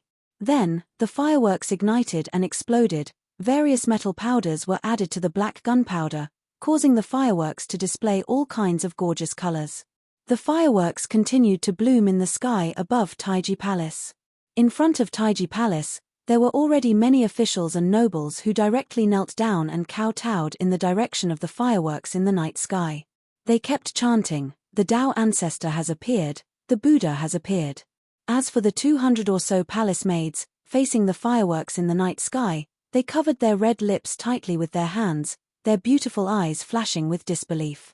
Many palace maids, as well as eunuchs, also knelt down and kowtowed incessantly. Li Wangyu was speechless. Why did this group of feudal superstitions associate everything with gods, immortals, and Buddhas? If the fireworks in the sky were a miracle, then wouldn't he be a god? 15 minutes later, the 108 fireworks Li Wangyu had prepared were all set off, and Taiji Palace regained its calm. However, Pai Lupi and the officials still maintained their posture of looking up at the sky. Li Wangyu was somewhat puzzled. Had they all twisted their necks or something? Stimulated by the fireworks in the night sky, the originally drunk Pai Lupi sobered up a little. After a long while, Pai Lupi quietly said, "Zio, is this the congratulatory gift you are giving me? Uncle, are you satisfied with this congratulatory gift?" Pai Lupi let out a long sigh. "Zio, I can't believe you were able to create such a miracle. I really don't know what to say. Does this item have a name?" "Uncle, this little nephew has named this object firework." Fireworks. When a young woman is forbidden to sleep, fireworks twirl around her. Not bad, this item blooms in the night sky like a flower in the mist. It is illusory, beautiful, and regretful. Pai Lupi thought for a moment, then nodded and praised. "As long as uncle likes it." "Haha, Zio, you have given me many pleasant surprises today. Whether it is the bronze mirror, the belly dance, or the fireworks, I like them all very much. Zio, you are very thoughtful." Pai Lupi was extremely satisfied with Li Wangyu today. This nephew of his really gave him, the emperor of the Tang dynasty, face. Li Wangyu, this flatterer, also had a smile on his face. To be able to receive Pai Lupi's praise meant that his efforts had not been in vain. As for flattery, Li Wangyu didn't care whether it was lacking in strength of character or not. Trying to show strength of character in front of a feudal emperor was just a waste of time. He wouldn't do such a stupid thing. After the fireworks were released, the officials and nobles finally woke up from the shock of seeing fireworks for the first time. County Count Who? The fireworks that bloomed in the night sky just now were called fireworks? Good, good. Were these fireworks made by County Count Who? Zio, I didn't expect you to be able to create such an ingenious item. Is there anything in this world that you, Li Zio, can't do?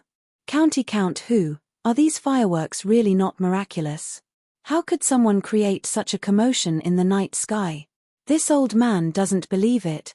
In response to everyone's shock, Li Wangyu could only explain over and over again what fireworks were.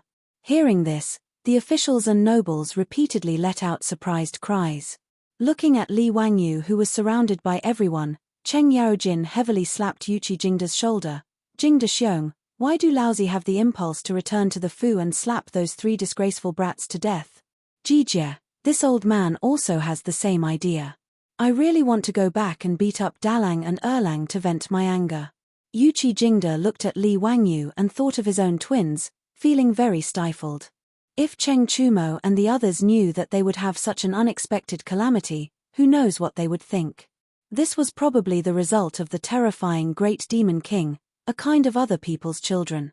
Whether or not Cheng Yaojin and Yuqi Jingda would beat up their sons to vent their anger when they went back, Li Wangyu didn't care that much. After attending Pai Lupi's birthday banquet, Li Wangyu began to get busy again. In 8 days, it would be the first Chinese New Year after he and his beautiful boss transmigrated to the Tang dynasty. Chapter 612. In fact, there was no such thing as the Spring Festival in the Tang dynasty. The first day of the new year was called New Year's Day, Yuan Day, Yuan Zhang, or Sui Day. However, there was a holiday on New Year's Day, which was called New Year's Eve Yuan Zhang holiday. There were 7 days of holidays in total, including the 27th, 28th, 29th, New Year's Eve, New Year's Day, the 2nd day, and the 3rd day, which was no different from the Spring Festival holiday in modern times. In the Tang dynasty, people also stayed up late on New Year's Eve. When midnight arrived, bells and drums would ring in the streets, which was the moment to bid farewell to the old and welcome the new. Li Wangyu still remembered the nursery rhyme that was sung every New Year when he was a child. Don't be greedy, kid, it's New Year after Laba. Eat Laba kanji for a few days, Lilalalala, 23, sweet melon sticky, 24, sweep the house, 25, grind tofu, 26, buy meat, 27, slaughter a chicken, 28, make dough, 29, steam mantis, 30, cook a night. On the 1st and 2nd day of the new year, walk the streets. Pai Lupi's birthday was on the 22nd of December, and the next day was the 23rd. Early in the morning, Li Wangyu beat the morning drum in Chang'an City. As soon as the city gate opened, he led Niu Wu and the others back to the mansion in Dingju village. As soon as he entered the castle, Li Wangyu called the old housekeeper, Li Heng. Li Heng, is everything ready for the kitchen god's sacrifice today? In the nursery rhyme, 23, sugar melon sticky meant that when the kitchen god was worshipped on the 23rd of December, he had to offer candy and other things so that the kitchen god would only say good things when he went to heaven, so that he would be sweeter in the coming year. Li Heng quickly smiled and said, "Don't worry, Lang Jun, everything is ready.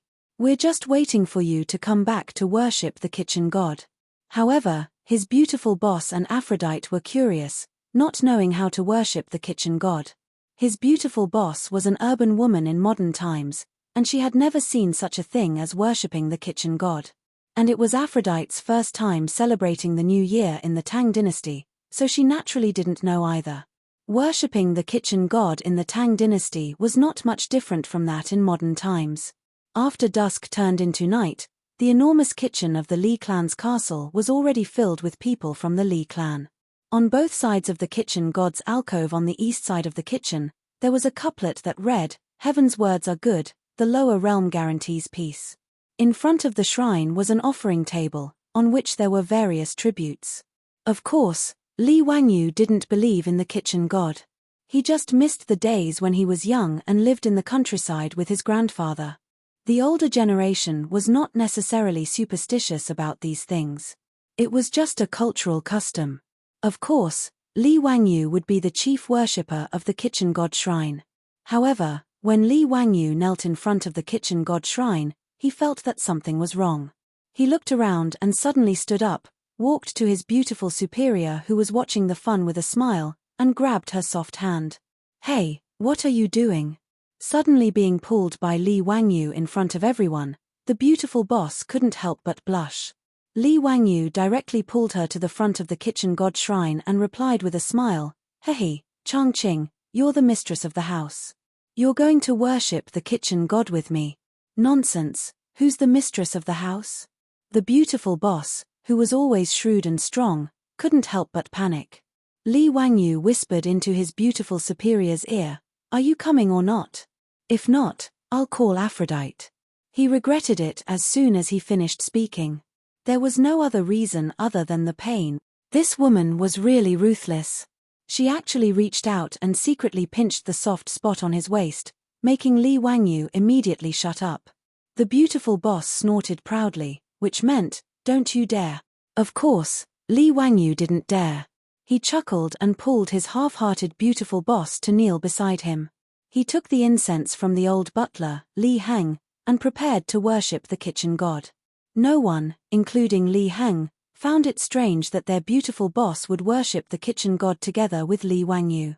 Apart from the beautiful boss, who else in the county count's residence was qualified to be the mistress of the house? Even if his beautiful superior was 8 years older than the current Li Wangyu, there was no one in the residence who was unconvinced by her. Now, the words of the beautiful boss were even more effective than those of the head of the household, Li Wangyu. This was also normal. After all, the head of the household, Li Wangyu, didn't really care about the affairs of the household. He didn't have the time to manage the household affairs and left them all to the beautiful boss and the old butler, Li Heng. Li Heng, on the other hand, naturally had to listen to his beautiful boss. After a while, the troops, servants, and maidservants in the residence all understood that this illegitimate Madame Su was the real person in charge of the residence. The beautiful boss blushed slightly. She took the incense and knelt down with Li Wangyu to worship the kitchen god. Li Wangyu suddenly lowered his voice and said in a voice that only the two of them could hear, "Chongqing, don't you think we're getting married?" The beautiful boss felt her face become even redder. She ignored Li Wangyu's teasing and rolled her beautiful eyes at him. Then, she continued to light incense for the kitchen god. After worshipping the kitchen god, they burned the statue and the straw horse, which was considered to be sending the kitchen god to heaven. Next, they would eat and drink and reunite with the family. There were many people in Lai Hot at the moment. There were about 200 people in the residence, including the maidservants and dancers from the servant department. In addition to Niu Wu, Niu Yong, and a group of women from the troops, there were almost 300 people. Fortunately, when Li Wangyu built the castle, he had considered holding banquets and so on. Therefore, he built a huge dining hall, which could accommodate so many people. When they heard that their Langjun wanted everyone to have a meal together in the residence's dining hall, they were almost scared out of their wits. In the mansions of other officials and nobles, there would never be a gathering of servants and maidservants to have a meal with their masters. However, Li Wangyu didn't care so much. He and his beautiful boss didn't have the idea of dividing people into different classes like the Tangs. Even though they had bought many maidservants and recruited troops, they had no other choice. After all, they lived in the Tang dynasty. If they wanted to protect themselves, this was the only way. However, it didn't mean that the two of them would really treat these maidservants and servants as slaves because of this. In the eyes of Li Wangyu and his beautiful boss, this kind of gathering of everyone to have a meal together was as common as a company dinner in the modern world. However, the hundreds of maidservants in the residence were so moved that they almost cried. Who would dare to believe that they could have a meal with their masters after the sacrifice of the kitchen stove? Not to mention the maidservants and servants in the residence, these slaves were so moved that they almost burst into tears. Even the 73 women of the troops, who were maidservants, didn't expect that Li Wangyu, the county earl who founded the country, would invite them to have a meal together. After the 73 women of the troops returned to their homes that night, they all pulled their husbands over and repeatedly urged them to work hard. It was their good fortune to meet such a pure master. They should know how to cherish and be grateful. However, the reunion dinner after the sacrifice to the kitchen god had won the hearts of everyone in the Li residence. This was something that Li Wangyu and his beautiful superior did not expect. However, even if Li Wangyu knew, he wouldn't care. He had more important things to do. That was, how to seize the third base and attack the fourth base in the war with his beautiful boss. Chapter 613. At Pai Lupi's birthday banquet, Li Wangyu watched the group of palace maids perform a hot belly dance and was very angry. Even when he woke up the next day, he had a few acne on his face. It was impossible for Li Wangyu to not want to do something embarrassing with his beautiful boss. He had been scheming for a long time.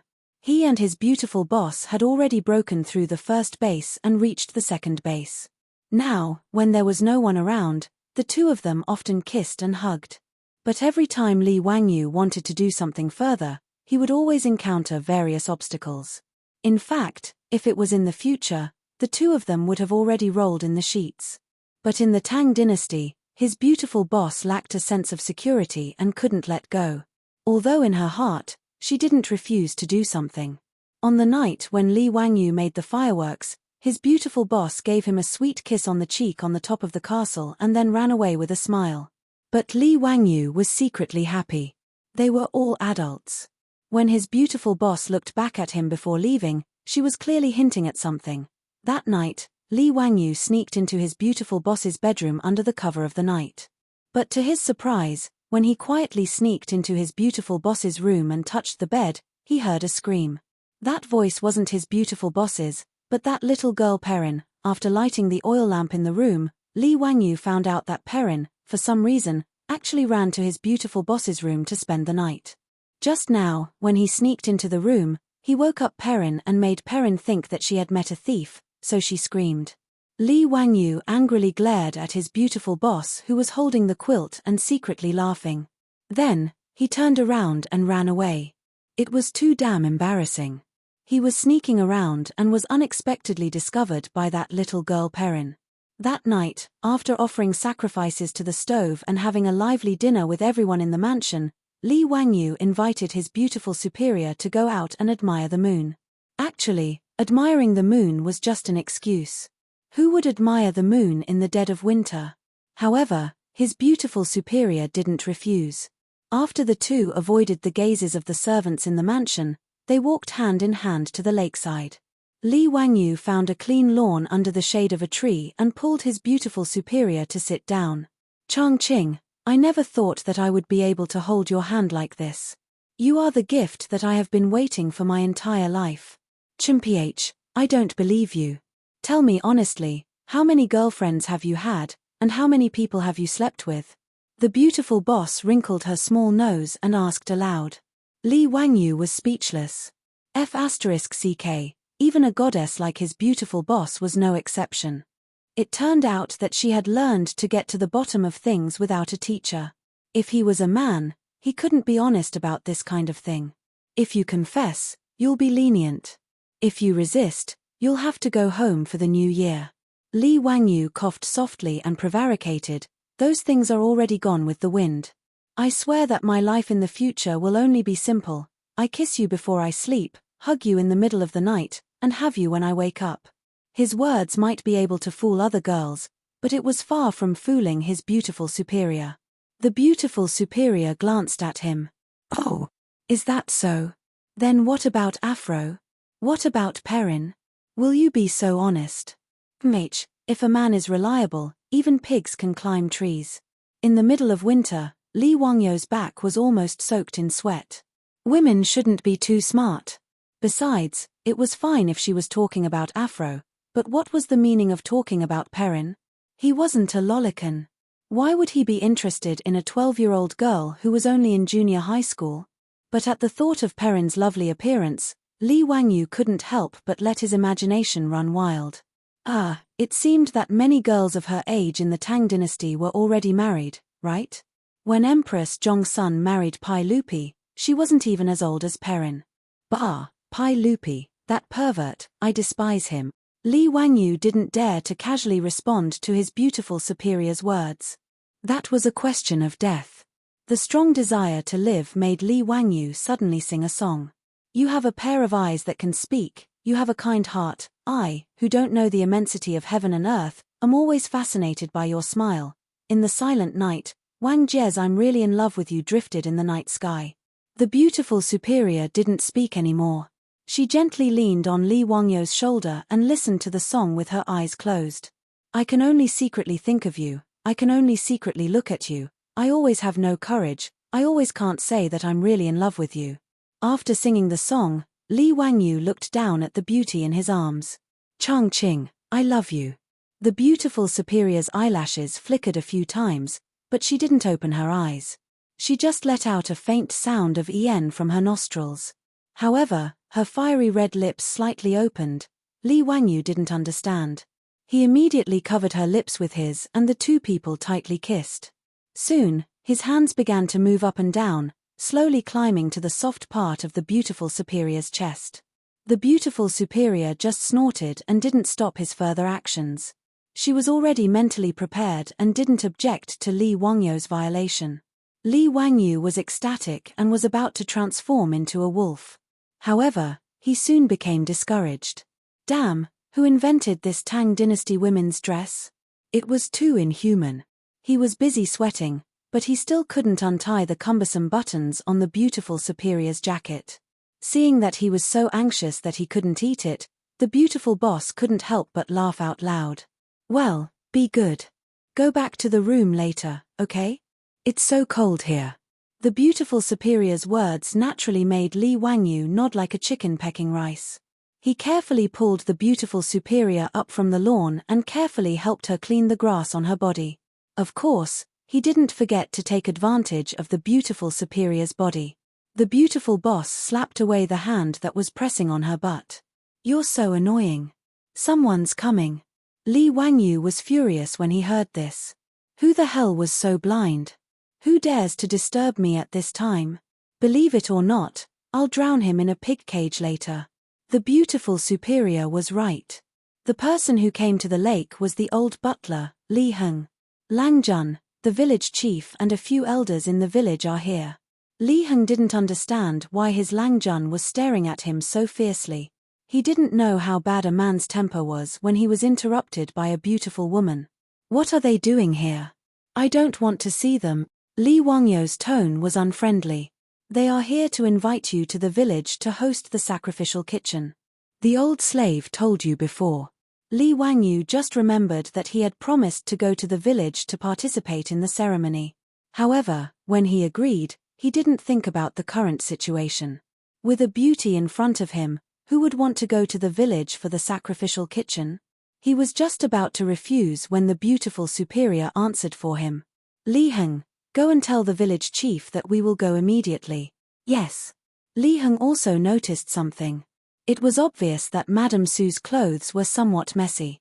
He knew that he had ruined his Langjuan's good thing, so he didn't dare to say anything more. He quickly bowed his head and retreated. Li Wangyu was speechless, but the beautiful superior kissed him gently on the face. Well, be good. The village chief and the others are still waiting. When you come back at night, are you afraid that you won't have time? Hearing his beautiful boss say this, Li Wangyu revealed a smile and pulled his beautiful boss to walk back. Chapter 614. In Dingju village, every household had already paid their respects to the kitchen god in their own homes. The reason why the village chief and the elders came to invite Li Wangyu and his beautiful superior was that the village was preparing to hold a collective sacrifice in the name of the kitchen god tonight. Originally, Dingju village did not have such a custom, but it was different this year. The reason was simple. They had money.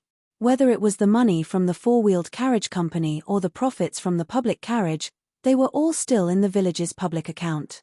After discussing with the elders, the village chief decided to distribute the money to each household tonight. Naturally, this matter required Li Wangyu, the head of the household, to preside over everyone. Li Wangyu was also well aware of this. Previously, he was only pretending to be coy and throwing a tantrum with his beautiful superior. He and his beautiful superior followed the village chief and a group of people to the village's ancestral hall. It was already crowded. The entire village, regardless of whether it was the elderly, women, children, were all gathered here. Dingju village still had 127 households, but the population had increased by a lot. There were already more than 600 people. Although the two brothers Niu Yong and Niu Wu and the 73 troops were also in Dingju village, they belonged to the Li family and were not included in Dingju village's household register. Li Heng was removed from his household register and settled in Dingju village. However, after he married Lady Zhao, they were considered a family. In the past 6 months, because of the existence of Xianxiao, no one in the village died of illness. Instead, there were many new babies born. There were also new wives and aunts, increasing the population of the village by a lot. Lady Chen Sun was a newly married woman in Dingju village. At this time, she and her husband Chen Xilang were standing in the crowd in the ancestral hall. After seeing Li Wangyu and his beautiful superior appear, Lady Chen Sun, who was only 16 or 17 years old, was very excited. She secretly pulled Chen Xilang's sleeve. "Husband, it's Lang Jun and Lady Su." Chen Xilang was speechless. Why was his wife so excited to see Lang Jun? It was not like she had never seen him before. The villagers of Dingju village were all too familiar with Li Wangyu, the county count who founded the country. They had long lost their sense of mystery.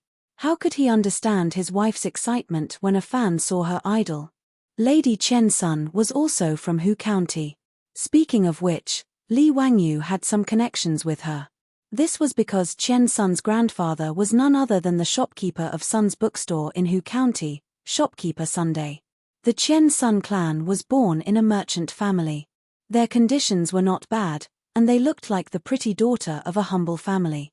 Ever since Chen Sun turned 13, countless people had come to propose marriage, but Father Sun had never nodded his head in agreement. The reason was very simple. The Sun family only had this one daughter. Father Sun only wanted to recruit a son-in-law and did not wish for his daughter to marry outside. Chen Sunsha was also very intelligent. She could write and calculate. She had long started to help her grandfather manage the accounts in Sun's bookstore. When Li Wangyu asked shopkeeper Sun to print the Three Kingdoms, for a long time, the Shunfeng Carriage Company had sent out carriages to transport the books from Hu County to Chang'an for sale. And Chen Xilang was the coachman in charge of transporting the books. Chen Xilang was the nephew of the old village chief. He was 18 years old and looked very energetic. Originally, his family was poor and he had never found a wife.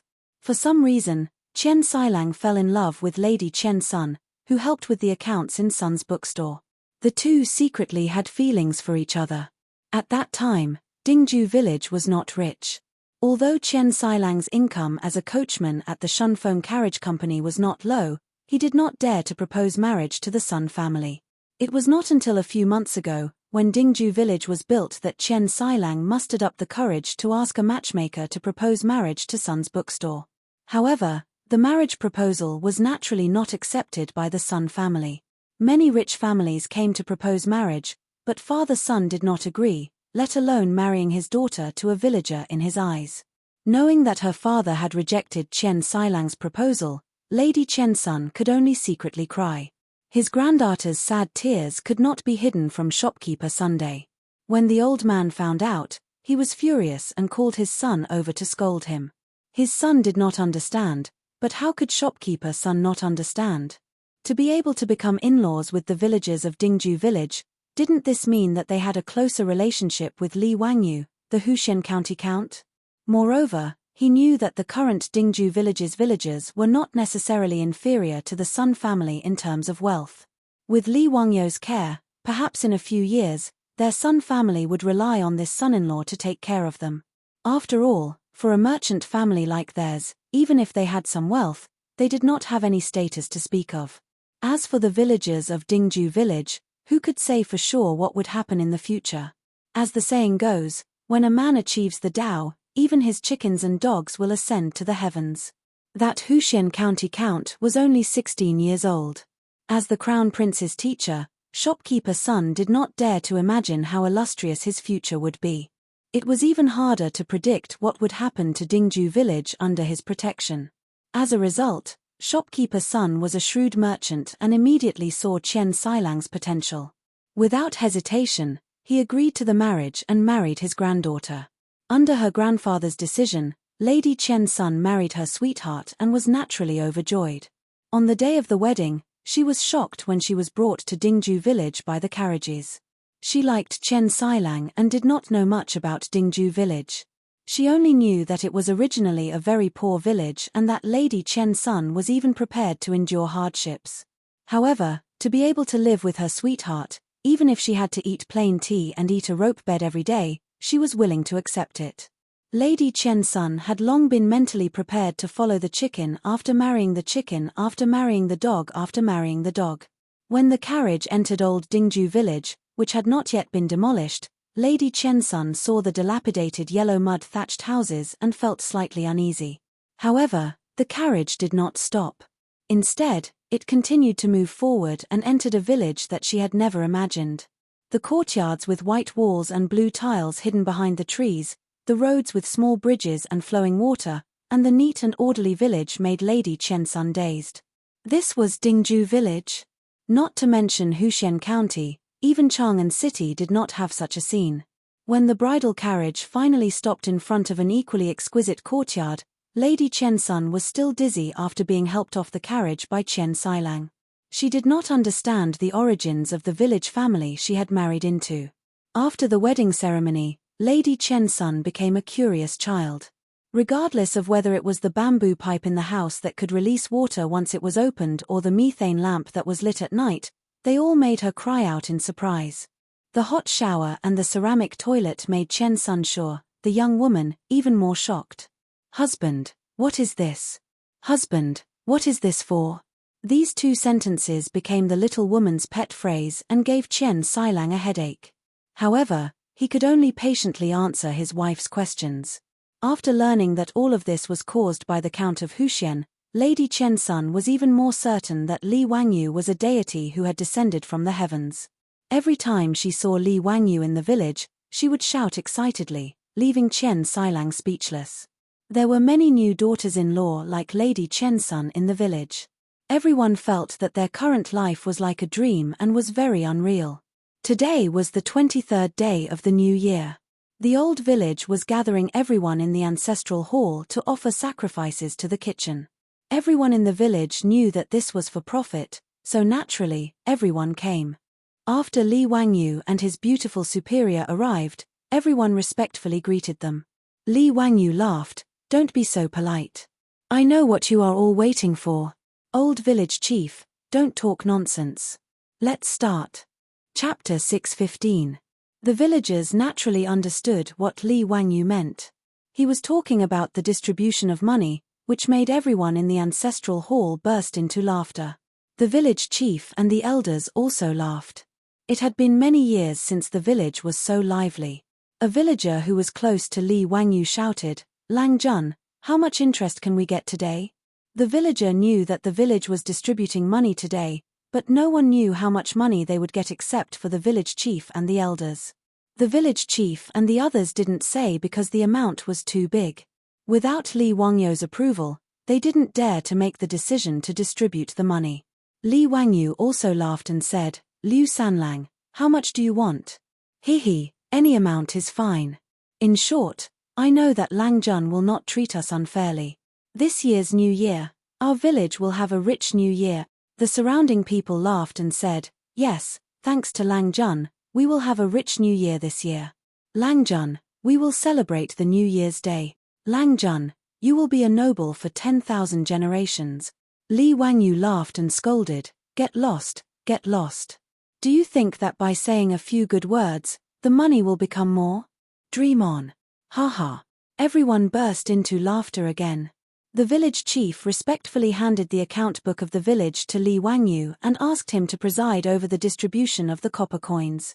The copper coins in the village were all stored in the treasury in the ancestral hall.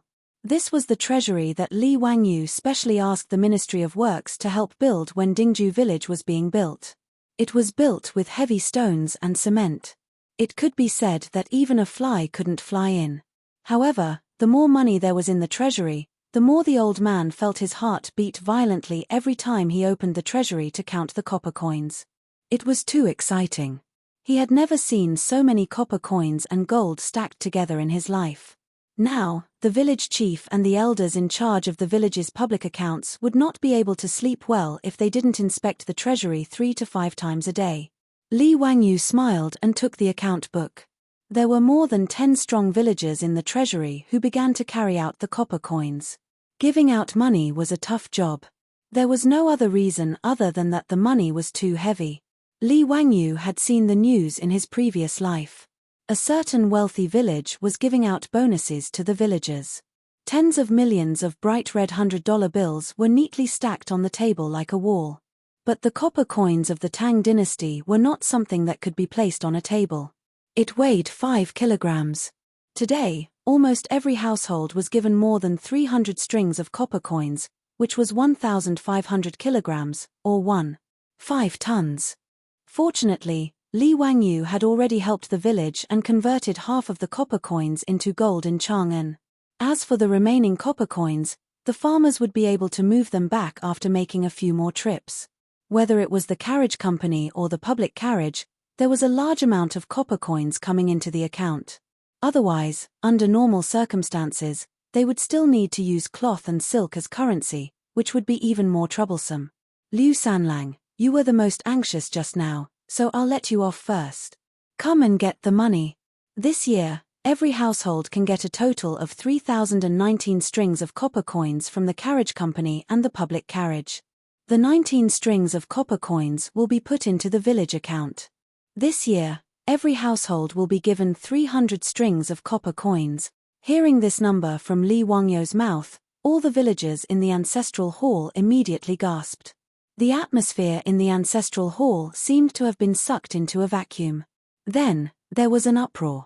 Father, what did Langjun say just now? How many copper coins will be given to each household? Why do I seem to have misheard? I also seem to have misheard. Why did I hear that it was 300 strings of copper coins?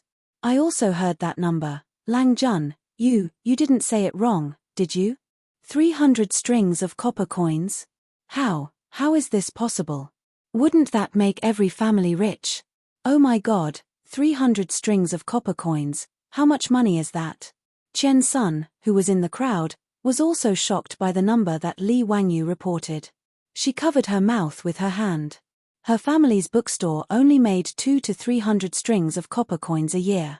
This year, thanks to Li Wangyu, they made a lot of money by selling Romance of the Three Kingdoms, earning a few thousand strings of copper coins. Now that Romance of the Three Kingdoms was still being printed and sold, this money could be earned for a few more years. This was also the reason why owner Sun was so grateful to Li Wangyu. And every household in Dingju village had more than 300 strings of copper coins at the end of the year. Moreover, her husband, Chen Sailang, said that this was only half a year's income. How could Chen Sun not be shocked? Were they still villagers? Chen Sun was a little dizzy. She originally thought that she would have to suffer after marrying her sweetheart.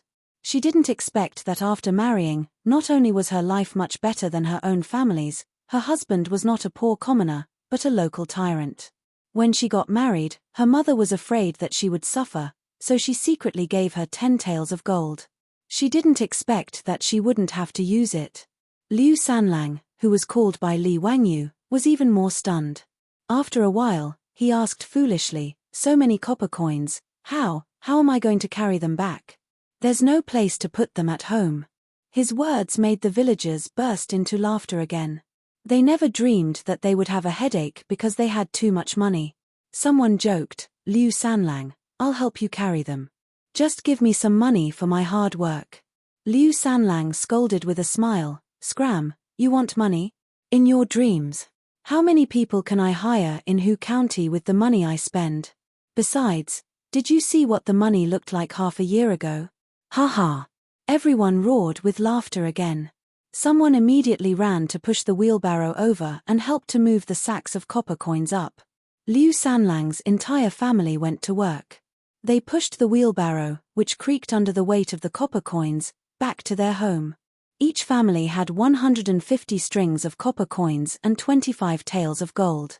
700 kilograms of copper coins wasn't a problem for these villagers. Those with more people carried the coins themselves, and those with fewer people had their neighbors help. The villagers who were called by Li Wangyu all laughed so hard that they couldn't close their mouths. They pushed the wheelbarrow and jogged to the entrance of the treasury to get their money. After working for more than 4 hours, all the copper coins and gold ingots were finally distributed. The villagers hid the copper coins in their homes before returning to the ancestral hall. A long table had already been set up in the ancestral hall. The old village chief and the venerated elders respectfully invited Li Wangyu and his beautiful superior to take a seat. The village of more than 600 people ate meat and drank wine. It was very lively. During the meal, the old village chief couldn't help but wipe his tears. He never thought that he would live such a life. The old man silently thanked the gods and Buddhas in his heart for sending his Langjun to Dingju village. Then he raised his wine bowl and proposed a toast to Li Wangyu. With the old village chief taking the lead, the other villagers all came forward to propose a toast. Looking at the scene, Li Wangyu's face darkened. However, he was happy today, so he didn't care too much. Bowl after bowl of wine was poured down his throat like water. Unsurprisingly, he drank until he blacked out again. The next day, Li Wangyu climbed out of bed with a splitting headache. He felt like he had forgotten something. After pondering for a while, he suddenly slammed the bed. Damn it, his beautiful superior had finally agreed to do something shameful last night. Drinking made things worse. Li Wangyu raised his head and sighed. He swore once again that he would never drink again. Chapter 616. Having missed the opportunity to do something bad on the night of the kitchen sacrifice, Li Wangyu felt very melancholy. What made him even more melancholy was that on the 24th, his beautiful boss's relative came to visit. This made Li Wangyu so angry that a few more pimples appeared on his face. His beautiful boss covered her mouth and chuckled when she saw how impatient he was. She ignored the sullen Li Wangyu and pulled Afro and Perrin to instruct the servants in the residence to start preparing for the new year. On the 24th, the foppish sons also swarmed over to Dingju village's Lai Hot. On the night of Pai Lupi's birthday banquet, Li Wangyu's fireworks had already alarmed half of Chang'an. Many people in the streets near the Imperial City and Taiji Palace saw the sudden explosion of thunder in the night sky and the gorgeous fireworks in the sky. This caused a lot of discussion in Chang'an that night. They didn't know what had happened to cause such a strange phenomenon. It wasn't until the next day that the officials at the birthday banquet spoke a few words that everyone understood that the fireworks that had bloomed in the night sky last night had been the work of the Count of Huxian, Li Wangyu. At the birthday banquet, the mirror that Li Wangyu had presented as a gift was the subject of much discussion. The rumors became more and more exaggerated. There were even rumors that County Count who had stolen the treasured mirror from the Immortal Palace and presented it to the saint. That treasured mirror could emit lightning and thunder, and it could also emit a strong light that competed with the sun. There were even rumors that County Count who had presented the first emperor's treasured mirror, the heart-reflecting mirror. Rumor had it that the first emperor could use the treasured mirror to check the loyalty of his subjects. Anyone with second thoughts would be able to see that their hearts and guts were trembling when they looked into the mirror. In short, the rumors became more and more outrageous, and Li Wangyu and the treasures he presented to Pai Lupi were covered in a layer of mystery. The foppish sons naturally learned the truth of that night from their fathers. They weren't interested in mirrors, but they were curious about the fireworks that bloomed in the night sky. If it wasn't for the fact that all the manors had to offer sacrifices to the kitchen the next day and they really couldn't get away, it was likely that they would have chased after them to Dingju village on the same day. On the second day after the ceremony, the rich playboys showed up at the Lai Hot and asked Li Wangyu for the fireworks. "Zio, why didn't you think of your brothers when you created something fun?" "That's right, you're not a good brother. Hurry up and hand over the fireworks and I'll spare your life. You didn't even call your brothers to watch the fireworks. Zio, you've become bad." Li Wangyu rolled his eyes speechlessly. "These bastards, you're not girls. Only a ghost would want to watch the fireworks with you. Brothers, the fireworks can only be set off at night." Li Wangyu deliberately evaded the responsibility. Cheng Yarojin was carefree and directly led the way to the big bathroom at the Lai Hot. "That's good. We'll stay in your manor for a few more days and return to Chang'an City on New Year's Eve. Brothers, let's go and take a bath. It's winter and the best time to soak in a hot spring.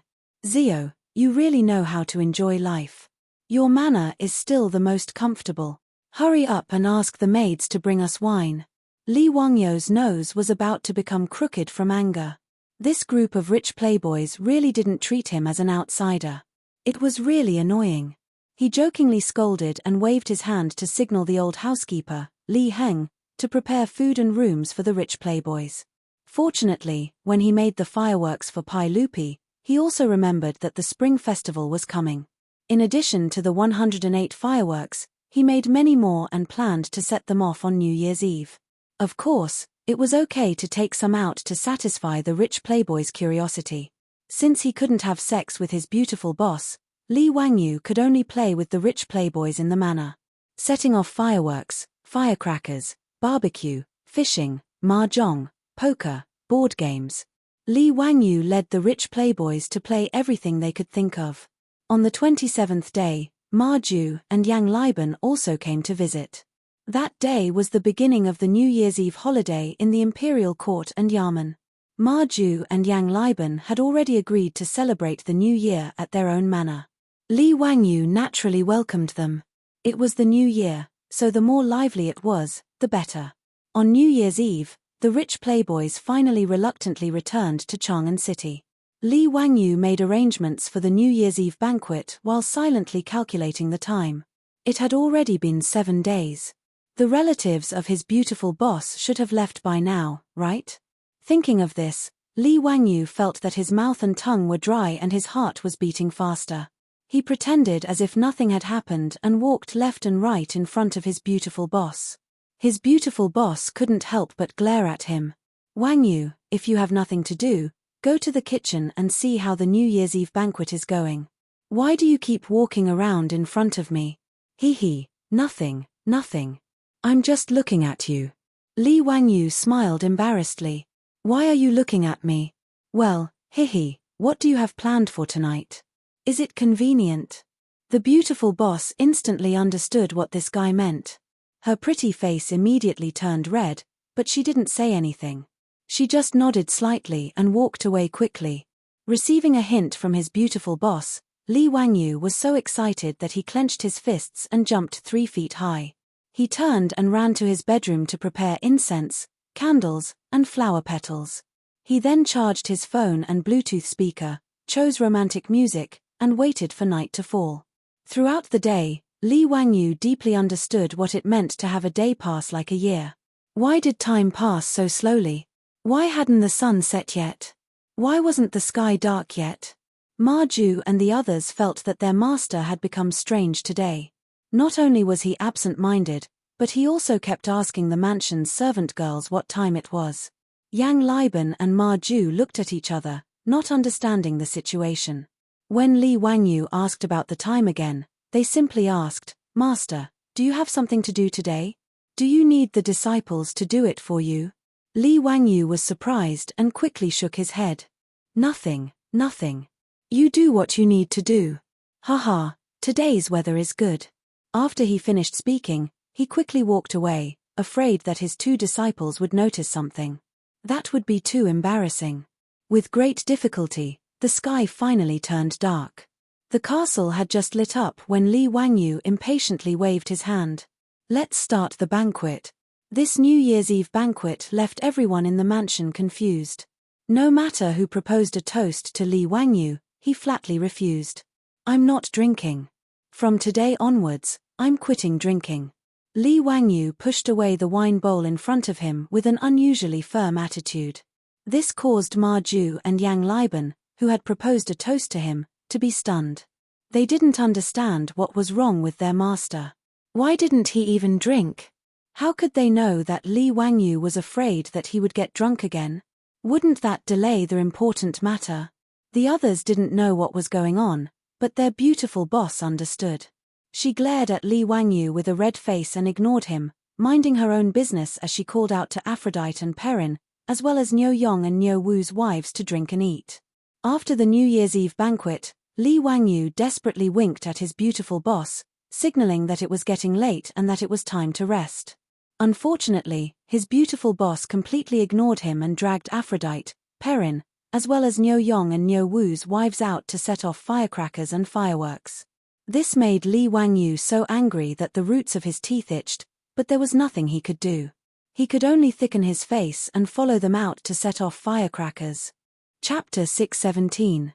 After setting off the firecrackers and fireworks with great difficulty, everyone sat back down in the castle to drink and chat. Li Wangyu, however, couldn't sit still anymore. From time to time, he would pretend to yawn and stretch, looking very sleepy. Li Heng, the old butler, felt sorry for him and couldn't help but say, "Are you sleepy, Langjun? Why don't you go get some rest?" Li Wangyu immediately got off the donkey and stretched as he stood up. "Okay, you guys can have your fun. Don't worry about me, I'll go back to my room first." With that, he turned around and left, not forgetting to secretly give his beautiful boss a look, indicating that she should go with him. But his beautiful boss turned her head away as if she didn't see it and continued talking to Aphrodite and the other daughters-in-law of the Niu family. Li Wangyu was so angry that the roots of his teeth itched, but there was nothing he could do. He could only look back every few steps and dawdle back to his room. His room was naturally the largest in the castle. Not only was there a living room outside the bedroom for receiving guests, but there was also a huge cloakroom and washroom inside the bedroom, just like the mansions in the future. There was also a thick carpet on the solid wooden floor. The bed in the bedroom was even bigger, which Li Wangyu had the craftsman build for him. Not to mention 2 or 3 people, it wouldn't even be crowded even if 5 or 6 people were to lie down. After returning to his room, Li Wangyu sat on the sofa in the living room, scratching his ears and cheeks anxiously. He grabbed the Book of the 3 Kingdoms, flipped through a couple of pages and threw it aside. He walked around the room several times but still didn't see his beautiful boss. Feeling that he had been tricked by this woman again, he stomped his feet in anger. Feeling really uneasy, he simply ran to the bathroom to take a shower and extinguish the anger in his heart. He planned to go to bed and find trouble with his beautiful boss tomorrow. But when Li Wangyu finished his shower and walked out of the bathroom in a bathrobe and wiping his wet hair with a towel, he was stunned when he looked up. Who else could it be but Su Changqing, who was looking at him with a sweet smile under the dim light of the room? "Changqing, you." As soon as he opened his mouth, his beautiful boss gently pressed a finger to his lips, indicating that he should not speak. Su Changqing gently leaned her head on his shoulder, her slender fingers drawing circles on his chest. "Wangyu, will we never be able to go back?" Li Wangyu opened his mouth, but he didn't know how to answer. There was no answer to this question, and he felt that the possibility of returning to the future was almost zero. "Listen, I don't care how many women you marry in the future, but if you dare to treat me badly, I'll kill you." After the beautiful boss finished speaking, she proudly raised her snow-white slender neck, stretched out her right index finger and middle finger, and made a peace sign. Su Changqing's mentality had changed a lot since he had been in the Tang dynasty for almost a year. Originally, she had thought that she would at most allow Li Wangyu to cheat on her once, and accepting Afro was already her bottom line. But as time passed, Su Changqing had already become a little numb to the Tang dynasty's multiple wives and concubines. She was not afraid of how many women Li Wangyu would have in the future, but she was afraid that he would forget about her. After all, she knew that she could no longer leave this little man. Now, Su Changqing's only request was that this man who came from the same era as her not let her down. That was all. Li Wangyu immediately felt a chill down his lower body in the face of his beautiful boss's threat, and his strong desire to live immediately made him reply without hesitation, "How is that possible? I swear that I will always treat you well, dote on you, and love you." "Humph, big pig trotter, I don't believe you." The beautiful boss began to pound Li Wangyu's chest with her small fists. Li Wangyu was speechless. "Can't you speak properly?" He quickly reached out and hugged his beautiful boss tightly in his arms. Without saying a word, he kissed her directly. At this point, even a fool would know that it was useless to say anything. Between the two of them, their breathing began to quicken. Li Wangyu's hands also began to slowly grope up and down dishonestly. When his hands finally touched Su Changqing's perky bottom, the beauty in his arms could not help but twist her body. Li Wangyu was about to continue, but Su Changqing suddenly pushed him away. "I'll go take a shower first." The beautiful boss bit her lower lip, her face flushed red and her eyes watery as she ran to the bathroom. The bathroom door slammed shut, making Li Wangyu, who wanted to chase after her, feel regretful. He could only sit back on the bed and wait anxiously. Of course, he knew what the beautiful boss meant. In the future, if he had a goddess like Su Changqing, he would be courting death if he still dared to be snobbish, eating from the bowl and looking at the pot. But Li Wangyu felt that he was deceiving himself if he had to pat his chest and promise his beautiful boss that he would only marry her in the future without any second thoughts. Let's not talk about the distant future, just take Avro in the residence. Could he bear to send her out of the residence and marry someone else? Even the little lowly Perrin, Li Wangyu's heart twitched at the thought of this lovely girl being pleasured by someone else. Bah, scumbag. Li Wangyu despised himself deeply in his heart. Sure enough, the beautiful boss was right. Men were all bad. But Li Wangyu dared to swear to his heart that Su Changqing was the love of his life, and he would never let her down no matter what. His words just now were definitely not perfunctory to the beautiful boss, but his heartfelt words. Just as Li Wangyu was letting his imagination run wild, the bathroom door finally opened. Su Changqing's beautiful black hair was still dripping with water. She had casually tied it into a bun and secured it with a hairpin. Her creamy skin was fair and flawless, with a faint pinkish hue. What a picture of a beauty coming out of the bath. Li Wangyu's heart began to beat violently again. Changqing. Li Wangyu only felt his mouth go dry and wanted to say something. But before he could say anything, he saw Su Changqing slowly undoing the belt around her waist. The beautiful boss's clothes fell to the ground piece by piece. Li Wangyu stared blankly at the naked beauty in front of him. The beautiful boss stretched out her two jade arms and wrapped them around Li Wangyu's stiff neck. She whispered in his ear and whispered, "Fool, why are you in a daze?" Li Wangyu was an idiot. At this moment, he knew what he should do. He lowered his head abruptly and kissed his beautiful superior's red lips fiercely. Her fragrance was thick and smooth, and his hands couldn't help but start to move up and down. When his hands climbed to the soft part of the beautiful boss's chest, Su Changqing only felt her ears burning and her heart beating wildly. There was even a moment when she had the thought of running away. The two people were entangled and slowly fell to the spacious bed. In the bedroom, waves of stirring moans continuously came out, and the air was filled with the smell of hormones. Midnight came. In the castle and in the nearby Dingju village, bells and drums sounded together. Zhengguan had come for 3 years. End of Book 1. Blossoming countless gold coins. Chapter 618. The panting in the bedroom quickly subsided. Li Wangyu stared blankly at the ceiling, his face ashen. His beautiful boss covered her mouth and chuckled. She drew circles on his chest with her finger. Hey, didn't someone say that he was in good health? Li Wangyu covered his face with both hands. He was speechless. What was going on with this damned body? He wasn't like this in his previous life. Although he didn't dare to brag that he could do it 7 times in one night, he still thought that his ability was pretty good. But before he could even get to the point, he had been killed in an instant. This made Li Wangyu want to die. Was there a problem with this body, or was there something else? No, I was too nervous just now. Yes, that's right. Let me rest for a while. Today, I must let you know what a man's dignity is. Li Wangyu cried in his heart, but he refused to admit defeat. In fact, Li Wangyu was already on the verge of tears. He was wondering if he should make a trip to the world manifestation realm after daybreak and find old immortal Sun to take a look at him. Could it be that he had some hidden illness? If he really had that kind of illness, he might as well slit his throat and try to transmigrate again. Okay, don't cry. Good boy, I don't dislike you, he. Su Changqing looked at the little man beside him who had a deathly pale face. His eyes were smiling like crescent moons. Why don't I try again? Maybe I wasn't used to it just now. Li Wangyu made a last-ditch effort. His beautiful boss bit her sexy red lips. Can you do it? Li Wangyu hurriedly stuck his head out and whispered a few words into his beautiful superior's ear, but the beautiful superior's beautiful face was dyed with a layer of blush.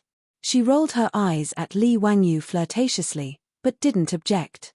Her body slowly slid down and disappeared under the brocade quilt. The room was filled with the scent of hormones once again. After everything returned to normal, Li Wangyu finally heaved a sigh of relief. It seemed that he didn't need to look for Sun Simiao. There was nothing wrong with this body. He couldn't help but chuckle. Darling, I'm not bragging, right? Hee. Su Changqing was too lazy to talk to him. She just lost her virginity, so she felt very tired and didn't want to talk. She just curled up in Li Wangyu's arms and hugged the little man who took her virginity. With a sweet face, she soon fell asleep. Li Wangyu stretched out his hand and gently stroked his beautiful boss's silky smooth back.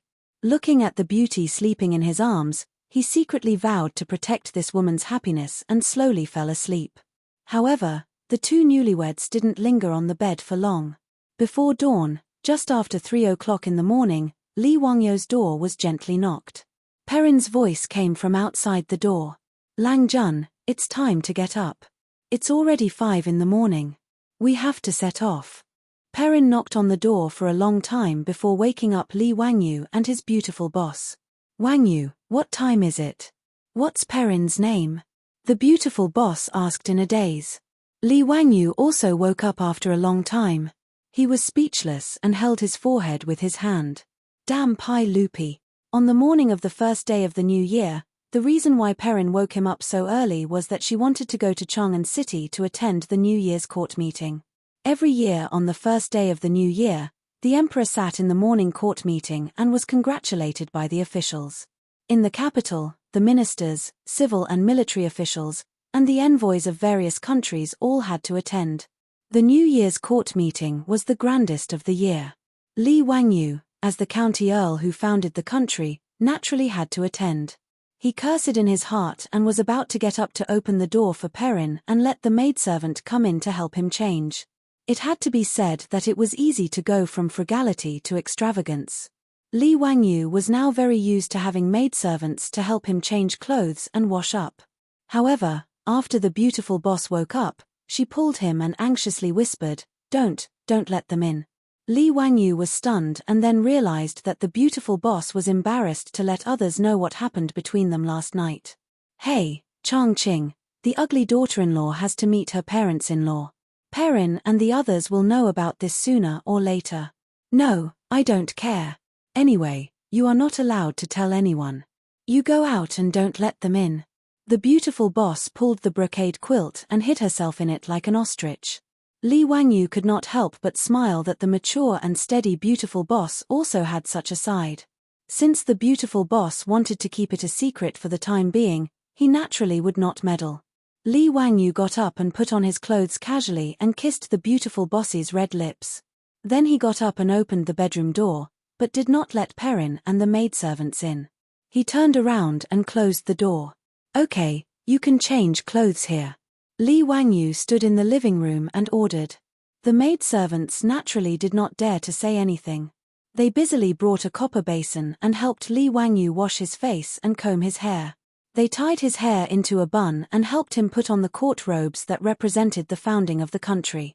On the other hand, the little girl, Pei Lan, seemed to have realized something when she realized that her Lang Jun did not allow her to enter the bedroom.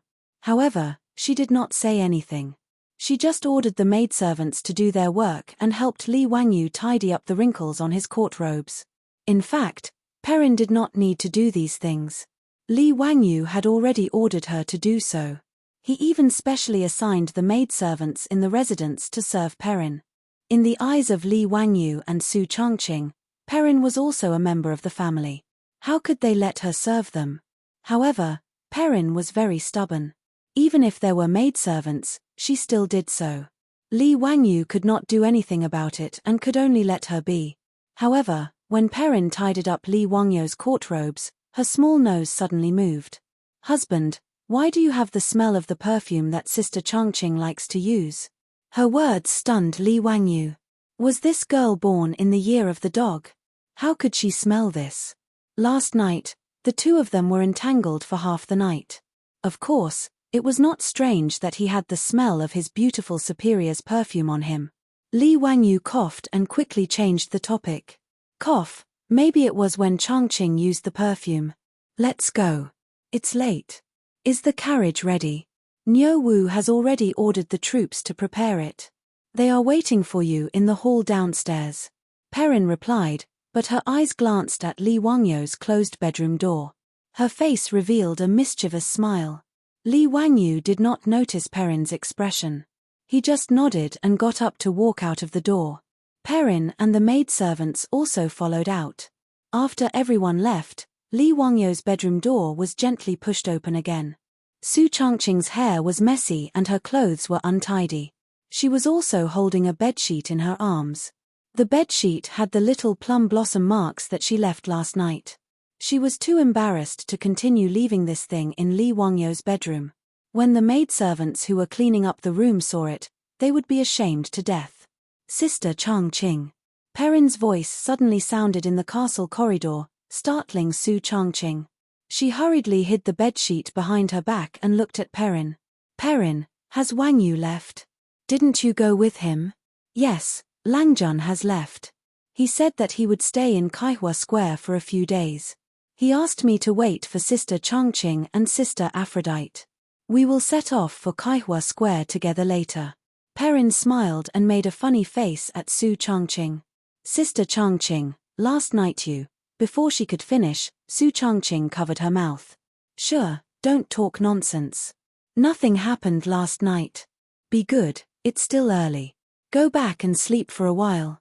We will set off after daybreak. The beautiful superior blushed and ran back to her room, leaving Perrin behind to snicker. Chapter 619. Because the weather was getting colder, Li Wangyu was too lazy to continue riding a horse. Therefore, he now took a four-wheeled carriage to Chang'an City. Ma Ju and Yang Liban also needed to attend the court meeting on New Year's Day. They had already gotten up and changed into their court clothes, waiting for him in the hall. Li Wangyu yawned and nodded to the two disciples, asking them to get on the carriage and set off. Sitting in the carriage, Li Wangyu recalled the incredible scene last night and couldn't help but smile. He didn't expect that after transmigrating to the Tang dynasty more than 1,400 years ago, he could have such a wonderful relationship with his beautiful boss. This was something he never dreamed of in his previous life. Ma Ju and Yang Liban looked at each other and guessed something from Li Wangyo's expression. Combined with the abnormal behavior of their teacher last night, the two of them showed a smile that all men understood. In the slight undulation of the carriage, the exhausted Li Wangyu fell asleep again with a happy smile on his face. When he woke up, the carriage had already stopped in front of the vermilion bird gate of the imperial city. At this time, the sky was still bright, but the vermilion bird avenue and the imperial city were illuminated by torches. Today's Chang'an City could be called Fire City. Every 100 meters, there were burning torches illuminating the wide streets. With birch candles and hundreds of torches surrounding the horses, the city was decorated. This was the grand occasion of today. For the court meeting on New Year's Day, the poem early court meeting on the day of the Lantern Festival by the Tang dynasty poet Wang Jian was the most detailed and vivid. The great country's rites and music are prepared, all the people are paying respect to the Lantern Festival. The eastern color has not moved, but the crown sword gate is full. The emperor lives in Penglai, solemn and clear. The general leads the Yulin forest, holding a halberd and patrolling the palace. The grandeur of a great country was fully displayed. Although Li Wangyu complained about Pai Lupi, after getting off the carriage, he was also shocked by the formation that he had never seen before. He couldn't help but become more serious. The court meeting on New Year's Day was the largest and most solemn court meeting of the year. The ceremony process was also quite complicated. In layman's terms, the court assembly was divided into the entrance ceremony, the New Year's greeting, the tribute, the year-end examination, the reading of the edict of the Lantern Festival, and the celebration. Naturally, there was no need to mention the entrance ceremony. During the New Year's greetings, the officials would send a congratulatory letter to Pai Lupi, and the high-ranking officials would represent the officials to congratulate him and read the congratulatory letter.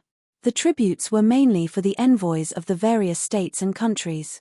They couldn't possibly come empty-handed to Pai Lupi to pay their New Year's greetings. Since it was the year-end assessment, they naturally had to see how the various places were doing and whether there were any political achievements. Finally, after the ceremony, Pai Lupi invited all the officials to a banquet. After everyone ate and drank, they could go home. However, this had nothing to do with Li Wangyu. He was here to make up the number of people, and the process of the ceremony had nothing to do with him. After taking a nap in the carriage, he still felt very sleepy. He just wanted to end the court session as soon as possible so that he could go back and sleep again. In the imperial city, hundreds of officials in luxurious clothes had already begun to gather and line up, preparing to enter the palace to pay their respects. Li Wangyu hurriedly led Ma Ju and Yang Liban forward to greet all the officials he was familiar with and pay their New Year's greetings. They kept repeating auspicious words such as Happy New Year, longevity extended, Happy New Year, longevity unlimited, and so on. It was very lively. While everyone was merrily greeting each other, Li Wangyu smelled a strong mutton smell, which almost made him suffocate. Although the Tangs also liked to eat mutton, Li Wangyu had been in the Tang dynasty for almost a year, but he had never smelled such a strong mutton smell on anyone. Moreover, today was the New Year's Day court session. Those attending the court session were all officials and nobles. Even if they didn't have incense on them, they shouldn't have such a smell. He couldn't help but turn his head and look. There were several envoys wearing thick leather jackets, who looked like nomads from the north. Li Wangyu couldn't help but ask Cheng Yaojin in a low voice, "Uncle Cheng, where did these envoys come from? They smell really bad." "Hehe, you brat, don't talk nonsense. They are the envoys of the barbarian Kargan. They are here to pay tribute to the sage during the court session today." Cheng Yaojin's words made Li Wangyu ponder for a long time. Who was this barbarian Kargan? After a long time, he remembered that this barbarian Kargan was also an Eastern Turk. After the Eastern Turks Sheli Kargan rebelled, the barbarian Kargan allied with the Hueha, Bayegu, and other tribes to defeat Sheli Kargan and built his own tent, which was Shui Entuor. "Uncle Cheng, that barbarian Kargan submitted to the sage?" Li Wangyu asked curiously. He didn't know about this history. Cheng Yaojin nodded with a smile. "The sage sent Yu Ji General Qiao Shuang to confer the title of Shui Entuor Zhenju Pijia Kargan. He also gave him a war drum and flag." That barbarian Kargan was also a tactful fellow. After accepting the title, he sent an envoy to pay tribute. Li Wangyu suddenly understood. When he was studying the history of the Tang dynasty, he seemed to have read about this matter. However, he didn't remember much about it until Cheng Yaojin explained. However, he remembered that this barbarian Kargan wasn't a good person. As the saying goes, those who are not of the same race will have different intentions. In the 13th year of Zhengguan, the barbarian Kargan started to become enemies with the Tang dynasty. In the 19th year of Zhengguan, after the death of the barbarian Kargan, his son actually led an army to attack Henan Shore Prefecture. This caused the Tang dynasty to be furious and send out an army. In the end, in the 20th year of Zhengguan, the Shui Entuor Khanate was completely destroyed by the Tang army. After recalling the history, Li Wangyu couldn't help but secretly curl his lips. These two-faced Shui Entuor people really didn't know what was good for them. Did they think that the cavalry of the Tang dynasty was made of mud? After the start of the court meeting, the officials and envoys of various countries entered the hall one by one and kowtowed to Pai Lupi. Then came the tedious process of the ceremony. Li Wangyu sat in his seat with his back against the pillar in the hall. He listened to Fang Xuanling's yin and yang reading out the congratulatory words. It felt like a lullaby. His eyelids became heavier and heavier. In the end, he simply leaned against the pillar and fell asleep. He had to admit that the warm Taiji Palace was really a good place to sleep. Li Wangyu slept so soundly that he was almost snoring. While he was having sex with his beautiful boss in his dream, he was suddenly pushed from behind. He was so scared that he jumped up from his seat. Before he could recover, he heard Pai Lupi's voice say, "What do you think, County Count Huxian? Tell me about it." "What the hell? What do you mean by what do I think? Pai Lupi, what are you talking about?" Li Wangyu blankly wiped the saliva from the corner of his mouth. He was in a daze and didn't know what had happened. Just like in the future, when he was suddenly called to stand up and answer a question while sleeping in class, he looked around blankly and asked the three questions in his soul. Who am I? Where am I? What am I doing? Why didn't anyone tell me what had happened? He couldn't help but turn his head and look behind him. The person who pushed him was his disciple Ma Ju, who was winking at him. Ah, this question, yes, this is a question. Li Wangyu didn't know what he was talking about. God, who could save him? He was about to cry. The court meeting was going well. Did it have anything to do with him? He was sleeping well. Who was he bothering? Chapter 620. When Li Wangyu saw the expressions of Pai Lupi and the other officials, he knew that his nonsense just now was not appropriate. When he was at a loss of what to do, he heard someone shouting in dissatisfaction, "Heaven Khan, what nonsense is this official of yours talking about? Does he also think that it is good for the Bae tribe to occupy my pasture? Heavenly Khan, are you humiliating me, Shui Tuo?" Li Wangyu looked towards the direction of the voice.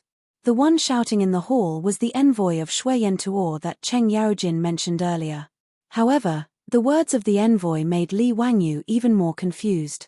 What the hell? The Bae tribe occupied Shui Tuo's pasture?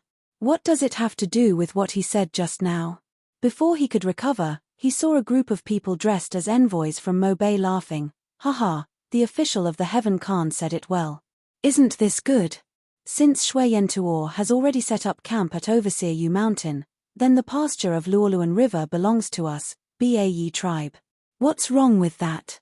Bullshit. God above, the pasture of Luoluan River has always belonged to us, Shui Tuo. Bah, if it wasn't for us, the Bae Yegu tribe, who helped you defeat Shelly Khan's army, you would have been finished long ago. Now, giving the grassland of the Krulun River to us is a reward. You bastard, do you want to duel with me? Come on, God above, are we, the people of Bae tribe, those cowardly guinea pigs? I will let you know what it means to be an eagle on the grassland. Li Wangyu continued to be confused. What the hell is going on? I just said a few words of nonsense. Why are these envoys arguing? Seeing his teacher's confused face, Ma Ju was helpless. While Shui Tuo and the envoys of Bae tribe were still scolding each other, he quickly got up and whispered a few words in Li Wangyu's ear. Only then did Li Wangyu realize what was going on. F***ck, this was really a pain in the ass.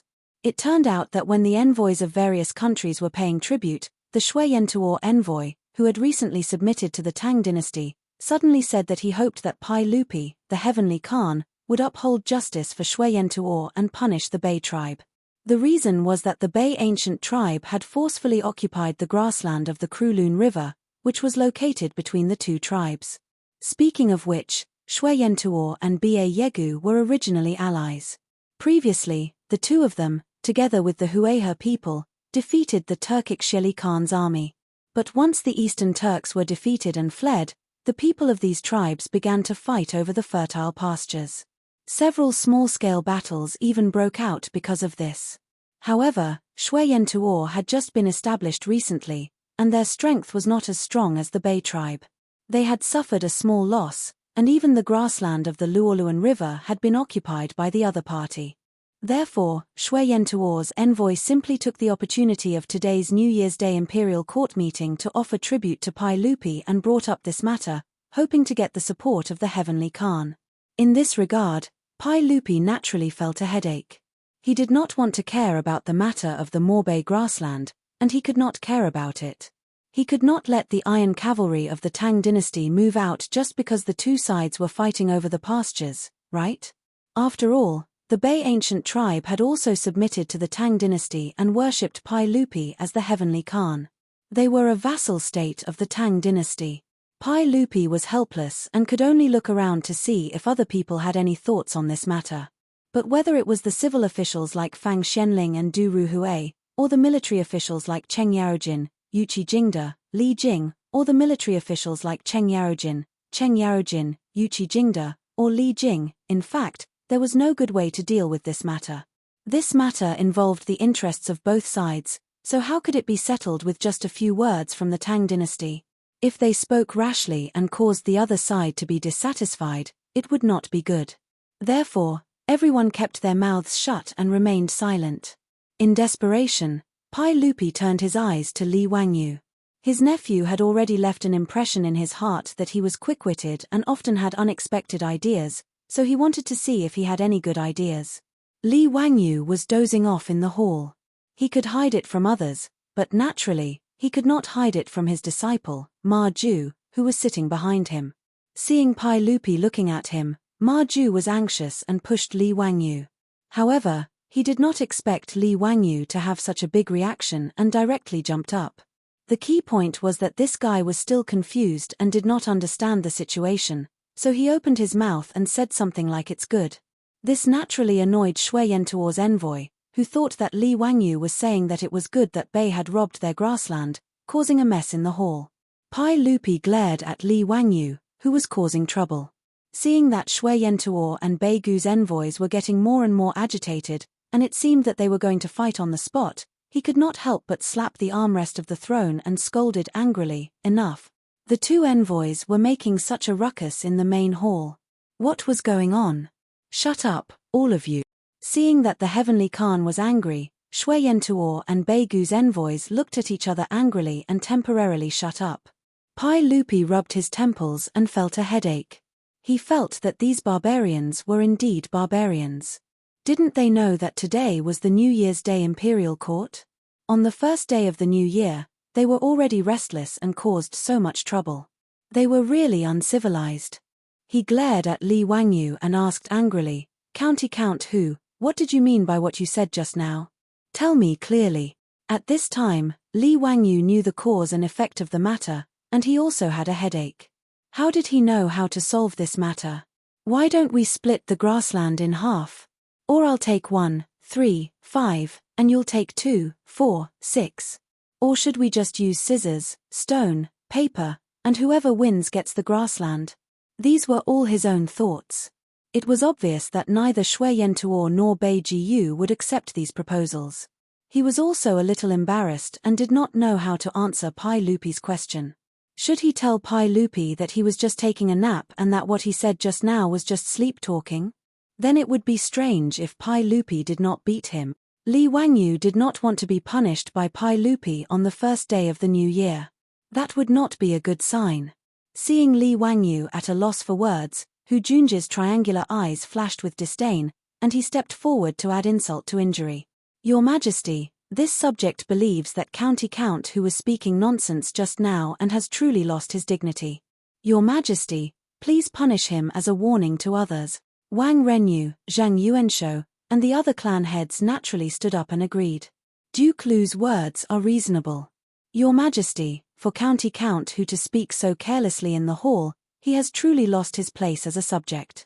This subject requests that Your Majesty severely punish County Count who for his conduct." Hearing this, Li Wangyu could not help but raise his middle finger under his robe. These bastards were really willing to use their knives. But after being forced by them, Li Wangyu suddenly had an idea, and he couldn't help but heartily laugh. "Ha ha, Duke Lu, Duke Wang, and Duke Sheng's words are truly baffling. When did I speak carelessly? Everyone, please do not slander me." Hu Junji scornfully pursed his lips. "County Count who, weren't you the one who said that this matter was rather good? Ba Yegu occupying Shui Yentuo's grassland is rather good. Why don't you explain this to His Majesty and Shui Yentuo's envoy?" Li Wangyu slowly walked forward and bowed to Pai Lupi. "Reporting to Your Majesty, what this subject said just now was rather good." It was not what Duke Lu understood. Chapter 621. Pai Lupi glanced at his nephew and asked, "Oh? County Count who, what did you mean by what you said just now?" "Yes, Your Majesty. When I said quite good, I meant that Shui Yentuo's envoy was willing to ask Your Majesty for help. This matter is quite good. As the Khan of Heaven, Your Majesty naturally has the responsibility of arbitrating vassal states. This is Your Majesty's right and obligation. This is also the reason why the Tang dynasty is respected by all states and the 4 seas." Li Wangyu's words touched Pai Lupi's heart. The proud Pai Lupi could not help but feel proud. He nodded slightly and the anger on his face disappeared. However, Pai Lupi did not let Li Wangyu go.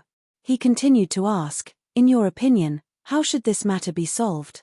The key was to solve the conflict between Shui Yentuo and Ba Yegu. Otherwise, no matter how good Li Wangyu's flattery was, it would not help. Li Wangyu was not in a hurry. He smiled and said, "Your Majesty, this matter is very easy to solve." "What good plan?" Not only was Pai Lupi curious, But the officials and the envoys of Shui Yentuo and Ba Yegu were also staring at Li Wangyu. They wanted to see what this young man would come up with. Hehe, it's simple. If there is a conflict, can't we just compete? The winner will take the grassland, and the loser will admit defeat. It's fair and reasonable. Isn't this a happy ending?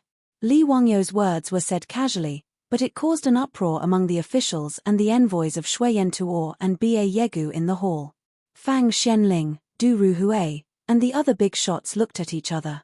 They did not understand why Li Wangyu would say this. Ma Ju and Yang Liban were even more anxious. They wished they could go up and cover their teacher's mouth. County Earl Hu, be careful with your words. What kind of idea is this? Do you think that national affairs are child's play? Absurd, this is absurd. County Earl Hu, how can you come up with such an idea to make the two clans fight over the grassland? What are your intentions? Since the Shui Yentuo and Ba Yegu clans are vassals of the Tang dynasty, how can you come up with such a bad idea? If the two clans fight each other, what good will it be for the Tang dynasty and the two clans? Absurd, truly absurd. Your Majesty, I want to impeach County Earl Hu, for his evil intentions, he should be punished. Your Majesty. County Magistrate whose words were filled with evil intentions and could not be forgiven. County Earl Hu, Your Majesty, please punish him. The Shui Yentuo, and Ba Yegus, and the officials of Yegu and Bas didn't say anything for the time being. The other officials, were. This was especially true for the officials from the aristocratic families. They were all filled with righteous indignation, looking as if they were sworn enemies with Li Wangyu. A large group of people who wanted to impeach him came out on their knees. Yuqi Jingde and the other generals didn't know what to say. They looked at each other and didn't say anything. It was Cheng Yaojin who stood out and laughed. Wahahaha, Your Majesty, I think County Earl Hu's words are reasonable. Since neither side can convince the other, then let's fight. We'll listen to the one with the bigger fist. Pai Lupi stared at Cheng Yaojin with a headache. He didn't find it strange that this old man would be so unreasonable. However, Pai Lupi never expected Li Wangyu to come up with such a bad idea. He was caught unprepared. County Earl Hu, what do you mean by this? Explain it clearly. Li Wangyu wasn't worried at all in the face of the official's accusations. He chuckled and replied, Your Majesty, this is what I meant just now. Since the vassal states are in conflict and can't agree, then a fair competition to determine the winner is naturally an appropriate method. His words made the ministers who wanted to impeach him explode again. Without waiting for Li to speak, they couldn't wait to refute. Nonsense, are the lives of the vassal state not lives? County Earl Hu, how dare you treat human lives like grass? If Shui Yentuo and Ba Yegu fight to the death, wouldn't that benefit the Eastern Turks and that old thief Shelley? County Earl Hu, what are you thinking? Wang Renyu stood out and reprimanded. Li Wangyu spread out his hands. When did I say that I want Shui Yentuo and the Ba Yegu to fight to the death? County Earl Hu, you just finished speaking and you want to deny it. Do you really think His Majesty and I are deaf? Li Wangyu said with a sneaky smile, Everyone, did you hear me clearly? I said to let the two sides compete, but I didn't say to let them fight to the death. Wang Renyu sneered, ridiculous, swords have no eyes. Could it be that County Earl Hu is thinking of wrapping swords and spears in cotton and playing with them? No. Since they are all vassal states of the Tang dynasty, how can we use swords and spears so crudely? Li Wangyu shook his head and smiled. Pai Lupi couldn't help but ask curiously, County Earl Hu, then what do you mean? Hehe, Your Majesty, I was wondering if the Tang dynasty can hold a sports meet. Why don't we call it the Tang Dynasty National Sports Meet, or the National Sports Meet for short? This war is about who is stronger, faster, more accurate in archery, and better in horsemanship.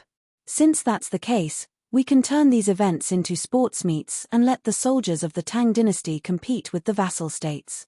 This way, we don't need to use swords and spears, and we can show the strength and bravery of the soldiers. Why not? Li Wangyu smiled very proudly. This was the idea he came up with in a flash of inspiration.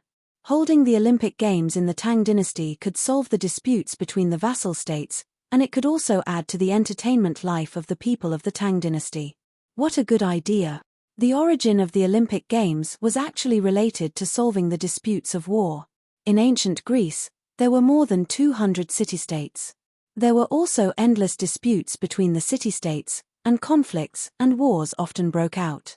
The continuous wars disgusted the ancient Greek people, and they all desired a peaceful environment to rest and recuperate.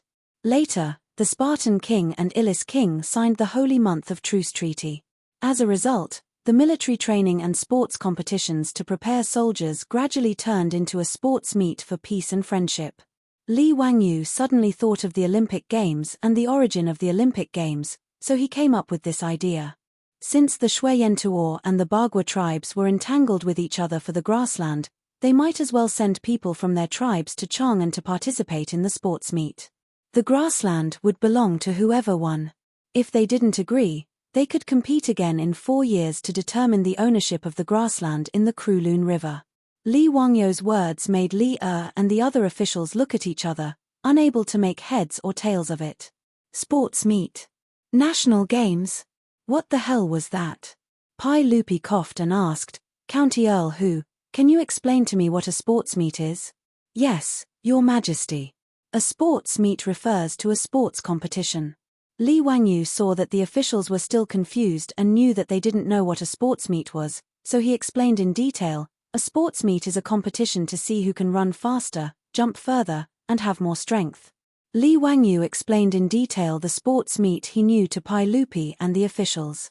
Your Majesty, this sports meet can not only resolve disputes like the one between the Shui-Yentuo and the Bagua tribes, but also make the soldiers and people of the Tang dynasty braver and stronger. This sports meet can also allow the people to participate and fight for the glory of the winner.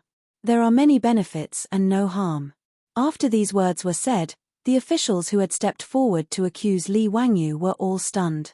They opened their mouths but didn't know how to refute. Even Wang Renyu, Hu Junji, and the others didn't know what to say. Sports meet, this idea was too outrageous. They hadn't even thought about it yet, so how could they comment? Pai Lupi narrowed his eyes and suddenly asked, County Earl Hu, this sports meet you speak of, is it similar to a baseball meet? Your Majesty is wise. Baseball can also be a part of the sports meet. The winner will be awarded a gold medal by Your Majesty and announced to the world. Everyone will hear about it as a reward. Pai Lupi nodded and looked at the officials.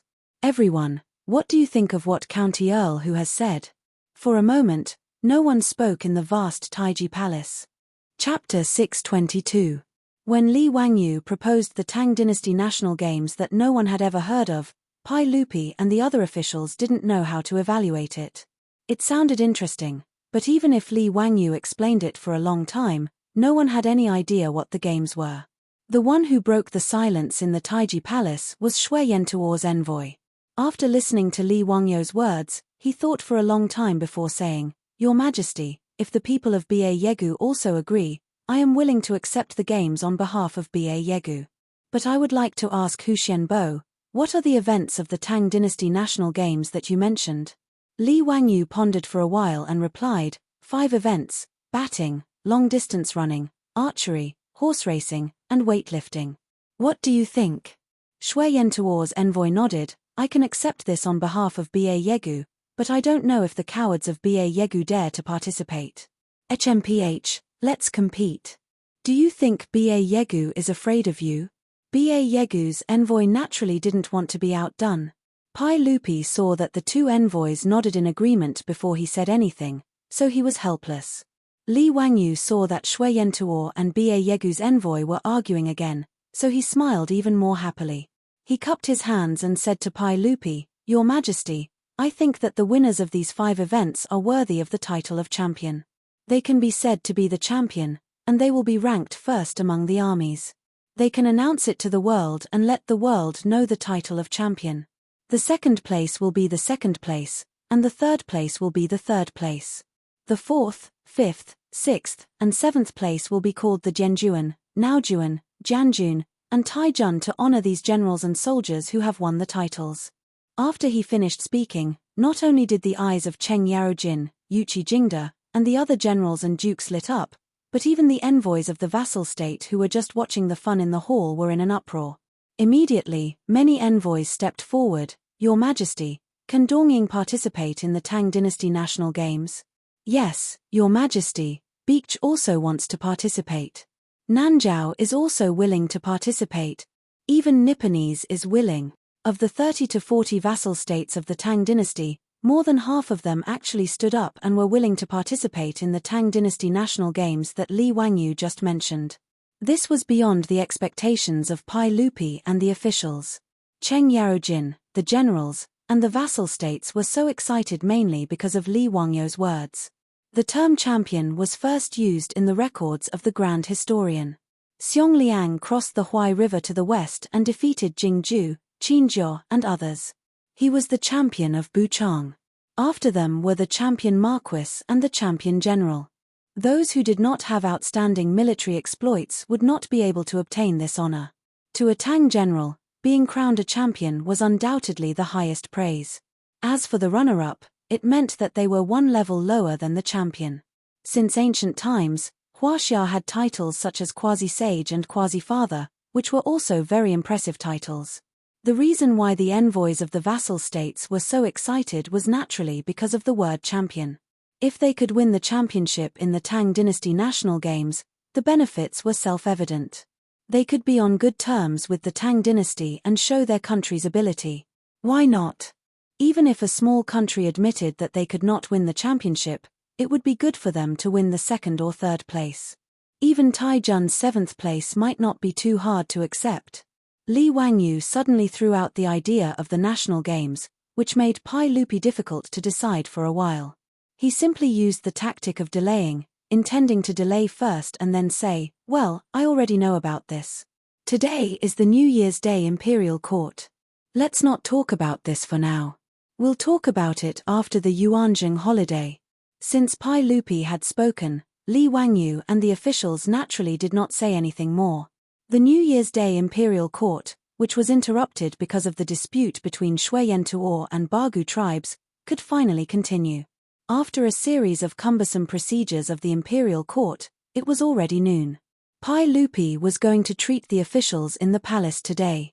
To be honest, the imperial cuisine in the palace was actually not very delicious. Li Wangyu wasn't the only one who thought so. Even Fang Xianling and Cheng Yarojin thought the same. Even Pai Lupi, who had eaten the delicacies of Lai Hot several times, had to admit that the imperial kitchen of Taiji Palace was really not as good as the kitchen of Lai Hot. Because of this, the kitchen maids in Li Wangyu's residence had been replaced several times. After all, regardless of whether it was Li or Cheng Yarojin, these big shots, he couldn't refuse to give his kitchen maids to them. After the banquet in the palace, Li Wangyu was ready to go back to his mansion to sleep, but he was directly stopped by Tuo. Pai Lupi invited him. Li Wangyu shook his head speechlessly. He knew it must be about the sports meeting, so he could only obediently follow Tuo to the Yin and Yang Palace. In the Yin and Yang Palace, not only Pai Lupi was there, but also Fang Xianling, Du Ruhui, Zhongsun Wuji, Wei Zheng, Cheng Yarojin, Li Jing, Yuqi Jingda, and other generals. Seeing Li Wangyu enter the palace, Cheng Yarojin could not help but laugh.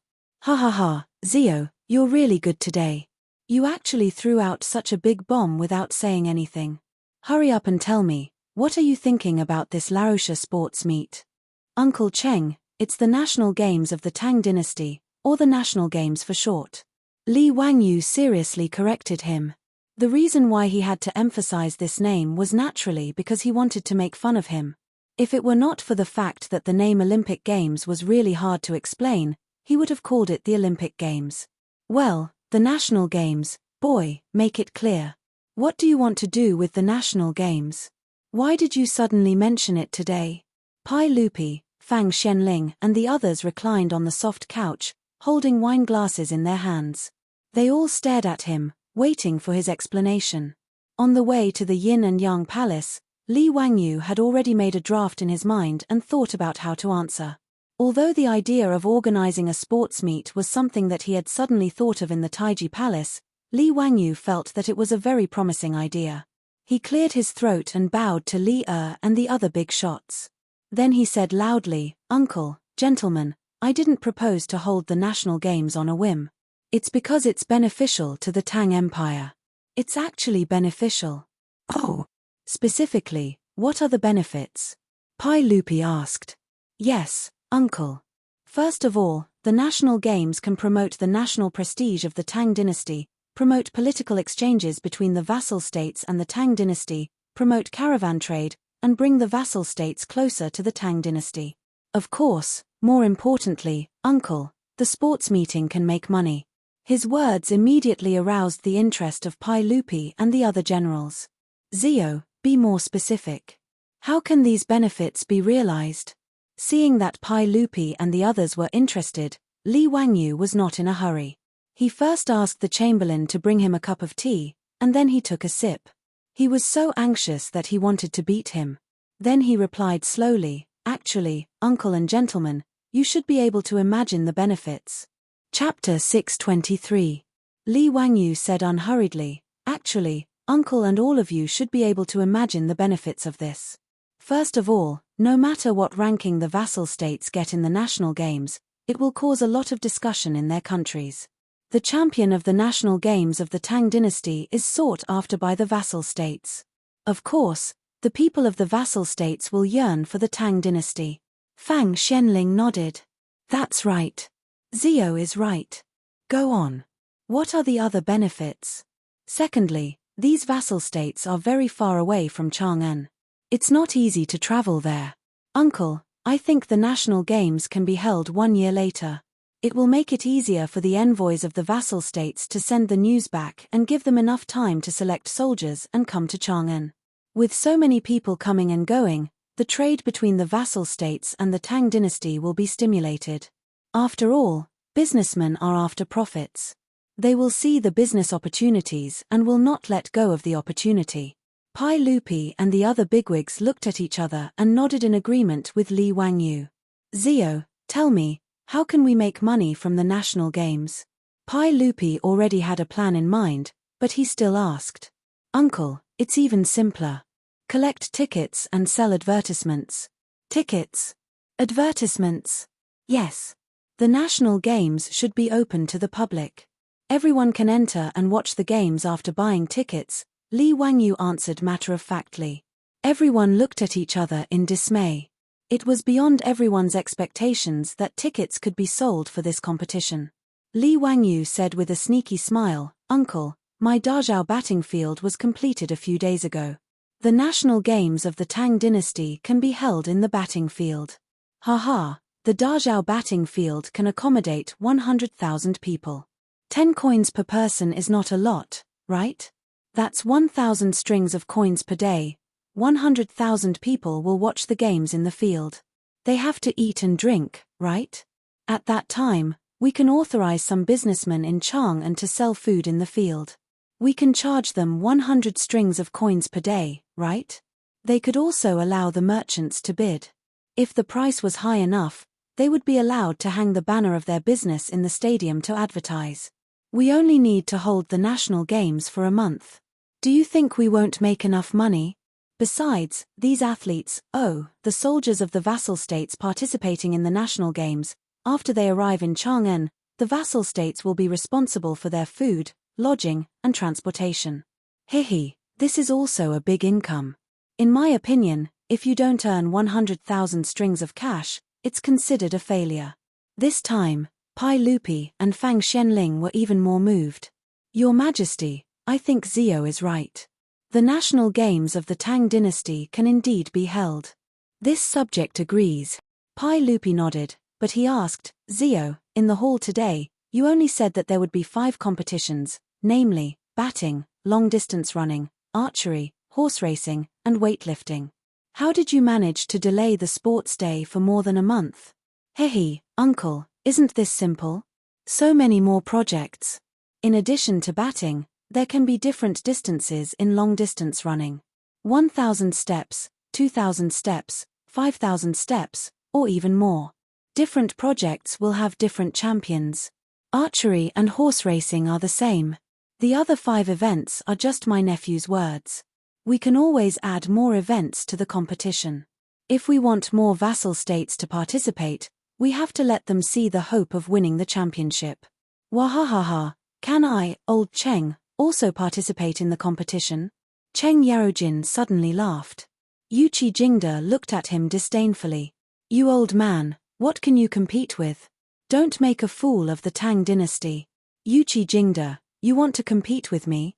Come on, I'm not afraid of you. Seeing that the two old men were about to make trouble again, Pai Lupi couldn't help but stare at them angrily. Jijie, Jingda, don't make trouble. Li Wangyu couldn't help but laugh. Uncle Cheng, not everyone can participate in the national games. Of course, you have to be qualified. Bastard, you better tell me clearly. What conditions do you have that I'm not qualified for? Cheng Yarojin said angrily. Hehe, it's not up to me to decide. Li Wangyu hurriedly waved his hand. He didn't want to provoke this old hooligan. Uncle Cheng, there are hundreds of thousands of soldiers and horses in the Tang dynasty. Even if we only select soldiers from the Imperial Guards to participate in the sports day, we still have to go through many rounds of selection. How will they be selected? Li Wangyu said, I think that each of the 16 guards of the Imperial Guards will select one athlete to participate in the national games. As for how each guard will be selected, it will depend on Uncle Cheng and the rest of the officials. In addition to the athletes from the vassal states, there will probably be dozens of people participating in each event.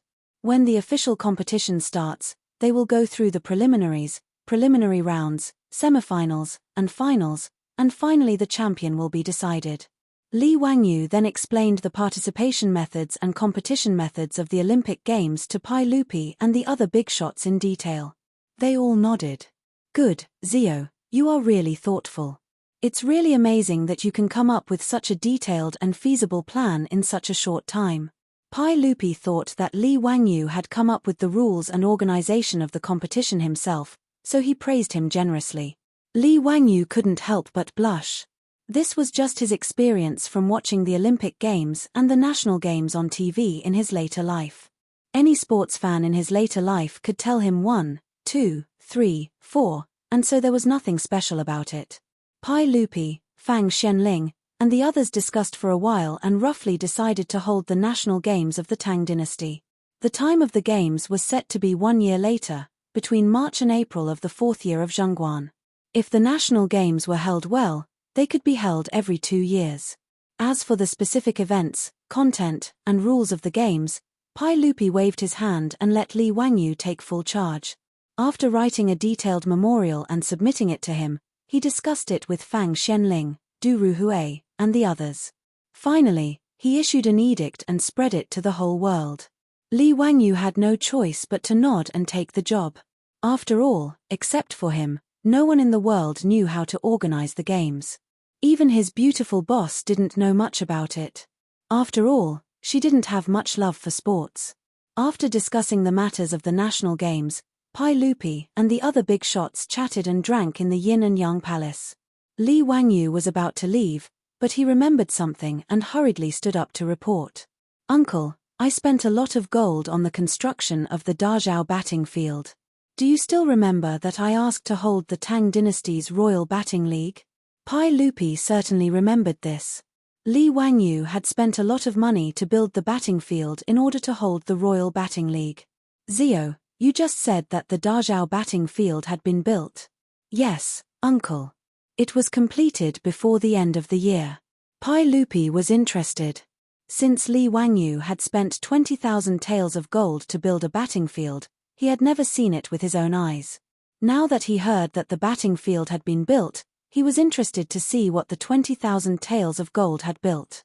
Gentlemen, why don't you come with me to the batting field today? Let's see what this guy has built after spending 20,000 taels of gold. Since Pai Lupi had spoken, the big shots naturally had no objection. However, Cheng Yarojin laughed and said, Your Majesty, why don't I order someone to call a batting team from the left Jinwu Guards? Let's have a batting match today to liven things up for Your Majesty. Yuchi Jingda's eyes also lit up. That's right. I'll also order someone to call a batting team from the army. How about we have a match in the Dazhao batting field today? Pai Lupi nodded with a smile. Today was the first day of the new year. He had nothing to do during the holidays. It would be good to watch a batting match. Chapter 624.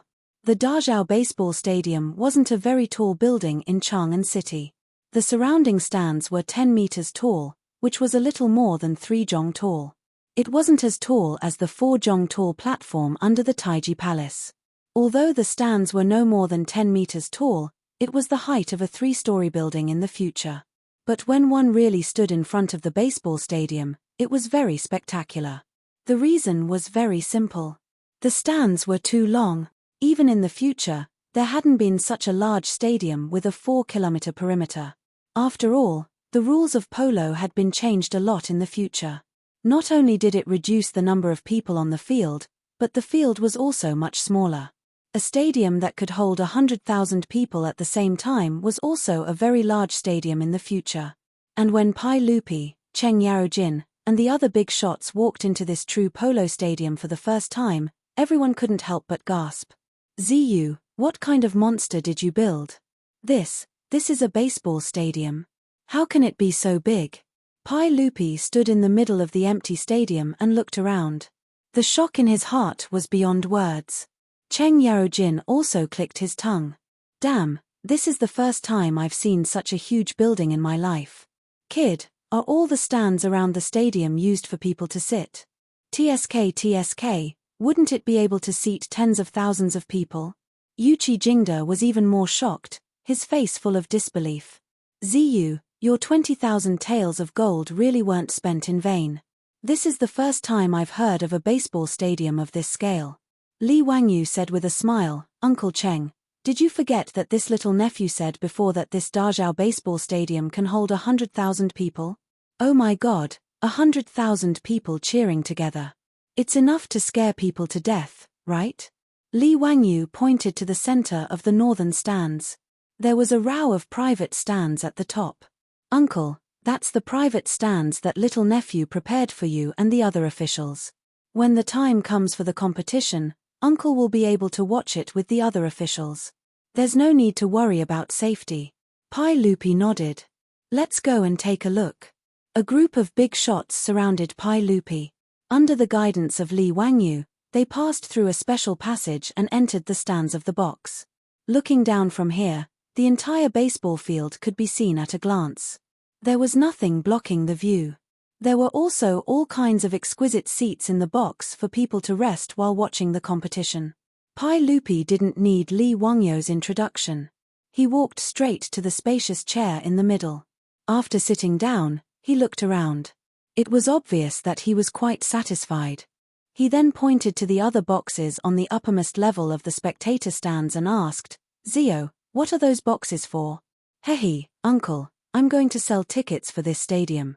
Seats of different grades naturally had different prices. The cheapest seat cost 10 copper coins, while the best seats cost 50 to 500 copper coins. As for those private rooms, hehe, it won't do if it's less than 10 copper coins. Li Wangyu's answer stunned Pai Lupi, Fang Xianling, and the others. After pondering for a long time, they shook their heads and smiled bitterly. Zio, what's in your head? Pai Lupi was too lazy to care about his greedy nephew anymore. He called out to the group of big shots. Everyone, sit. Today, we'll be here to watch the game. Jijie, Jingda, is the batting team ready? Yes, Your Majesty. It's ready. We're just waiting for Your Majesty's order to start the competition. Good, then get ready to start. Cheng Yarojin and Yuchi Jingda nodded. When they were about to go and inform the officials, Li Wangyu stretched out his hand to stop them. Wait, uncle, this stadium is empty. Isn't it boring to watch the game like this? It's not lively at all. Pai Lupi was surprised. Zio, what do you mean? Hehe, uncle, you can see that the stadium is empty. Why don't you immediately let the Imperial Guards go to the surrounding houses to inform the officials? Tell them that the Dazhao batting field is open for free today. Let the people enter and watch the game as they wish. What do you think? Pai Lupi laughed. Sure. Today, I'll have fun with the people. Pass down the order. Let someone inform the officials. The game will start in 2 hours. The Tangs loved to socialize and liven things up, even the ordinary people.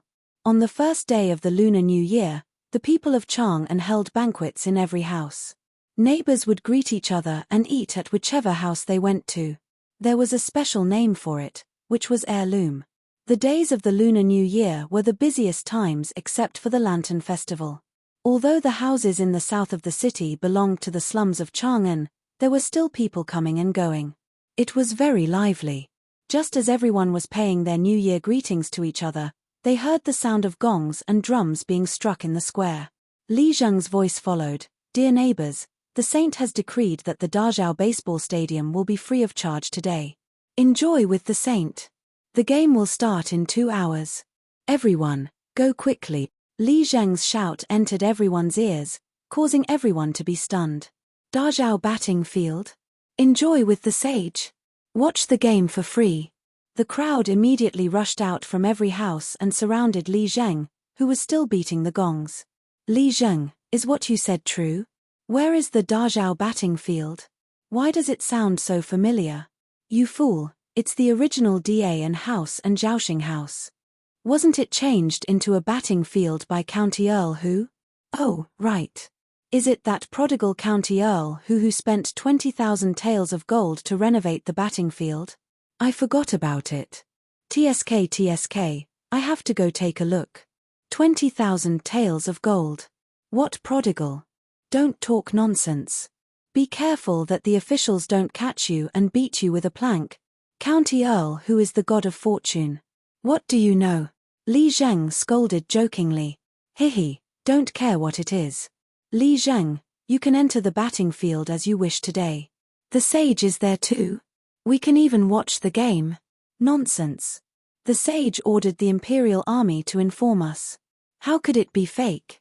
Everyone, go quickly. Be careful that there won't be any seats left if you're late. After I inform everyone, I have to hurry over to watch the game." After Li Zheng finished speaking, the crowd immediately dispersed. Some ran directly toward the batting field. Some ran back home to call their aunts and children. There were also some who called their friends. For a moment, the houses were in chaos. This scene was happening in dozens of houses in the south of Chang'an City. Not long after, countless people ran out of the houses and headed toward the Dazhao batting field. The news quickly spread to the east and north of the city. Many merchants and wealthy merchants immediately rode their horses and carriages toward the south of the city. Those without horses or carriages naturally chose to take public carriages. Even the officials and nobles immediately ordered their servants to prepare carriages and horses and hurried to the south of the city when they heard about this. After all, even Pai Lupi was there. The officials naturally couldn't pretend that they didn't know.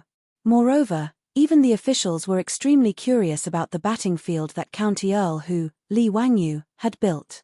Everyone wanted to see with their own eyes what the County Earl who had built after spending 20,000 taels of gold.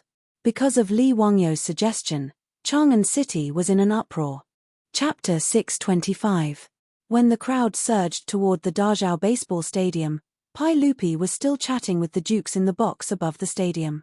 The sudden influx of people into the stadium made Li and the others feel surprised. Originally, Li and the group of big shots had thought that it would already be amazing if they could fill half of the seats in this huge stadium by notifying the people at the last minute to watch the game. One must know that this was a baseball stadium that could hold 100,000 people. Half of it would be 40,000 to 50,000 people. As the saying goes, when there are 10,000 people, there is no end to it. Let alone tens of thousands of people. However, when the crowd continued to surge into the baseball stadium and the endless crowd slowly filled up Noda Baseball Stadium, even Pai Lupi was moved. Cheng Yarojin and the other generals were even more nervous. "Your Majesty, should I bring all the soldiers of the Jinwu Guards over? There are too many people. I'm worried that something might happen." After the initial shock, Pai Lupi slowly shook his head. "There's no need. Do I not trust my own people in Chang'an City? Moreover, the box that Zio made is very safe. There's no need to go through so much trouble." Hearing Pai Lupi's words, Cheng Yarojin could only give up. However, he still ordered his retainers and Pai Lupi's imperial guards to be more vigilant and avoid trouble. At this moment, Li Wangyu felt his scalp go numb. In his previous life, although he had gone to the baseball stadium to watch competitions and attended concerts of singers, it was not uncommon for tens of thousands of people to gather together. However, there was strict security. Not only were there security guards, but there were also many policemen to maintain order.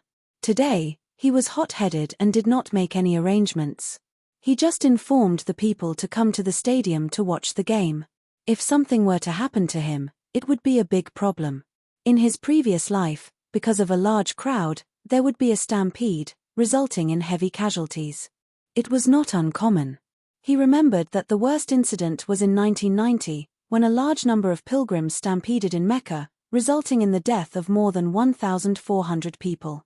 Now, Li Wangyu looked at the black mass of people in the stadium below and felt that this was a time bomb that could explode at any time. "Uncle, it's better if you quickly transfer the Imperial Guards over. It's your nephew's fault for not thinking things through."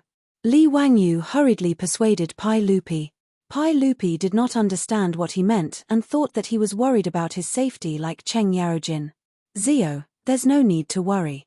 The Imperial Guards around me are enough to protect me.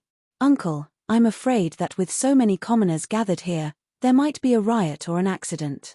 "I'm afraid there might be an accident. Hurry up and get the Jinwu Guards to come to the stadium to maintain order." Li Wangyu's forehead was covered in sweat from fear. Pai Lupi, Fang Shenling, Du Ruhui, and the others looked at each other, then turned their heads to look at the increasing number of commoners below. They could not help but break out in cold sweat. Pai Lupi did not dare to hesitate and immediately ordered, "Jijie, immediately pass down the order to bring all the Jinwu Guards to the stadium to maintain order. There must be no accidents." Cheng Yarojin also thought about it and did not dare to hesitate. He nodded and followed the order to mobilize the guards. Although the Da Jiao baseball stadium had been completed, Li Wangyu had not arranged for personnel to manage it. After the numerous entrances to the stadium were opened, there were no security measures or personnel at all. As a result, more and more commoners poured into the stadium. Li Wangyu looked around. Not only did he not see any empty seats in the stadium, but even the aisles were filled with people. It was clear that there were more than 100,000 commoners gathered in the stadium at this time. In this regard, Li Wangyu could only secretly pray to the gods and Buddhas that there would not be any accidents. Fortunately, the commoners who came to watch today knew that the saints were here, so they did not dare to cause trouble. Although there were more than 100,000 people in the stadium, the order was still acceptable. At the very least, Li Wangyu did not see any signs of unrest. Not long after, a large group of Imperial Army soldiers dressed in shining armor and wielding gleaming sabers and swords entered the field and began patrolling the area to maintain order. Only then did Li Wangyu's tense heart finally relax. After a series of twists and turns, it was finally time for the baseball match to begin. When the batters of the two teams entered the field on horseback, the drums on the side of the field sounded. The originally noisy field suddenly exploded like a pot of boiling oil. Long live. Hua, hua, hua. Barely. Victory. Today, Pai Lupi had called for the two teams of the Jinwu Guards to compete on a whim. It was a civil war of the Jinwu Guards. But even so, neither side of the Jinwu Guards wanted to lose. Putting aside the fact that there were saints watching the battle, just the fact that after the two batters rode into the field and heard the tsunami-like shouts and cheers, the group of batters felt their blood surging and their bodies brimming with energy. Pai Lupi, Cheng Yarojin, and the other big shots in the box at the top of the grandstand were extremely satisfied with the explosive atmosphere. Cheng Yarojin, that old man, even rushed to the railing and waved his fist as he shouted, "Bastard! Kill! Kill! Kill!" The Tang people who had never experienced such an atmosphere were instantly infected by the atmosphere of the stadium. One by one, they shouted as if they were intoxicated. Those who had never watched a match in the stadium would find it difficult to understand the shock and emotional resonance. That kind of excitement could be said to be very high. The crowd who sat in such a stadium for the first time to watch a match entered such a crazy state at this time. Although the match had not yet started, the crowd was already high. In this regard, Li Wangyu could only shake his head helplessly. He was really speechless about the shouting Pai Lupi and the others. If they were to see the atmosphere of the World Cup in the future, wouldn't they explode on the spot? What's more, Li Wangyu listened to all kinds of cheers in the stadium and still felt that it was not enough. Naturally, the Tang dynasty did not have a slogan like "Do Your Best," nor did it have a unified standard. So in the stadium, 100,000 people were shouting their own words, and it was very chaotic. He rolled his eyes and simply pulled the group of imperial guards in the box over and whispered a few words in their ears. At this time, the imperial guards were also excited by the atmosphere of the stadium. If it were not for their duty, they would probably jump and shout along with the crowd. Hearing Li Wangyu's order, their eyes lit up and they hurriedly nodded in agreement. In the stadium, the gong had already sounded to start the match. More than 20 strong horses seemed to be stimulated by the atmosphere of the stadium and galloped happily. The rumbling sound of the horses' hooves stimulated the audience in the stands, and all kinds of cheers were heard again. Today, the batters of the Jinwu guards were also greatly stimulated and played their strength beyond their usual standards. On the field, there was an endless stream of wonderful performances, and the crowd was fascinated by them. The momentum of the applause and the stomping of the feet was very vast. Li Wangyu even suspected that if the spectator stands around the stadium were not made of solid soil, with so many people stamping their feet and shouting together, the spectator stands would have collapsed. Pai Lupi, Fang Xianling, Cheng Yaojin, and the other big shots also stood up and applauded the wonderful performances on the field. While the crowd was watching happily, suddenly there was a uniform cheer behind them. Rise! Rise! Rise! Chapter 626. Pai Lupi and the group of big shots turned around in shock. It was the guards in the box. Under the leadership of Li Wangyu, they were shouting slogans rhythmically to encourage the batters below. As a person from Sichuan, Li Wangyu naturally felt that the slogans like "Come on" in the future were not as powerful as the Sichuan people's rise. So when he found that the 100,000 people in the field were shouting their own slogans, he thought of this matter. He called the guards over and let them shout "Rise" with him. Although the phrase "Rise" could be said to be the patent of the Sichuan fans in the future, it actually appeared as early as the Han Dynasty. There was a record in the Book of Ancient Microcosm, "Some people rise," Dai Yueying, Lu Kai Chong. Rise was the meaning of rise. In the ancient Chinese language, rise also had the meaning of young. Rise, rise, rise. Therefore, when the soldiers shouted "Rise," Pai Lupi and the group of big shots were stunned at first.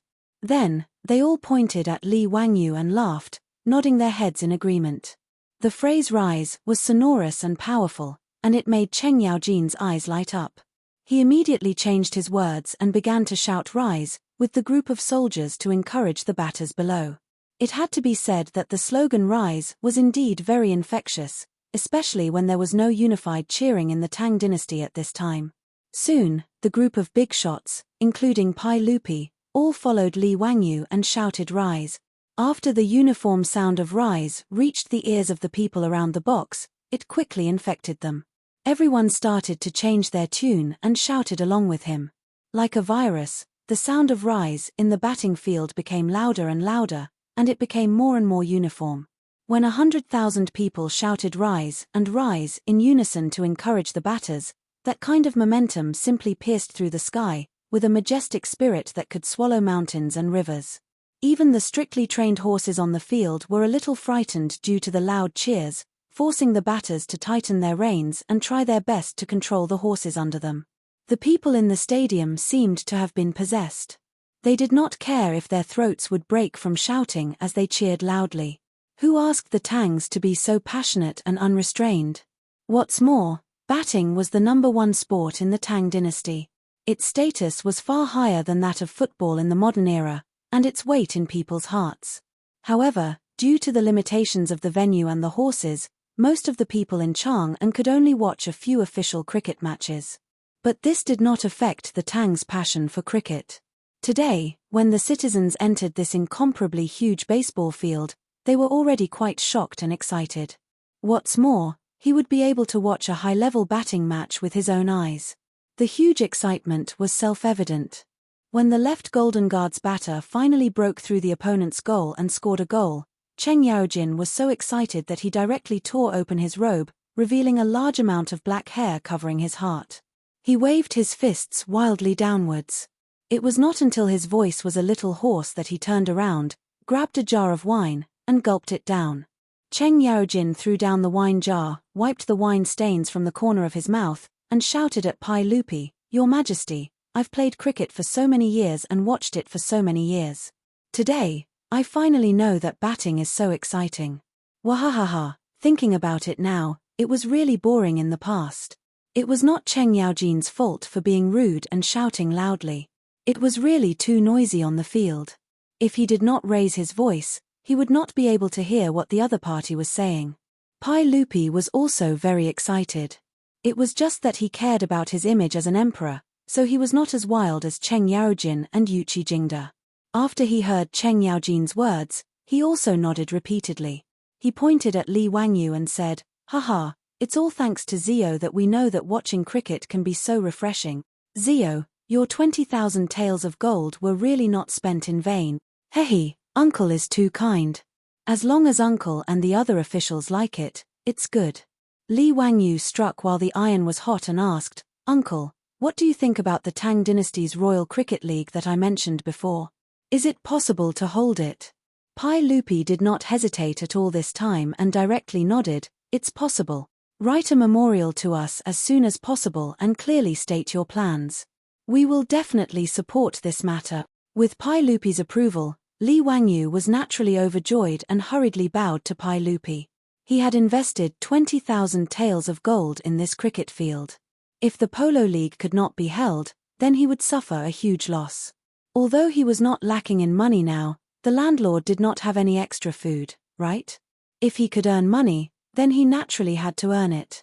As long as the Polo League was held, even if it was only held once every 10 days, he would be able to make a lot of money. Li Wangyu was very confident about this.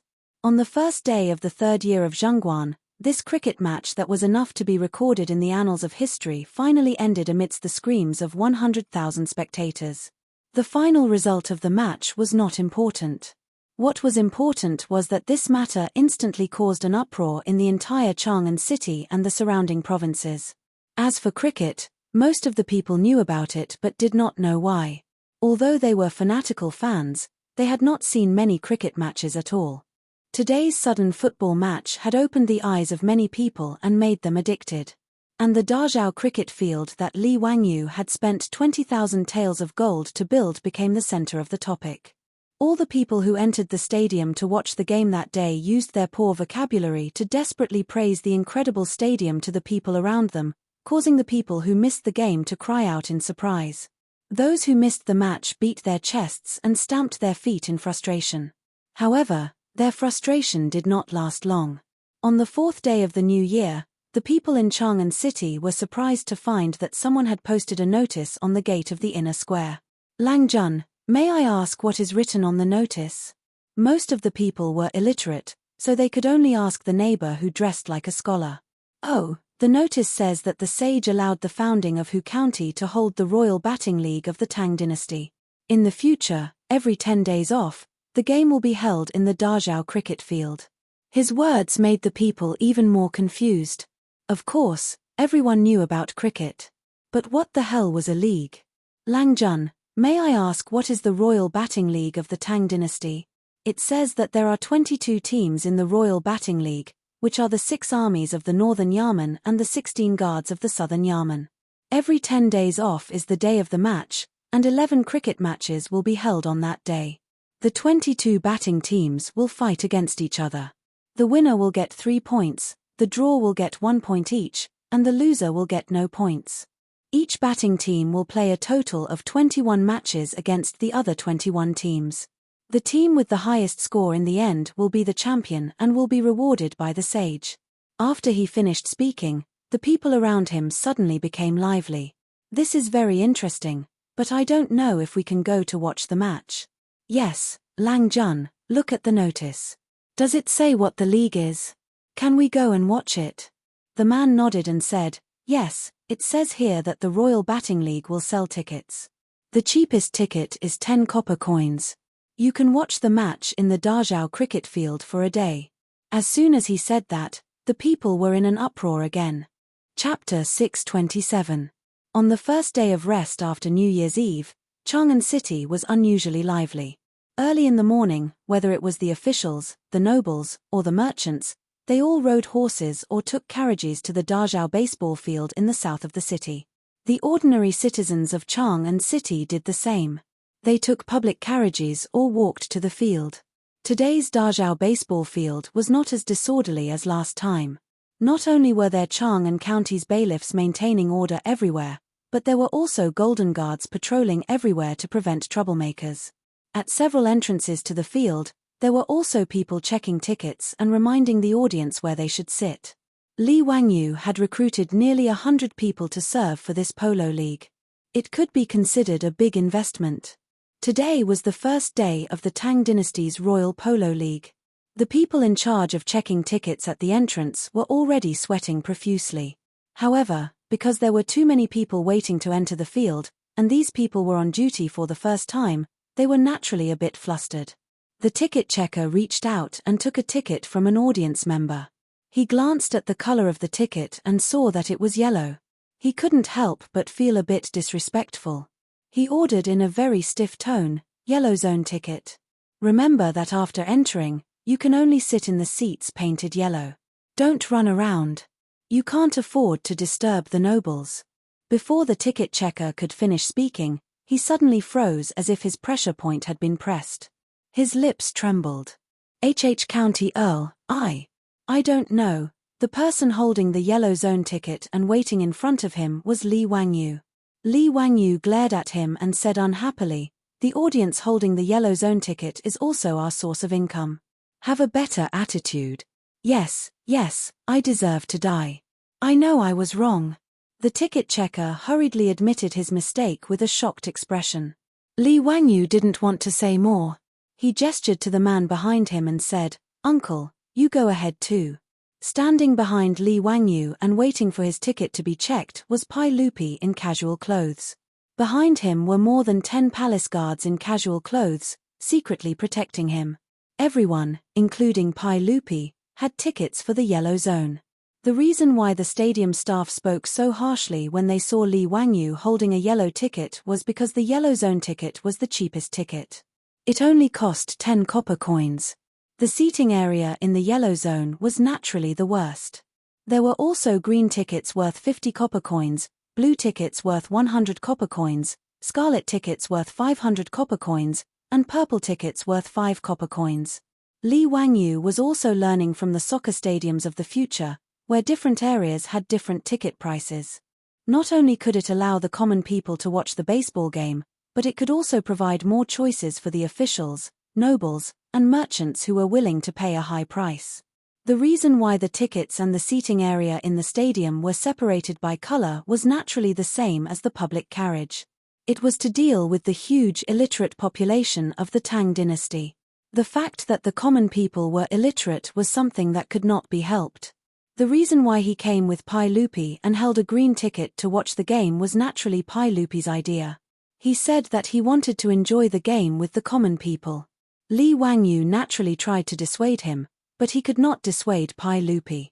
He could only get a few of the cheapest yellow tickets. A group of palace guards in casual clothes surrounded Pai Lupi and Li Wangyu as they walked to the stands. When they saw the noisy crowd in front of them, they could not help but frown. Li Wangyu also had a headache about this. The tickets for the green zone were cheap, so the view was naturally the worst. Sitting there and watching the game was not fun at all. "Uncle, it's too noisy here, and the view is not good. Why don't we go back to the box?" Li Wangyu whispered. Pai Lupi did not pay attention to him at all. He found a seat and sat down. He even chatted with the common people who were watching the game. Li Wangyu rolled his eyes. "Your sister, do you have nothing better to do? Do you still want to go on an official visit?" He could only helplessly give the palace guards a look, indicating that they should find a place to sit. "Old man, why did you come to watch the game today?" "Haha, thanks to the blessing of the county count of who, old me also came to watch the game on the first day of the new year. I really liked it. Today is the start of the Royal Batting League. Old me naturally has to come and watch." The old man next to Pai Lupi said with a smile while twisting his beard. Old man, you also like batting? I like it, but I didn't have the chance to watch it. The construction of this Dazhao batting stadium is a good thing. We common people also have a chance to watch it. It is not easy. Lang Jun, you also like to watch batting? Pai Lupi smiled. Haha, yes, I also like to watch it. It is all thanks to that county count. Otherwise, it would be rare to see such a grand occasion. When Li Wangyu heard Pai Lupi's words, he could not help but secretly curl his lips. Damn, Pai Lupi, you have the nerve to say that it is rare to see a batting competition. Are you not afraid of having a long nose when you lie? Lang Jun, did you buy that lottery ticket?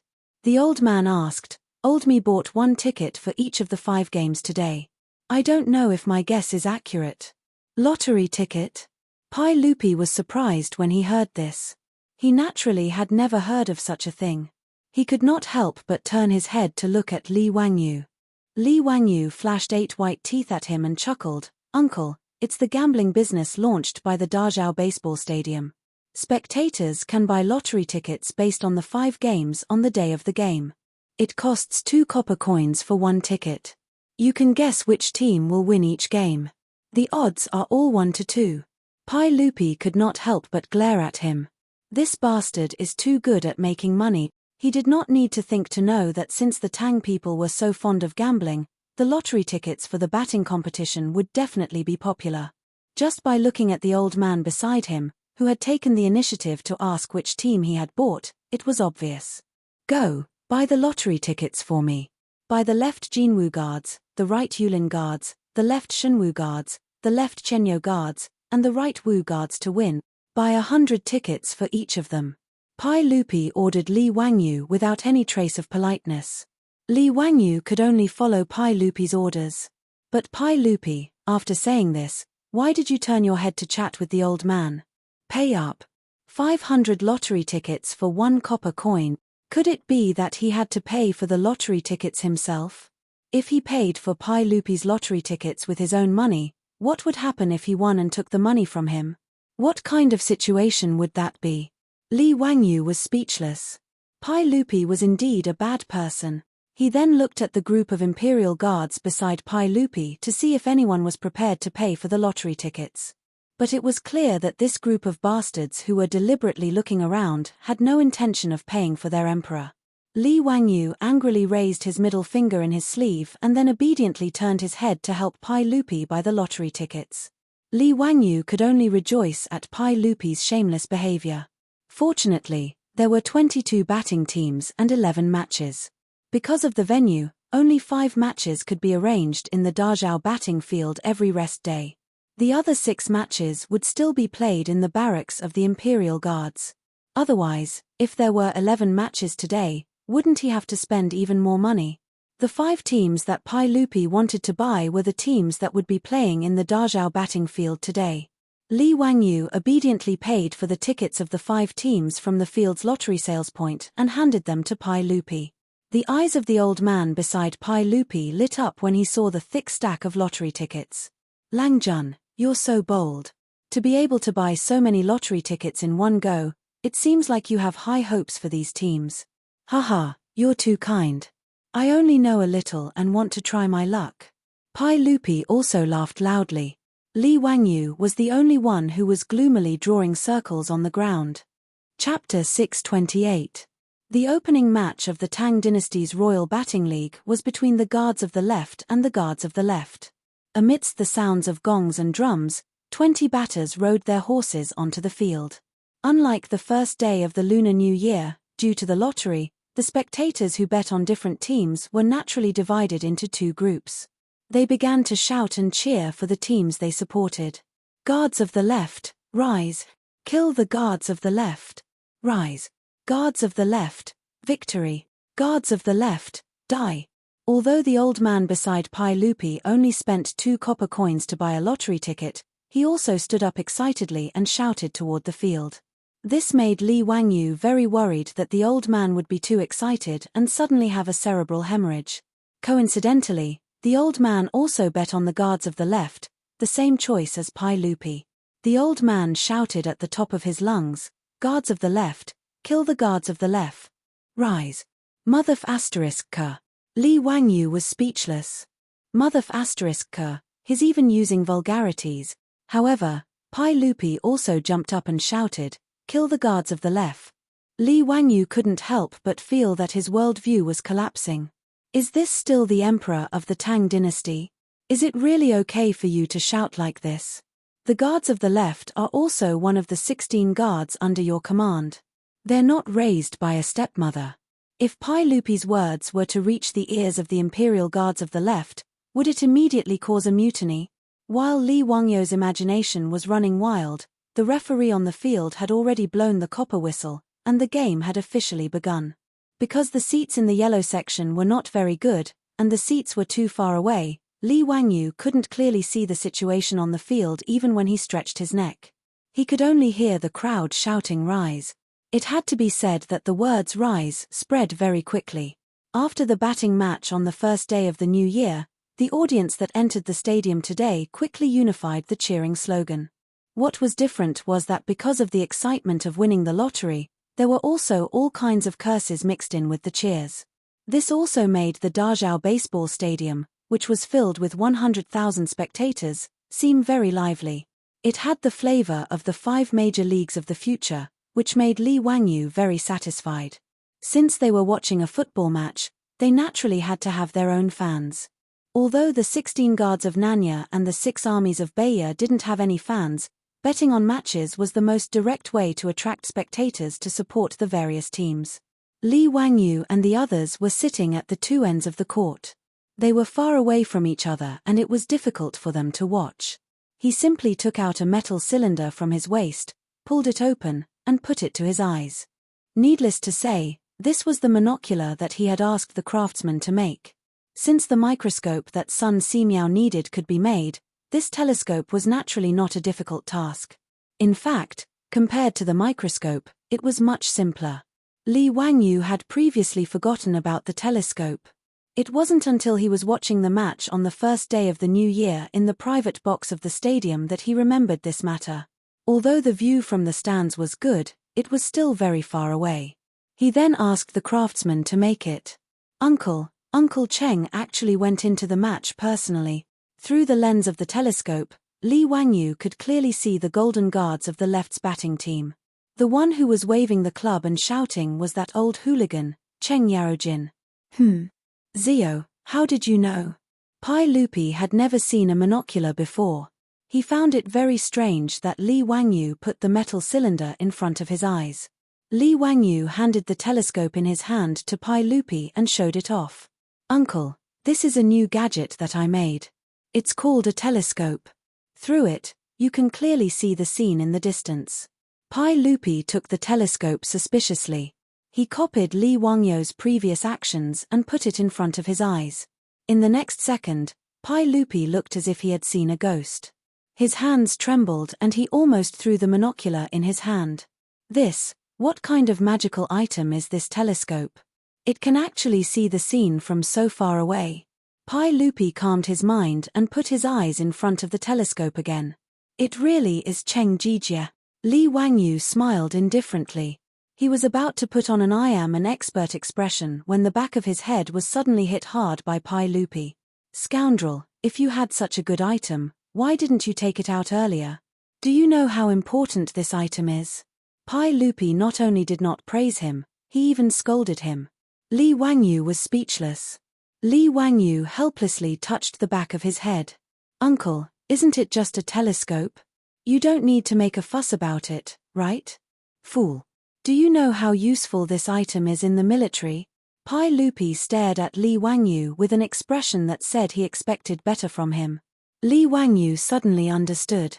He really didn't think about the military use of the telescope. It wasn't that Li Wangyu didn't know the significance and use of telescopes in military operations. In any case, he was a fan of the military for a long time in the future, so he still had this common sense. But as an ordinary person who grew up in an era of peace, he really didn't think of using the telescope for war. How many of these telescopes did you make? Pai Lupi asked again. Li Wangyu raised 2 fingers. The craftsmen who are in charge of supervising the telescope have only polished the lenses of 2 telescopes. Did the craftsmen who are in charge of supervising the telescope help you make this item? Yes, this telescope is also made of crystal, Li Wangyu replied. Is it possible to make this item in large quantities? Of course, the telescope isn't complicated. The craftsmen who are in charge of supervising the telescope are already familiar with how to use crystal to make lenses. Pai Lupi nodded with satisfaction. Since it was made by supervising the telescope, then it's a public item for private use. This telescope naturally belongs to me. Consider it a fee for letting the supervisor make your personal item. Since the craftsmen who are in charge of supervising the telescope know how to make it, I will arrange for them to continue making it. Zio, you don't have to worry about it anymore.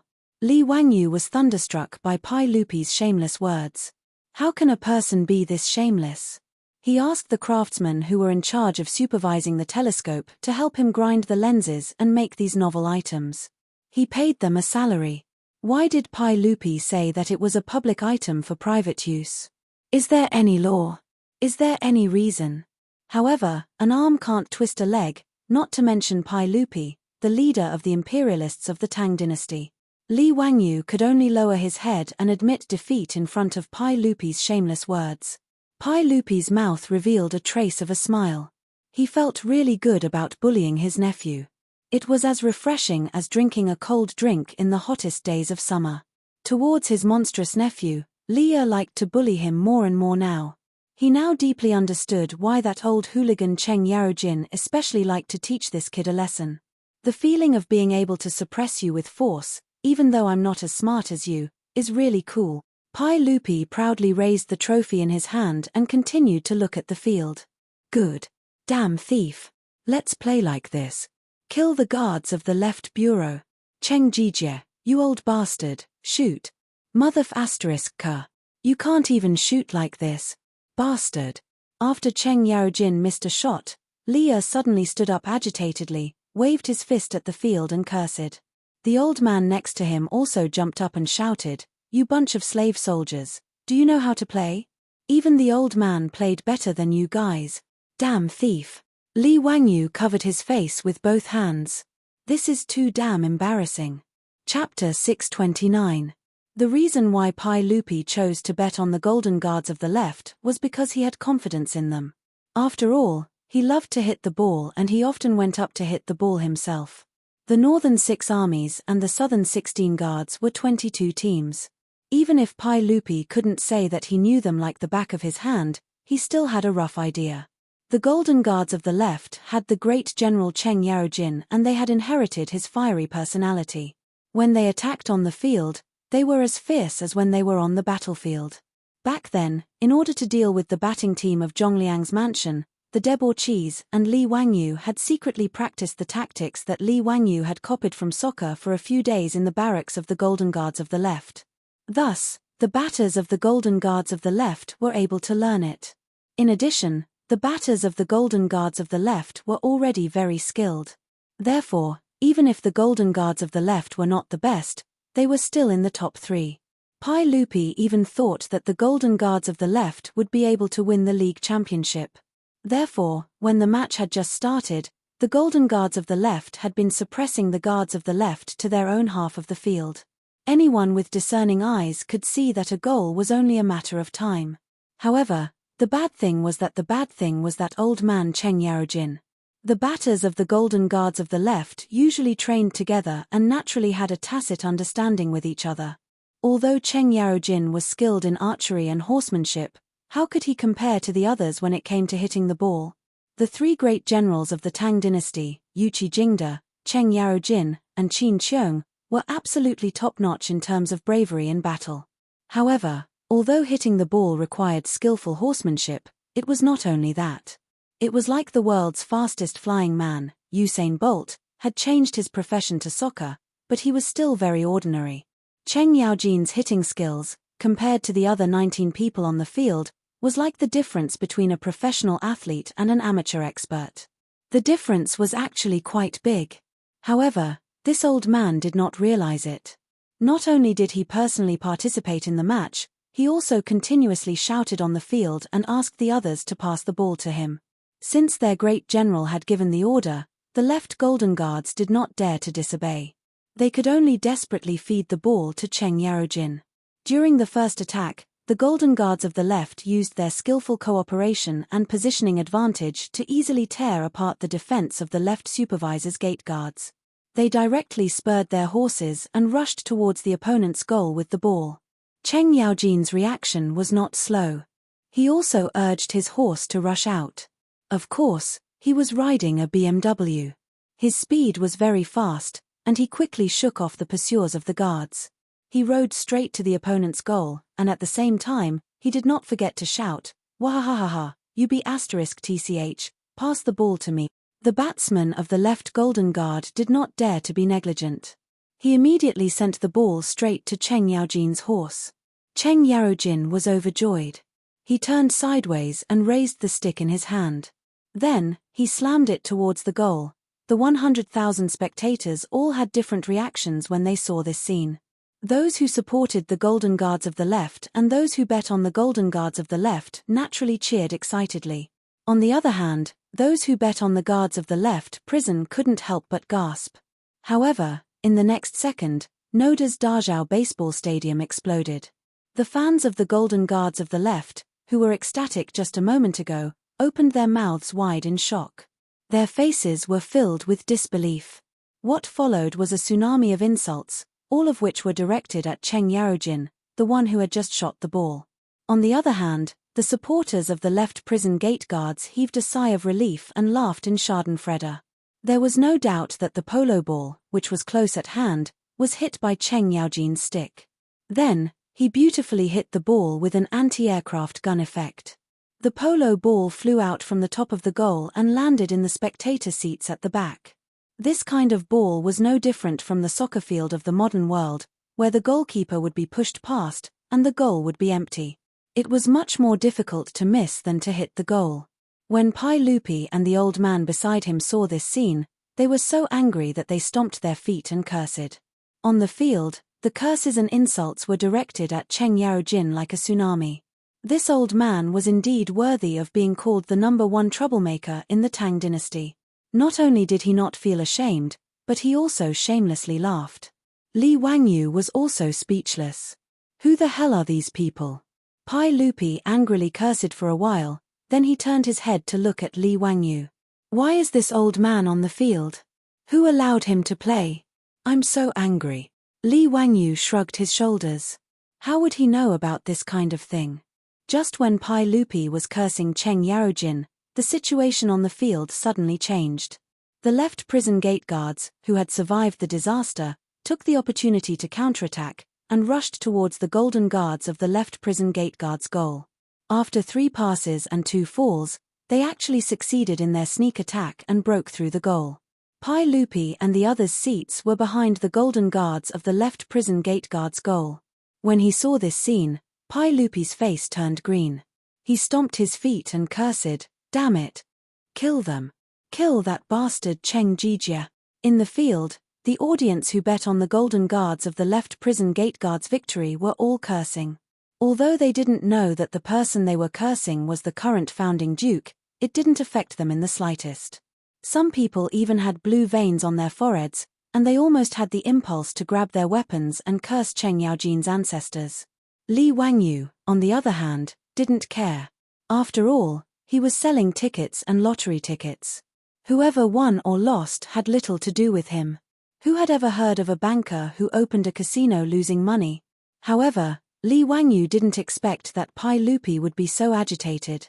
Who would have thought that the emperor of the Tang dynasty, who usually sat on the throne of the Taiji Palace, would curse Cheng Yarojin because he missed a goal? Even the group of guards beside Pai Lupi couldn't help but turn their heads. They had a strange expression on their faces. Obviously, they were also shocked by Pai Lupi, who had turned into a fanatic fan. Fortunately, the Golden Guards of the left prison gate guards learned from the shame and bravery. Even with Cheng Yarojin dragging them down, they still scored 2 goals in a row and overtook the score. Cheng Yarojin, who was addicted to the game, proudly took the place of the Golden Guards of the left prison gate guards. Li Wangyu couldn't help but admire this old guy's thick skin. The final score of the game was 6-1, and the golden guards of the left prison gate guards won. When the final whistle sounded, the spectators who lost their bets cursed and tore the lottery tickets in their hands into pieces and threw them into the air. Suddenly, the entire stadium was filled with flying confetti. Pai Lupi proudly shook the lottery ticket in his hand. However, he heard the old man beside him say enviously, "Haha, congratulations, Langjun. You won a lot this time. Old me regrets not listening to the analysis of this newspaper. I shouldn't have only bought one lottery ticket." "Newspaper? What's that?" Pai Lupi asked, puzzled. The old man immediately took out a folded piece of paper from his arms. "This is the newspaper published by the Dazhao Baseball Stadium. It's said that it's published every 10 days before a game. It has an introduction to the 10 teams in the game, an analysis of their strength, recommendations to buy lottery tickets, and so on." "Langjun, didn't you buy it? This newspaper is 1 copper coin per copy. It's quite cheap." Pai Lupi reached out to take the newspaper and turned his head to look at Li Wangyu. Needless to say, this must be a novelty that his nephew came up with. Chapter 630. Rather than a newspaper, the newspaper was more like an advertisement leaflet for buying a baseball lottery ticket. Because there was no movable type printing, Li Wangyu could only continue to choose the method of engraving printing to print the newspaper. In fact, Li Wangyu had also pondered whether to get the movable type printing out and make a real newspaper.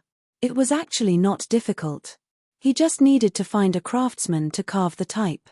However, after careful consideration, Li Wangyu shook his head with a wry smile and dismissed the idea of making a newspaper. With the terrible literacy rate of the Tang dynasty, even if he made a newspaper, it might not be able to sell much. Moreover, he did not have much influence in the scholarly circles now. Although he had copied some poems and articles and had gained some fame among the scholars, compared with the reputation of the aristocratic families that had been passed down for thousands of years, it was still too far away. Now that he wanted to make a real newspaper, he did not know who this weapon would be for. Perhaps the aristocratic families would be the ones who would be really ecstatic. After thinking for a long time, Li Wangyu temporarily dismissed the tempting idea of making a newspaper. The newspaper in the hands of the old man beside Pai Lupi contained the introduction of the 10 teams that played in the Dazhao Baseball Stadium every 10 days, as well as the analysis of the strength of the teams, the odds of the lottery, and so on. This was because the people of Chang'an City were unfamiliar with these 22 baseball teams. This was the only way to attract them to bet on the lottery ticket. After the launch of the newspaper, it naturally attracted many people to buy it. Due to the limited literacy rate, there were many people who spent a copper coin to buy the newspaper and then went around looking for people to help them read out the contents. There were also clever storytellers in brothels who bought the newspaper and relayed the contents of the newspaper to the people. The Tangs loved gambling, and gambling on baseball was a novelty, so it naturally attracted people. Almost 80% of the people who came to the Dazhao Baseball Stadium to watch the game today spent money to buy the lottery ticket. The analysis of the strength of each team in the newspaper was actually written by Li Wangyu. It might not be accurate and was just for the people's reference. The report had divided the 22 teams into 3 tiers. Of the 2 teams that had competed just now, the left Golden Guards were the first tier, while the left Prison Guards were the third tier. The old man was literate. After reading the newspaper, he was skeptical. Following the analysis of the newspaper, he bought a lottery ticket for the Golden Guard of the left. Now that the Golden Guards of the left had won, he could use this lottery ticket to exchange for 4 copper coins. The lottery had just started, so the odds were 1-2 to attract people to place their bets. After everyone was familiar with it, Li Wangyu would then analyze the strength of each team and give different odds for each team. Pai Lupi took the report from the old man and read it carefully. He couldn't help but snort coldly. "Ziyu, who wrote this analysis of your team? Why would the right Feathered Forest Army be classified as the 2nd grade? The next match would be the right Imperial Guard versus the left Imperial Guard, right? Wasn't this nonsense? How could the left Imperial Guard have a chance of winning?" Li Wangyu rubbed his nose and laughed. "Hehe, uncle, This is what I asked Cheng Chumo to write. Is it inappropriate? I'll scold them later. Pai Lupi shook his head. Nonsense. These guys are obviously biased towards the 16 guards of the Southern Yamen. Li Wangyu thought to himself. Wasn't this nonsense? Cheng Chumo, Yuchi Baolin, Niu Zhengping were all great generals of the 16 guards of the Southern Yamen. How could they not be biased towards their own people? The 6 guards of the Northern Yamen were, after all, the Emperor's personal army.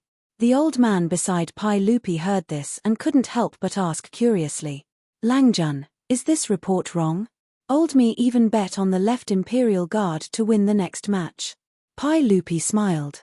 Old man, if you trust me, why don't you go and buy 2 more lottery tickets for the Right Feathered Forest Army? I feel that the Right Feathered Forest Army will definitely win this match. Langjun, how do you know? Haha, I've seen the Right Feathered Forest Army play before. Their level is not inferior to the left Imperial Guard. That's why I dare to bet. Pai Lupi naturally couldn't tell the truth and could only find an excuse. The old man looked at the thick stack of lottery tickets in Pai Lupi's hands and immediately stood up without any hesitation. He cupped his hands in thanks to Pai Lupi and turned to walk towards the lottery booth. After every match, there would be a quarter of an hour of rest. Before the match started, people could buy lottery tickets for the match on the spot. Not long after, the old man returned with a lot of lottery tickets in his hands. It was obvious that he had bought more than one. When the old man saw Pai Lupi looking at the lottery tickets in his hands, he couldn't help but stroke his beard and laugh. Ha ha, greedy, greedy, I've made a fool of myself. Since Langjun dares to buy 100 lottery tickets to bet that the Right Feathered Forest Army will win, old me will also buy 10 tickets to borrow Langjuan's good fortune. Pai Lupi also laughed. Old man, don't worry. I guarantee that you won't lose. Li Wangyu secretly curled his lips. Since Pai Lupi said that the Right Feathered Forest Army would win, he naturally believed it. But when he thought that the money that Pai Lupi won was actually taken from him without risking anything, Li Wangyu was very unhappy. Of course, this wasn't a matter of money. If Pai Lupi needed it, he could hand over all his earnings from the tournament to the imperial court at any time. Now, Li Wangyu was no longer the petty white-collar worker in the future who calculated the most cost-effective way to get a loan for a house purchase. With the difference in wealth and status, Li Wangyu became more and more indifferent to money. After all, in the Tang dynasty, what use did he have for so much money? Did he want to learn from Shi Chong and Wang Kai in the West Jin dynasty and show off his wealth? Wouldn't that be a waste of time? But even if Li Wangyu didn't care about copper coins, he was still unhappy that Pai Lupi had extorted a small sum of money for no reason. It was the same for Li Er. To be able to extort a small sum of money from Li Wangyu, he would never tire of this kind of game. Unlike the football games in the future, in today's Chang'an City, only the Dazhao baseball stadium was open to the public. Naturally, he had to make good use of it. After a quarter of an hour, the drums in the stadium sounded again. The game between the Right Feathered Forest Army and the Left Guard Army began. The result of the game was not different from Pai Lupi's prediction. In the end, the Right Feathered Forest Army won 5-2. This time, the old man next to Pai Lupi smiled even more brightly. He repeatedly cupped his hands and thanked Pai Lupi. As for the spectators who had lost their bets, there was naturally another round of white snow in the stadium. The torn lottery tickets danced in the air. At the same time, many people cursed loudly, thinking that the analysis of the newspaper was nonsense and misleading everyone. In this regard, Li Wangyu could only helplessly shrug his shoulders. Anyway, the newspaper had already stated that it was for reference only. Who could guarantee that what he said was all right? But Li Wangyu had to admit that Pai Lupi really knew a lot about batting. At the end of the first day of the game, Pai Lupi actually guessed the results of 4 out of the 5 games. Only one game was unexpectedly a draw, which made Pai Lupi's judgment wrong. This also made the old man next to Pai Lupi a small fortune today. Looking at Pai Lupi proudly taking the 400 lottery tickets to redeem the prize, Li Wangyu was so angry that the roots of his teeth were itching. 1,600 copper coins, how could Pai Lupi not feel embarrassed? Not to mention how Li Wangyu was cursing Pai Lupi in his heart, The next day, Pai Lupi gave him another surprise. Chapter 631. Li Wangyu looked at the manuscripts in front of him. He didn't know whether he should be happy or shocked. These were the manuscripts sent by Pai Lupi early this morning, asking him to publish them in the next issue of the newspaper. Pai Lupi even painfully gave himself a pen name, Li Tianshou. Li Wangyu really didn't have the strength to complain about this name. What the hell was this? Did he want to live as long as the heavens? He rubbed his temples with a headache and handed the manuscripts written by Pai Lupi to Cho Kuan in front of him. Cho Kuan, how do you want to arrange this? As a lazy person, Li Wangyu naturally wouldn't take care of those trivial matters himself. Whether it was running the Dazhao batting field or the Royal Batting League, it was very cumbersome. So he simply pulled in Cho Kuan, the fatty, and handed over all the affairs to Cho Kuan. After all, Cho Kuan's ability was recognized by Li Wangyu, including the beautiful boss, who praised this seemingly stupid fatty. Previously, Li Wangyu gave the fatty the management of the automatic beverage vending machine industry that he started on a whim. As a result, the fatty actually made it very popular. Now, the beverage vending machines could be seen everywhere in Chang'an City. Even the surrounding counties had been opened to the fatty's market. Now, no less than 200 beverage vending machines had been invested in Chang'an City and the surrounding counties. Although it was winter now and business was not as good as in summer, it still brought in no less than 100 strings of cash every day. In fact, the beautiful boss was also interested in taking over the batting league, but now how could Li Wangyu be willing to let his woman work so hard? So in the end, this pile of things was thrown to the fatty, Cho Kuan, to take care of. In this regard, both Cho Yuanliang and Cho Kuan were grateful for Li Wangyu's support. For a merchant family like them to manage the Tang dynasty Royal Batting League, the benefits were self-evident. Just the fact that Cho Kuan could have a good relationship with the 22 Imperial Guards was a great gain. Needless to say, running a baseball field meant having to deal with the powerful officials in Chang'an. Although it was only the first day of the batting league, it had already caused a stir in Chang'an. Now in Chang'an, the first thing people would say to each other upon meeting was, "Have you seen it?" It was similar to the greeting of "Have you eaten?" in the capital of the modern world. As for the tickets for the next match, there were already people lining up to buy them. The private rooms that cost 5 strings of copper coins and a purple ticket also began to show signs of not being able to meet the demand. Regardless of whether they were officials, nobles, aristocratic families, or merchants, they were all scrambling for this opportunity. Originally, Fatty Cho Kuan had thought that Li Wangyu's pricing was crazy. Spending 5 strings of copper coins to watch a baseball match for a whole day was too crazy.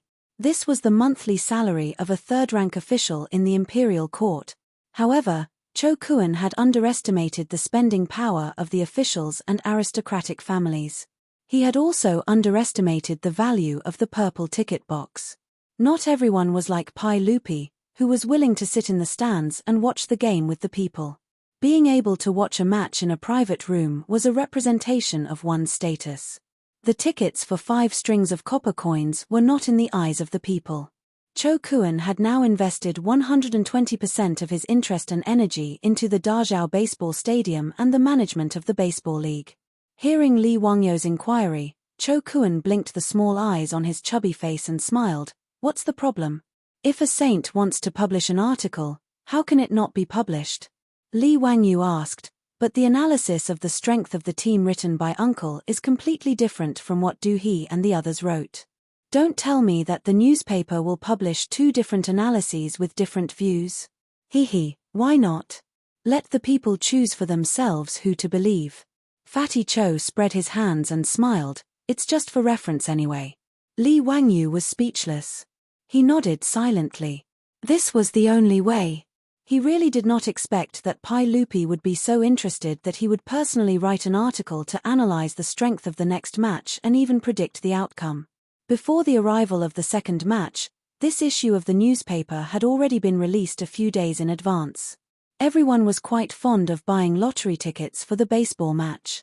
Whether it was the ordinary people or the officials and nobles, they all opened their wallets and bought lottery tickets. The originally unfamiliar 22 Imperial Army batting teams had now become the most talked about topic among the people of Chang'an. The newspaper issued by the Dazhao Baseball Stadium became an important basis for the people to study the next match and how to buy lottery tickets. Driver, give me a copy of the latest issue of the newspaper. I want one too. Early in the morning, the public carriage in Chang'an was surrounded by the people who wanted to buy the newspaper. This was also because Li Wangyu wanted to save trouble and let the public carriage of Dingju village sell the newspaper. Anyway, these public carriages shuttled back and forth in Chang'an every day. They were the best mobile sales platform. 1 copper coin for 1 copy of the newspaper was cheap and the people could afford to buy it. But these people who had snatched the newspaper were not literate. They could only take the newspaper and look around for people to read it for them. For a time, anyone in Chang'an who could read was in high demand. Even the children who were reading elementary school were asked to help them read the newspaper. However, the content of the second issue of the newspaper stunned everyone. In the newspaper, there were 2 articles that analyzed the strength of the team and predicted the outcome of the match.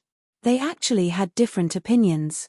This caused everyone to discuss this matter animatedly. Hey, today's newspaper is interesting. There are actually 2 articles with different opinions. Who is this Li Tianshou? I've never heard of him. Let's look at Mr. Du's article. Mr. Du is the son of Minister Du, the Duke of Cai. He naturally wouldn't talk nonsense. Yes, that's right. This Li Tianshou is so bold. He actually wrote an article that analyzed the outcome of the team. Almost all of it was different from Mr. Du's. I don't believe that he knows the Imperial Army batting team better than Mr. Du. That's right. I've decided to listen to Mr. Du and buy lottery tickets according to his analysis. Haha, that's right. I think so too. Everyone, although I don't know who this Li Tianshou is, he is well written. However, this article was written with reason and did not seem to be nonsense. Otherwise, why would the global newspaper print this article? I think Li Tianshou's analysis should be taken as a reference. Bah, don't talk nonsense. If you don't believe Mr. Du, are you going to believe this nameless person? But in the last match, it seems that Mr. Du's prediction was not accurate. Nonsense. 5 matches. Mr. Du predicted at least 3 matches correctly. What else do you want? If he predicted all of them correctly, then Mr. Du would be an immortal in heaven. Haha, brother, you are right. Then I'll buy lottery tickets according to Mr. Du's analysis. After the newspaper was printed, it was naturally sent to Pai Lupi's desk. Pai Lupi picked up the newspaper and looked at it carefully. He was very proud. He stretched out his hand to summon Meteor and asked, Meteor, what's the response to my article? Is it because you admire me? Haha. Meteor's face was a little ugly. He stammered for a long time before he nodded and said, of course. Everyone wrote the article. How can it be wrong? People are saying that they are going to buy lottery tickets according to everyone's prediction. Meteor could not be blamed for lying. He really did not dare to tell the truth to Pai Lupi. He could only lie against his conscience. Pai Lupi did not notice the change in Meteor's face. He was looking at the newspaper and was very proud. Chapter 632. Li Wangyu couldn't care less about the response to the article written by Pai Lupi under the alias of Li Tianshou. At the moment, he was busy making lanterns in the house of Kaihua Square with a group of craftsmen invited from the general work supervisor. Since New Year's Eve, Li Wangyu had been staying in his house in Kaihua Square and didn't have time to go back to Dingju village. After all, during New Year's Day, he, as the county earl who founded the country, had to go to various big shots and Duke's mansion to pay his New Year's greetings. After that, he was busy preparing for the batting league. Besides, the Lantern Festival was coming soon. It was the first time for him and his beautiful boss to celebrate the Lantern Festival in the Tang dynasty. Naturally, they were very interested and stayed in Chang'an for a while. The Lantern Festival was the 15th day of the first lunar month. Since ancient times, Huaxia called the night Xiao. Therefore, the Lantern Festival was also called the Lantern Festival. The Lantern Festival was also known as the Lantern Festival because of the custom of decorating with lanterns and colored banners. However, in the Tang dynasty, the Lantern Festival was more important than New Year's Eve. After the 7-day New Year's Eve holiday, the imperial court officially started on the 4th day of the first lunar month. A few days later, it would be the Lantern Festival and another 3 days of holiday. Li Wangyu felt great every time he thought about how many holidays there were during the Spring Festival in the Tang dynasty. Compared to the 7-day holiday in the modern era, Li Wangyu felt that the civil servants of the Tang dynasty were really lucky. The Lantern Festival was also the only day in Noda Chang and that didn't have a curfew. In the Tang dynasty, the Sunset Square was closed and people were forbidden to go out. Only on the 15th day of the first lunar month and the 3 nights before and after the Lantern Festival, the square was not closed. The people were free to go out and light the lanterns. Even the palace maids in the Forbidden Palace could go out and admire the lanterns during these 3 days. On the 15th, 16th, and 17th day, the curfew was lifted in Chang'an. All the temples and Taoist temples and streets were brightly lit. On the spacious streets, hundreds of feet tall greenhouses were built and decorated with lanterns and colored banners for people to visit. The children of all the soldiers in the city came out of the empty alleys. Carriages and horses blocked the road, and it was extremely crowded. Sometimes, pedestrians could even be wrapped in the flow of people, and walk dozens of steps without their feet touching the ground. It could be said that it was extraordinarily lively. Palace maids, singers, and young ladies from Chang'an and Wanyan counties were dancing and singing under the colorful lanterns. For 3 days in a row, they were extremely happy. The Lantern Festival was not just for the common people to enjoy the lanterns. On this day, the officials and nobles had to send their meticulously crafted lanterns into the palace for Pai Lupi and the imperial family to enjoy. It would be fine if it was just for the royal family to see, but the key was that the lanterns placed on the Vermilion Bird Avenue were to be displayed for the appreciation of the entire city's citizens. Moreover, the most novel and beautiful lanterns would naturally be rewarded by the palace. The officials and nobles did not care about the gold and silver that Pai Lupi had bestowed upon them, but they still cared about their reputation. If the lanterns made by their own residents were uglier than those made by others, then it would be too shameful. Therefore, in order to be able to show their faces in the Lantern Festival, many officials and nobles began to recruit skilled craftsmen half a year ago to make those extremely complicated and exquisite lanterns in order to win the first prize of the Lantern Festival, or to win the praise of the common people who enjoyed the lanterns. Li Wangyu, this fellow, did not know that there was such a thing as the Lantern Festival, so naturally, he did not prepare any lanterns. It was not until a group of playboys came to visit that he was dumbfounded. "Zio, why haven't I seen the lanterns made by your residents? Is it in Dingju village in Hu County? You have to hurry up and bring the lanterns to Chang'an City, otherwise, if there is a bump, it will not be beautiful." Cheng Chumo's words made Li Wangyu stunned, and he asked, "What lanterns?" The group of playboys also looked at each other. After a long while, Fang Yi asked in disbelief, "The lanterns for the Lantern Festival? You didn't order people to make them, did you? On the day of the Lantern Festival, the sage will give a banquet to all the officials in the palace. At that time, all the families and manors will carry the lanterns they made into the palace and show them to the sage and the empress. After that, these lanterns will be placed on the Vermilion Bird Avenue for the common people to enjoy the lanterns. The sage and the empress will also choose the most exquisite lanterns and give them as a reward." Hearing this, Li Wangyu was completely dumbfounded. Damn it, how come he did not know anything about this at all? In his mind, there was no memory of it at all. He did not know that Li Ju did not have a title at all, and had the responsibility of supervising Hu County. During the Lantern Festival, he could only stay in Hu County and did not have the opportunity to go to Taiji Palace to present the lanterns. Naturally, the original owner of this body did not know anything about this. Seeing Li Wangyu's expression, the group of playboys understood and all roared with laughter. "Ha ha ha, Zio, don't tell me you didn't make any lanterns at all?" "Ha ha, I think so. TSK, it's rare that Zio has such a timid moment. Hihi, it seems that after the Lantern Festival, Zio, your name will be spread all over the streets of Chang'an. Since the establishment of the Tang dynasty, you are the first noble who did not present a lantern to His Majesty during the Lantern Festival. Zio, it's okay. I'll go to Shi City later and buy you a lantern. You can take it and present it to the sage, haha. The playboys laughed heartily and Li Wangyu was so angry that he could only raise 2 middle fingers at them. However, he soon realized that he had miscalculated and immediately returned the gesture with 20 middle fingers. Li Wangyu very childishly crossed his arms in front of his chest and said, "Rebound." His beautiful superior sat in the corridor and did not know whether to laugh or cry as she watched her childish little man fooling around with the playboys. However, fooling around was just fooling around. After that, the silk pants began to come up with ideas for Li Wangyu. "Zio, I'm afraid that now we can only go to Shi City and see if we can buy a delicate lantern from the merchants. How could the goods sold by those merchants be any good?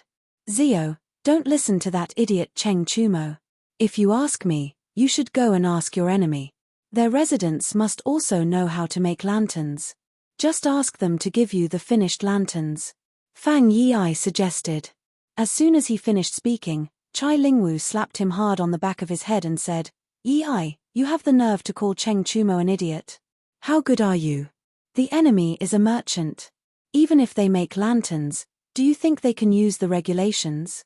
If Zio really uses that lantern, you will be laughed at by the officials. Damn. Then what good ideas do you have?" Fang Yi said angrily. Needless to say, the word damn was a catchphrase that he learned from Li Wangyu. In this regard, the playboys really did not have any good ideas. After all, the lanterns offered by the officials and nobles were very complicated and could not be made in a short time. It would not be sold in the market either. In this regard, Li Wangyu also did not know what to do. He sat by the table and thought hard. However, his beautiful superior's eyes suddenly lit up and she waved at him. Li Wangyu quickly went over to see if his beautiful superior had any ideas. However, he saw Su Changqing whisper a few words in Li Wangyu's ear. Hearing this, Li Wangyu's originally knitted brows could not help but relax. "Brilliant, really brilliant. Wahahaha, why didn't I think of this before?" Li Wangyu was overjoyed. He couldn't care less about the crowd of good-for-nothings watching from the side. He fiercely kissed his beautiful superior's cheek. However, the crowd of good-for-nothings was extremely shocked. This fellow was probably crazy.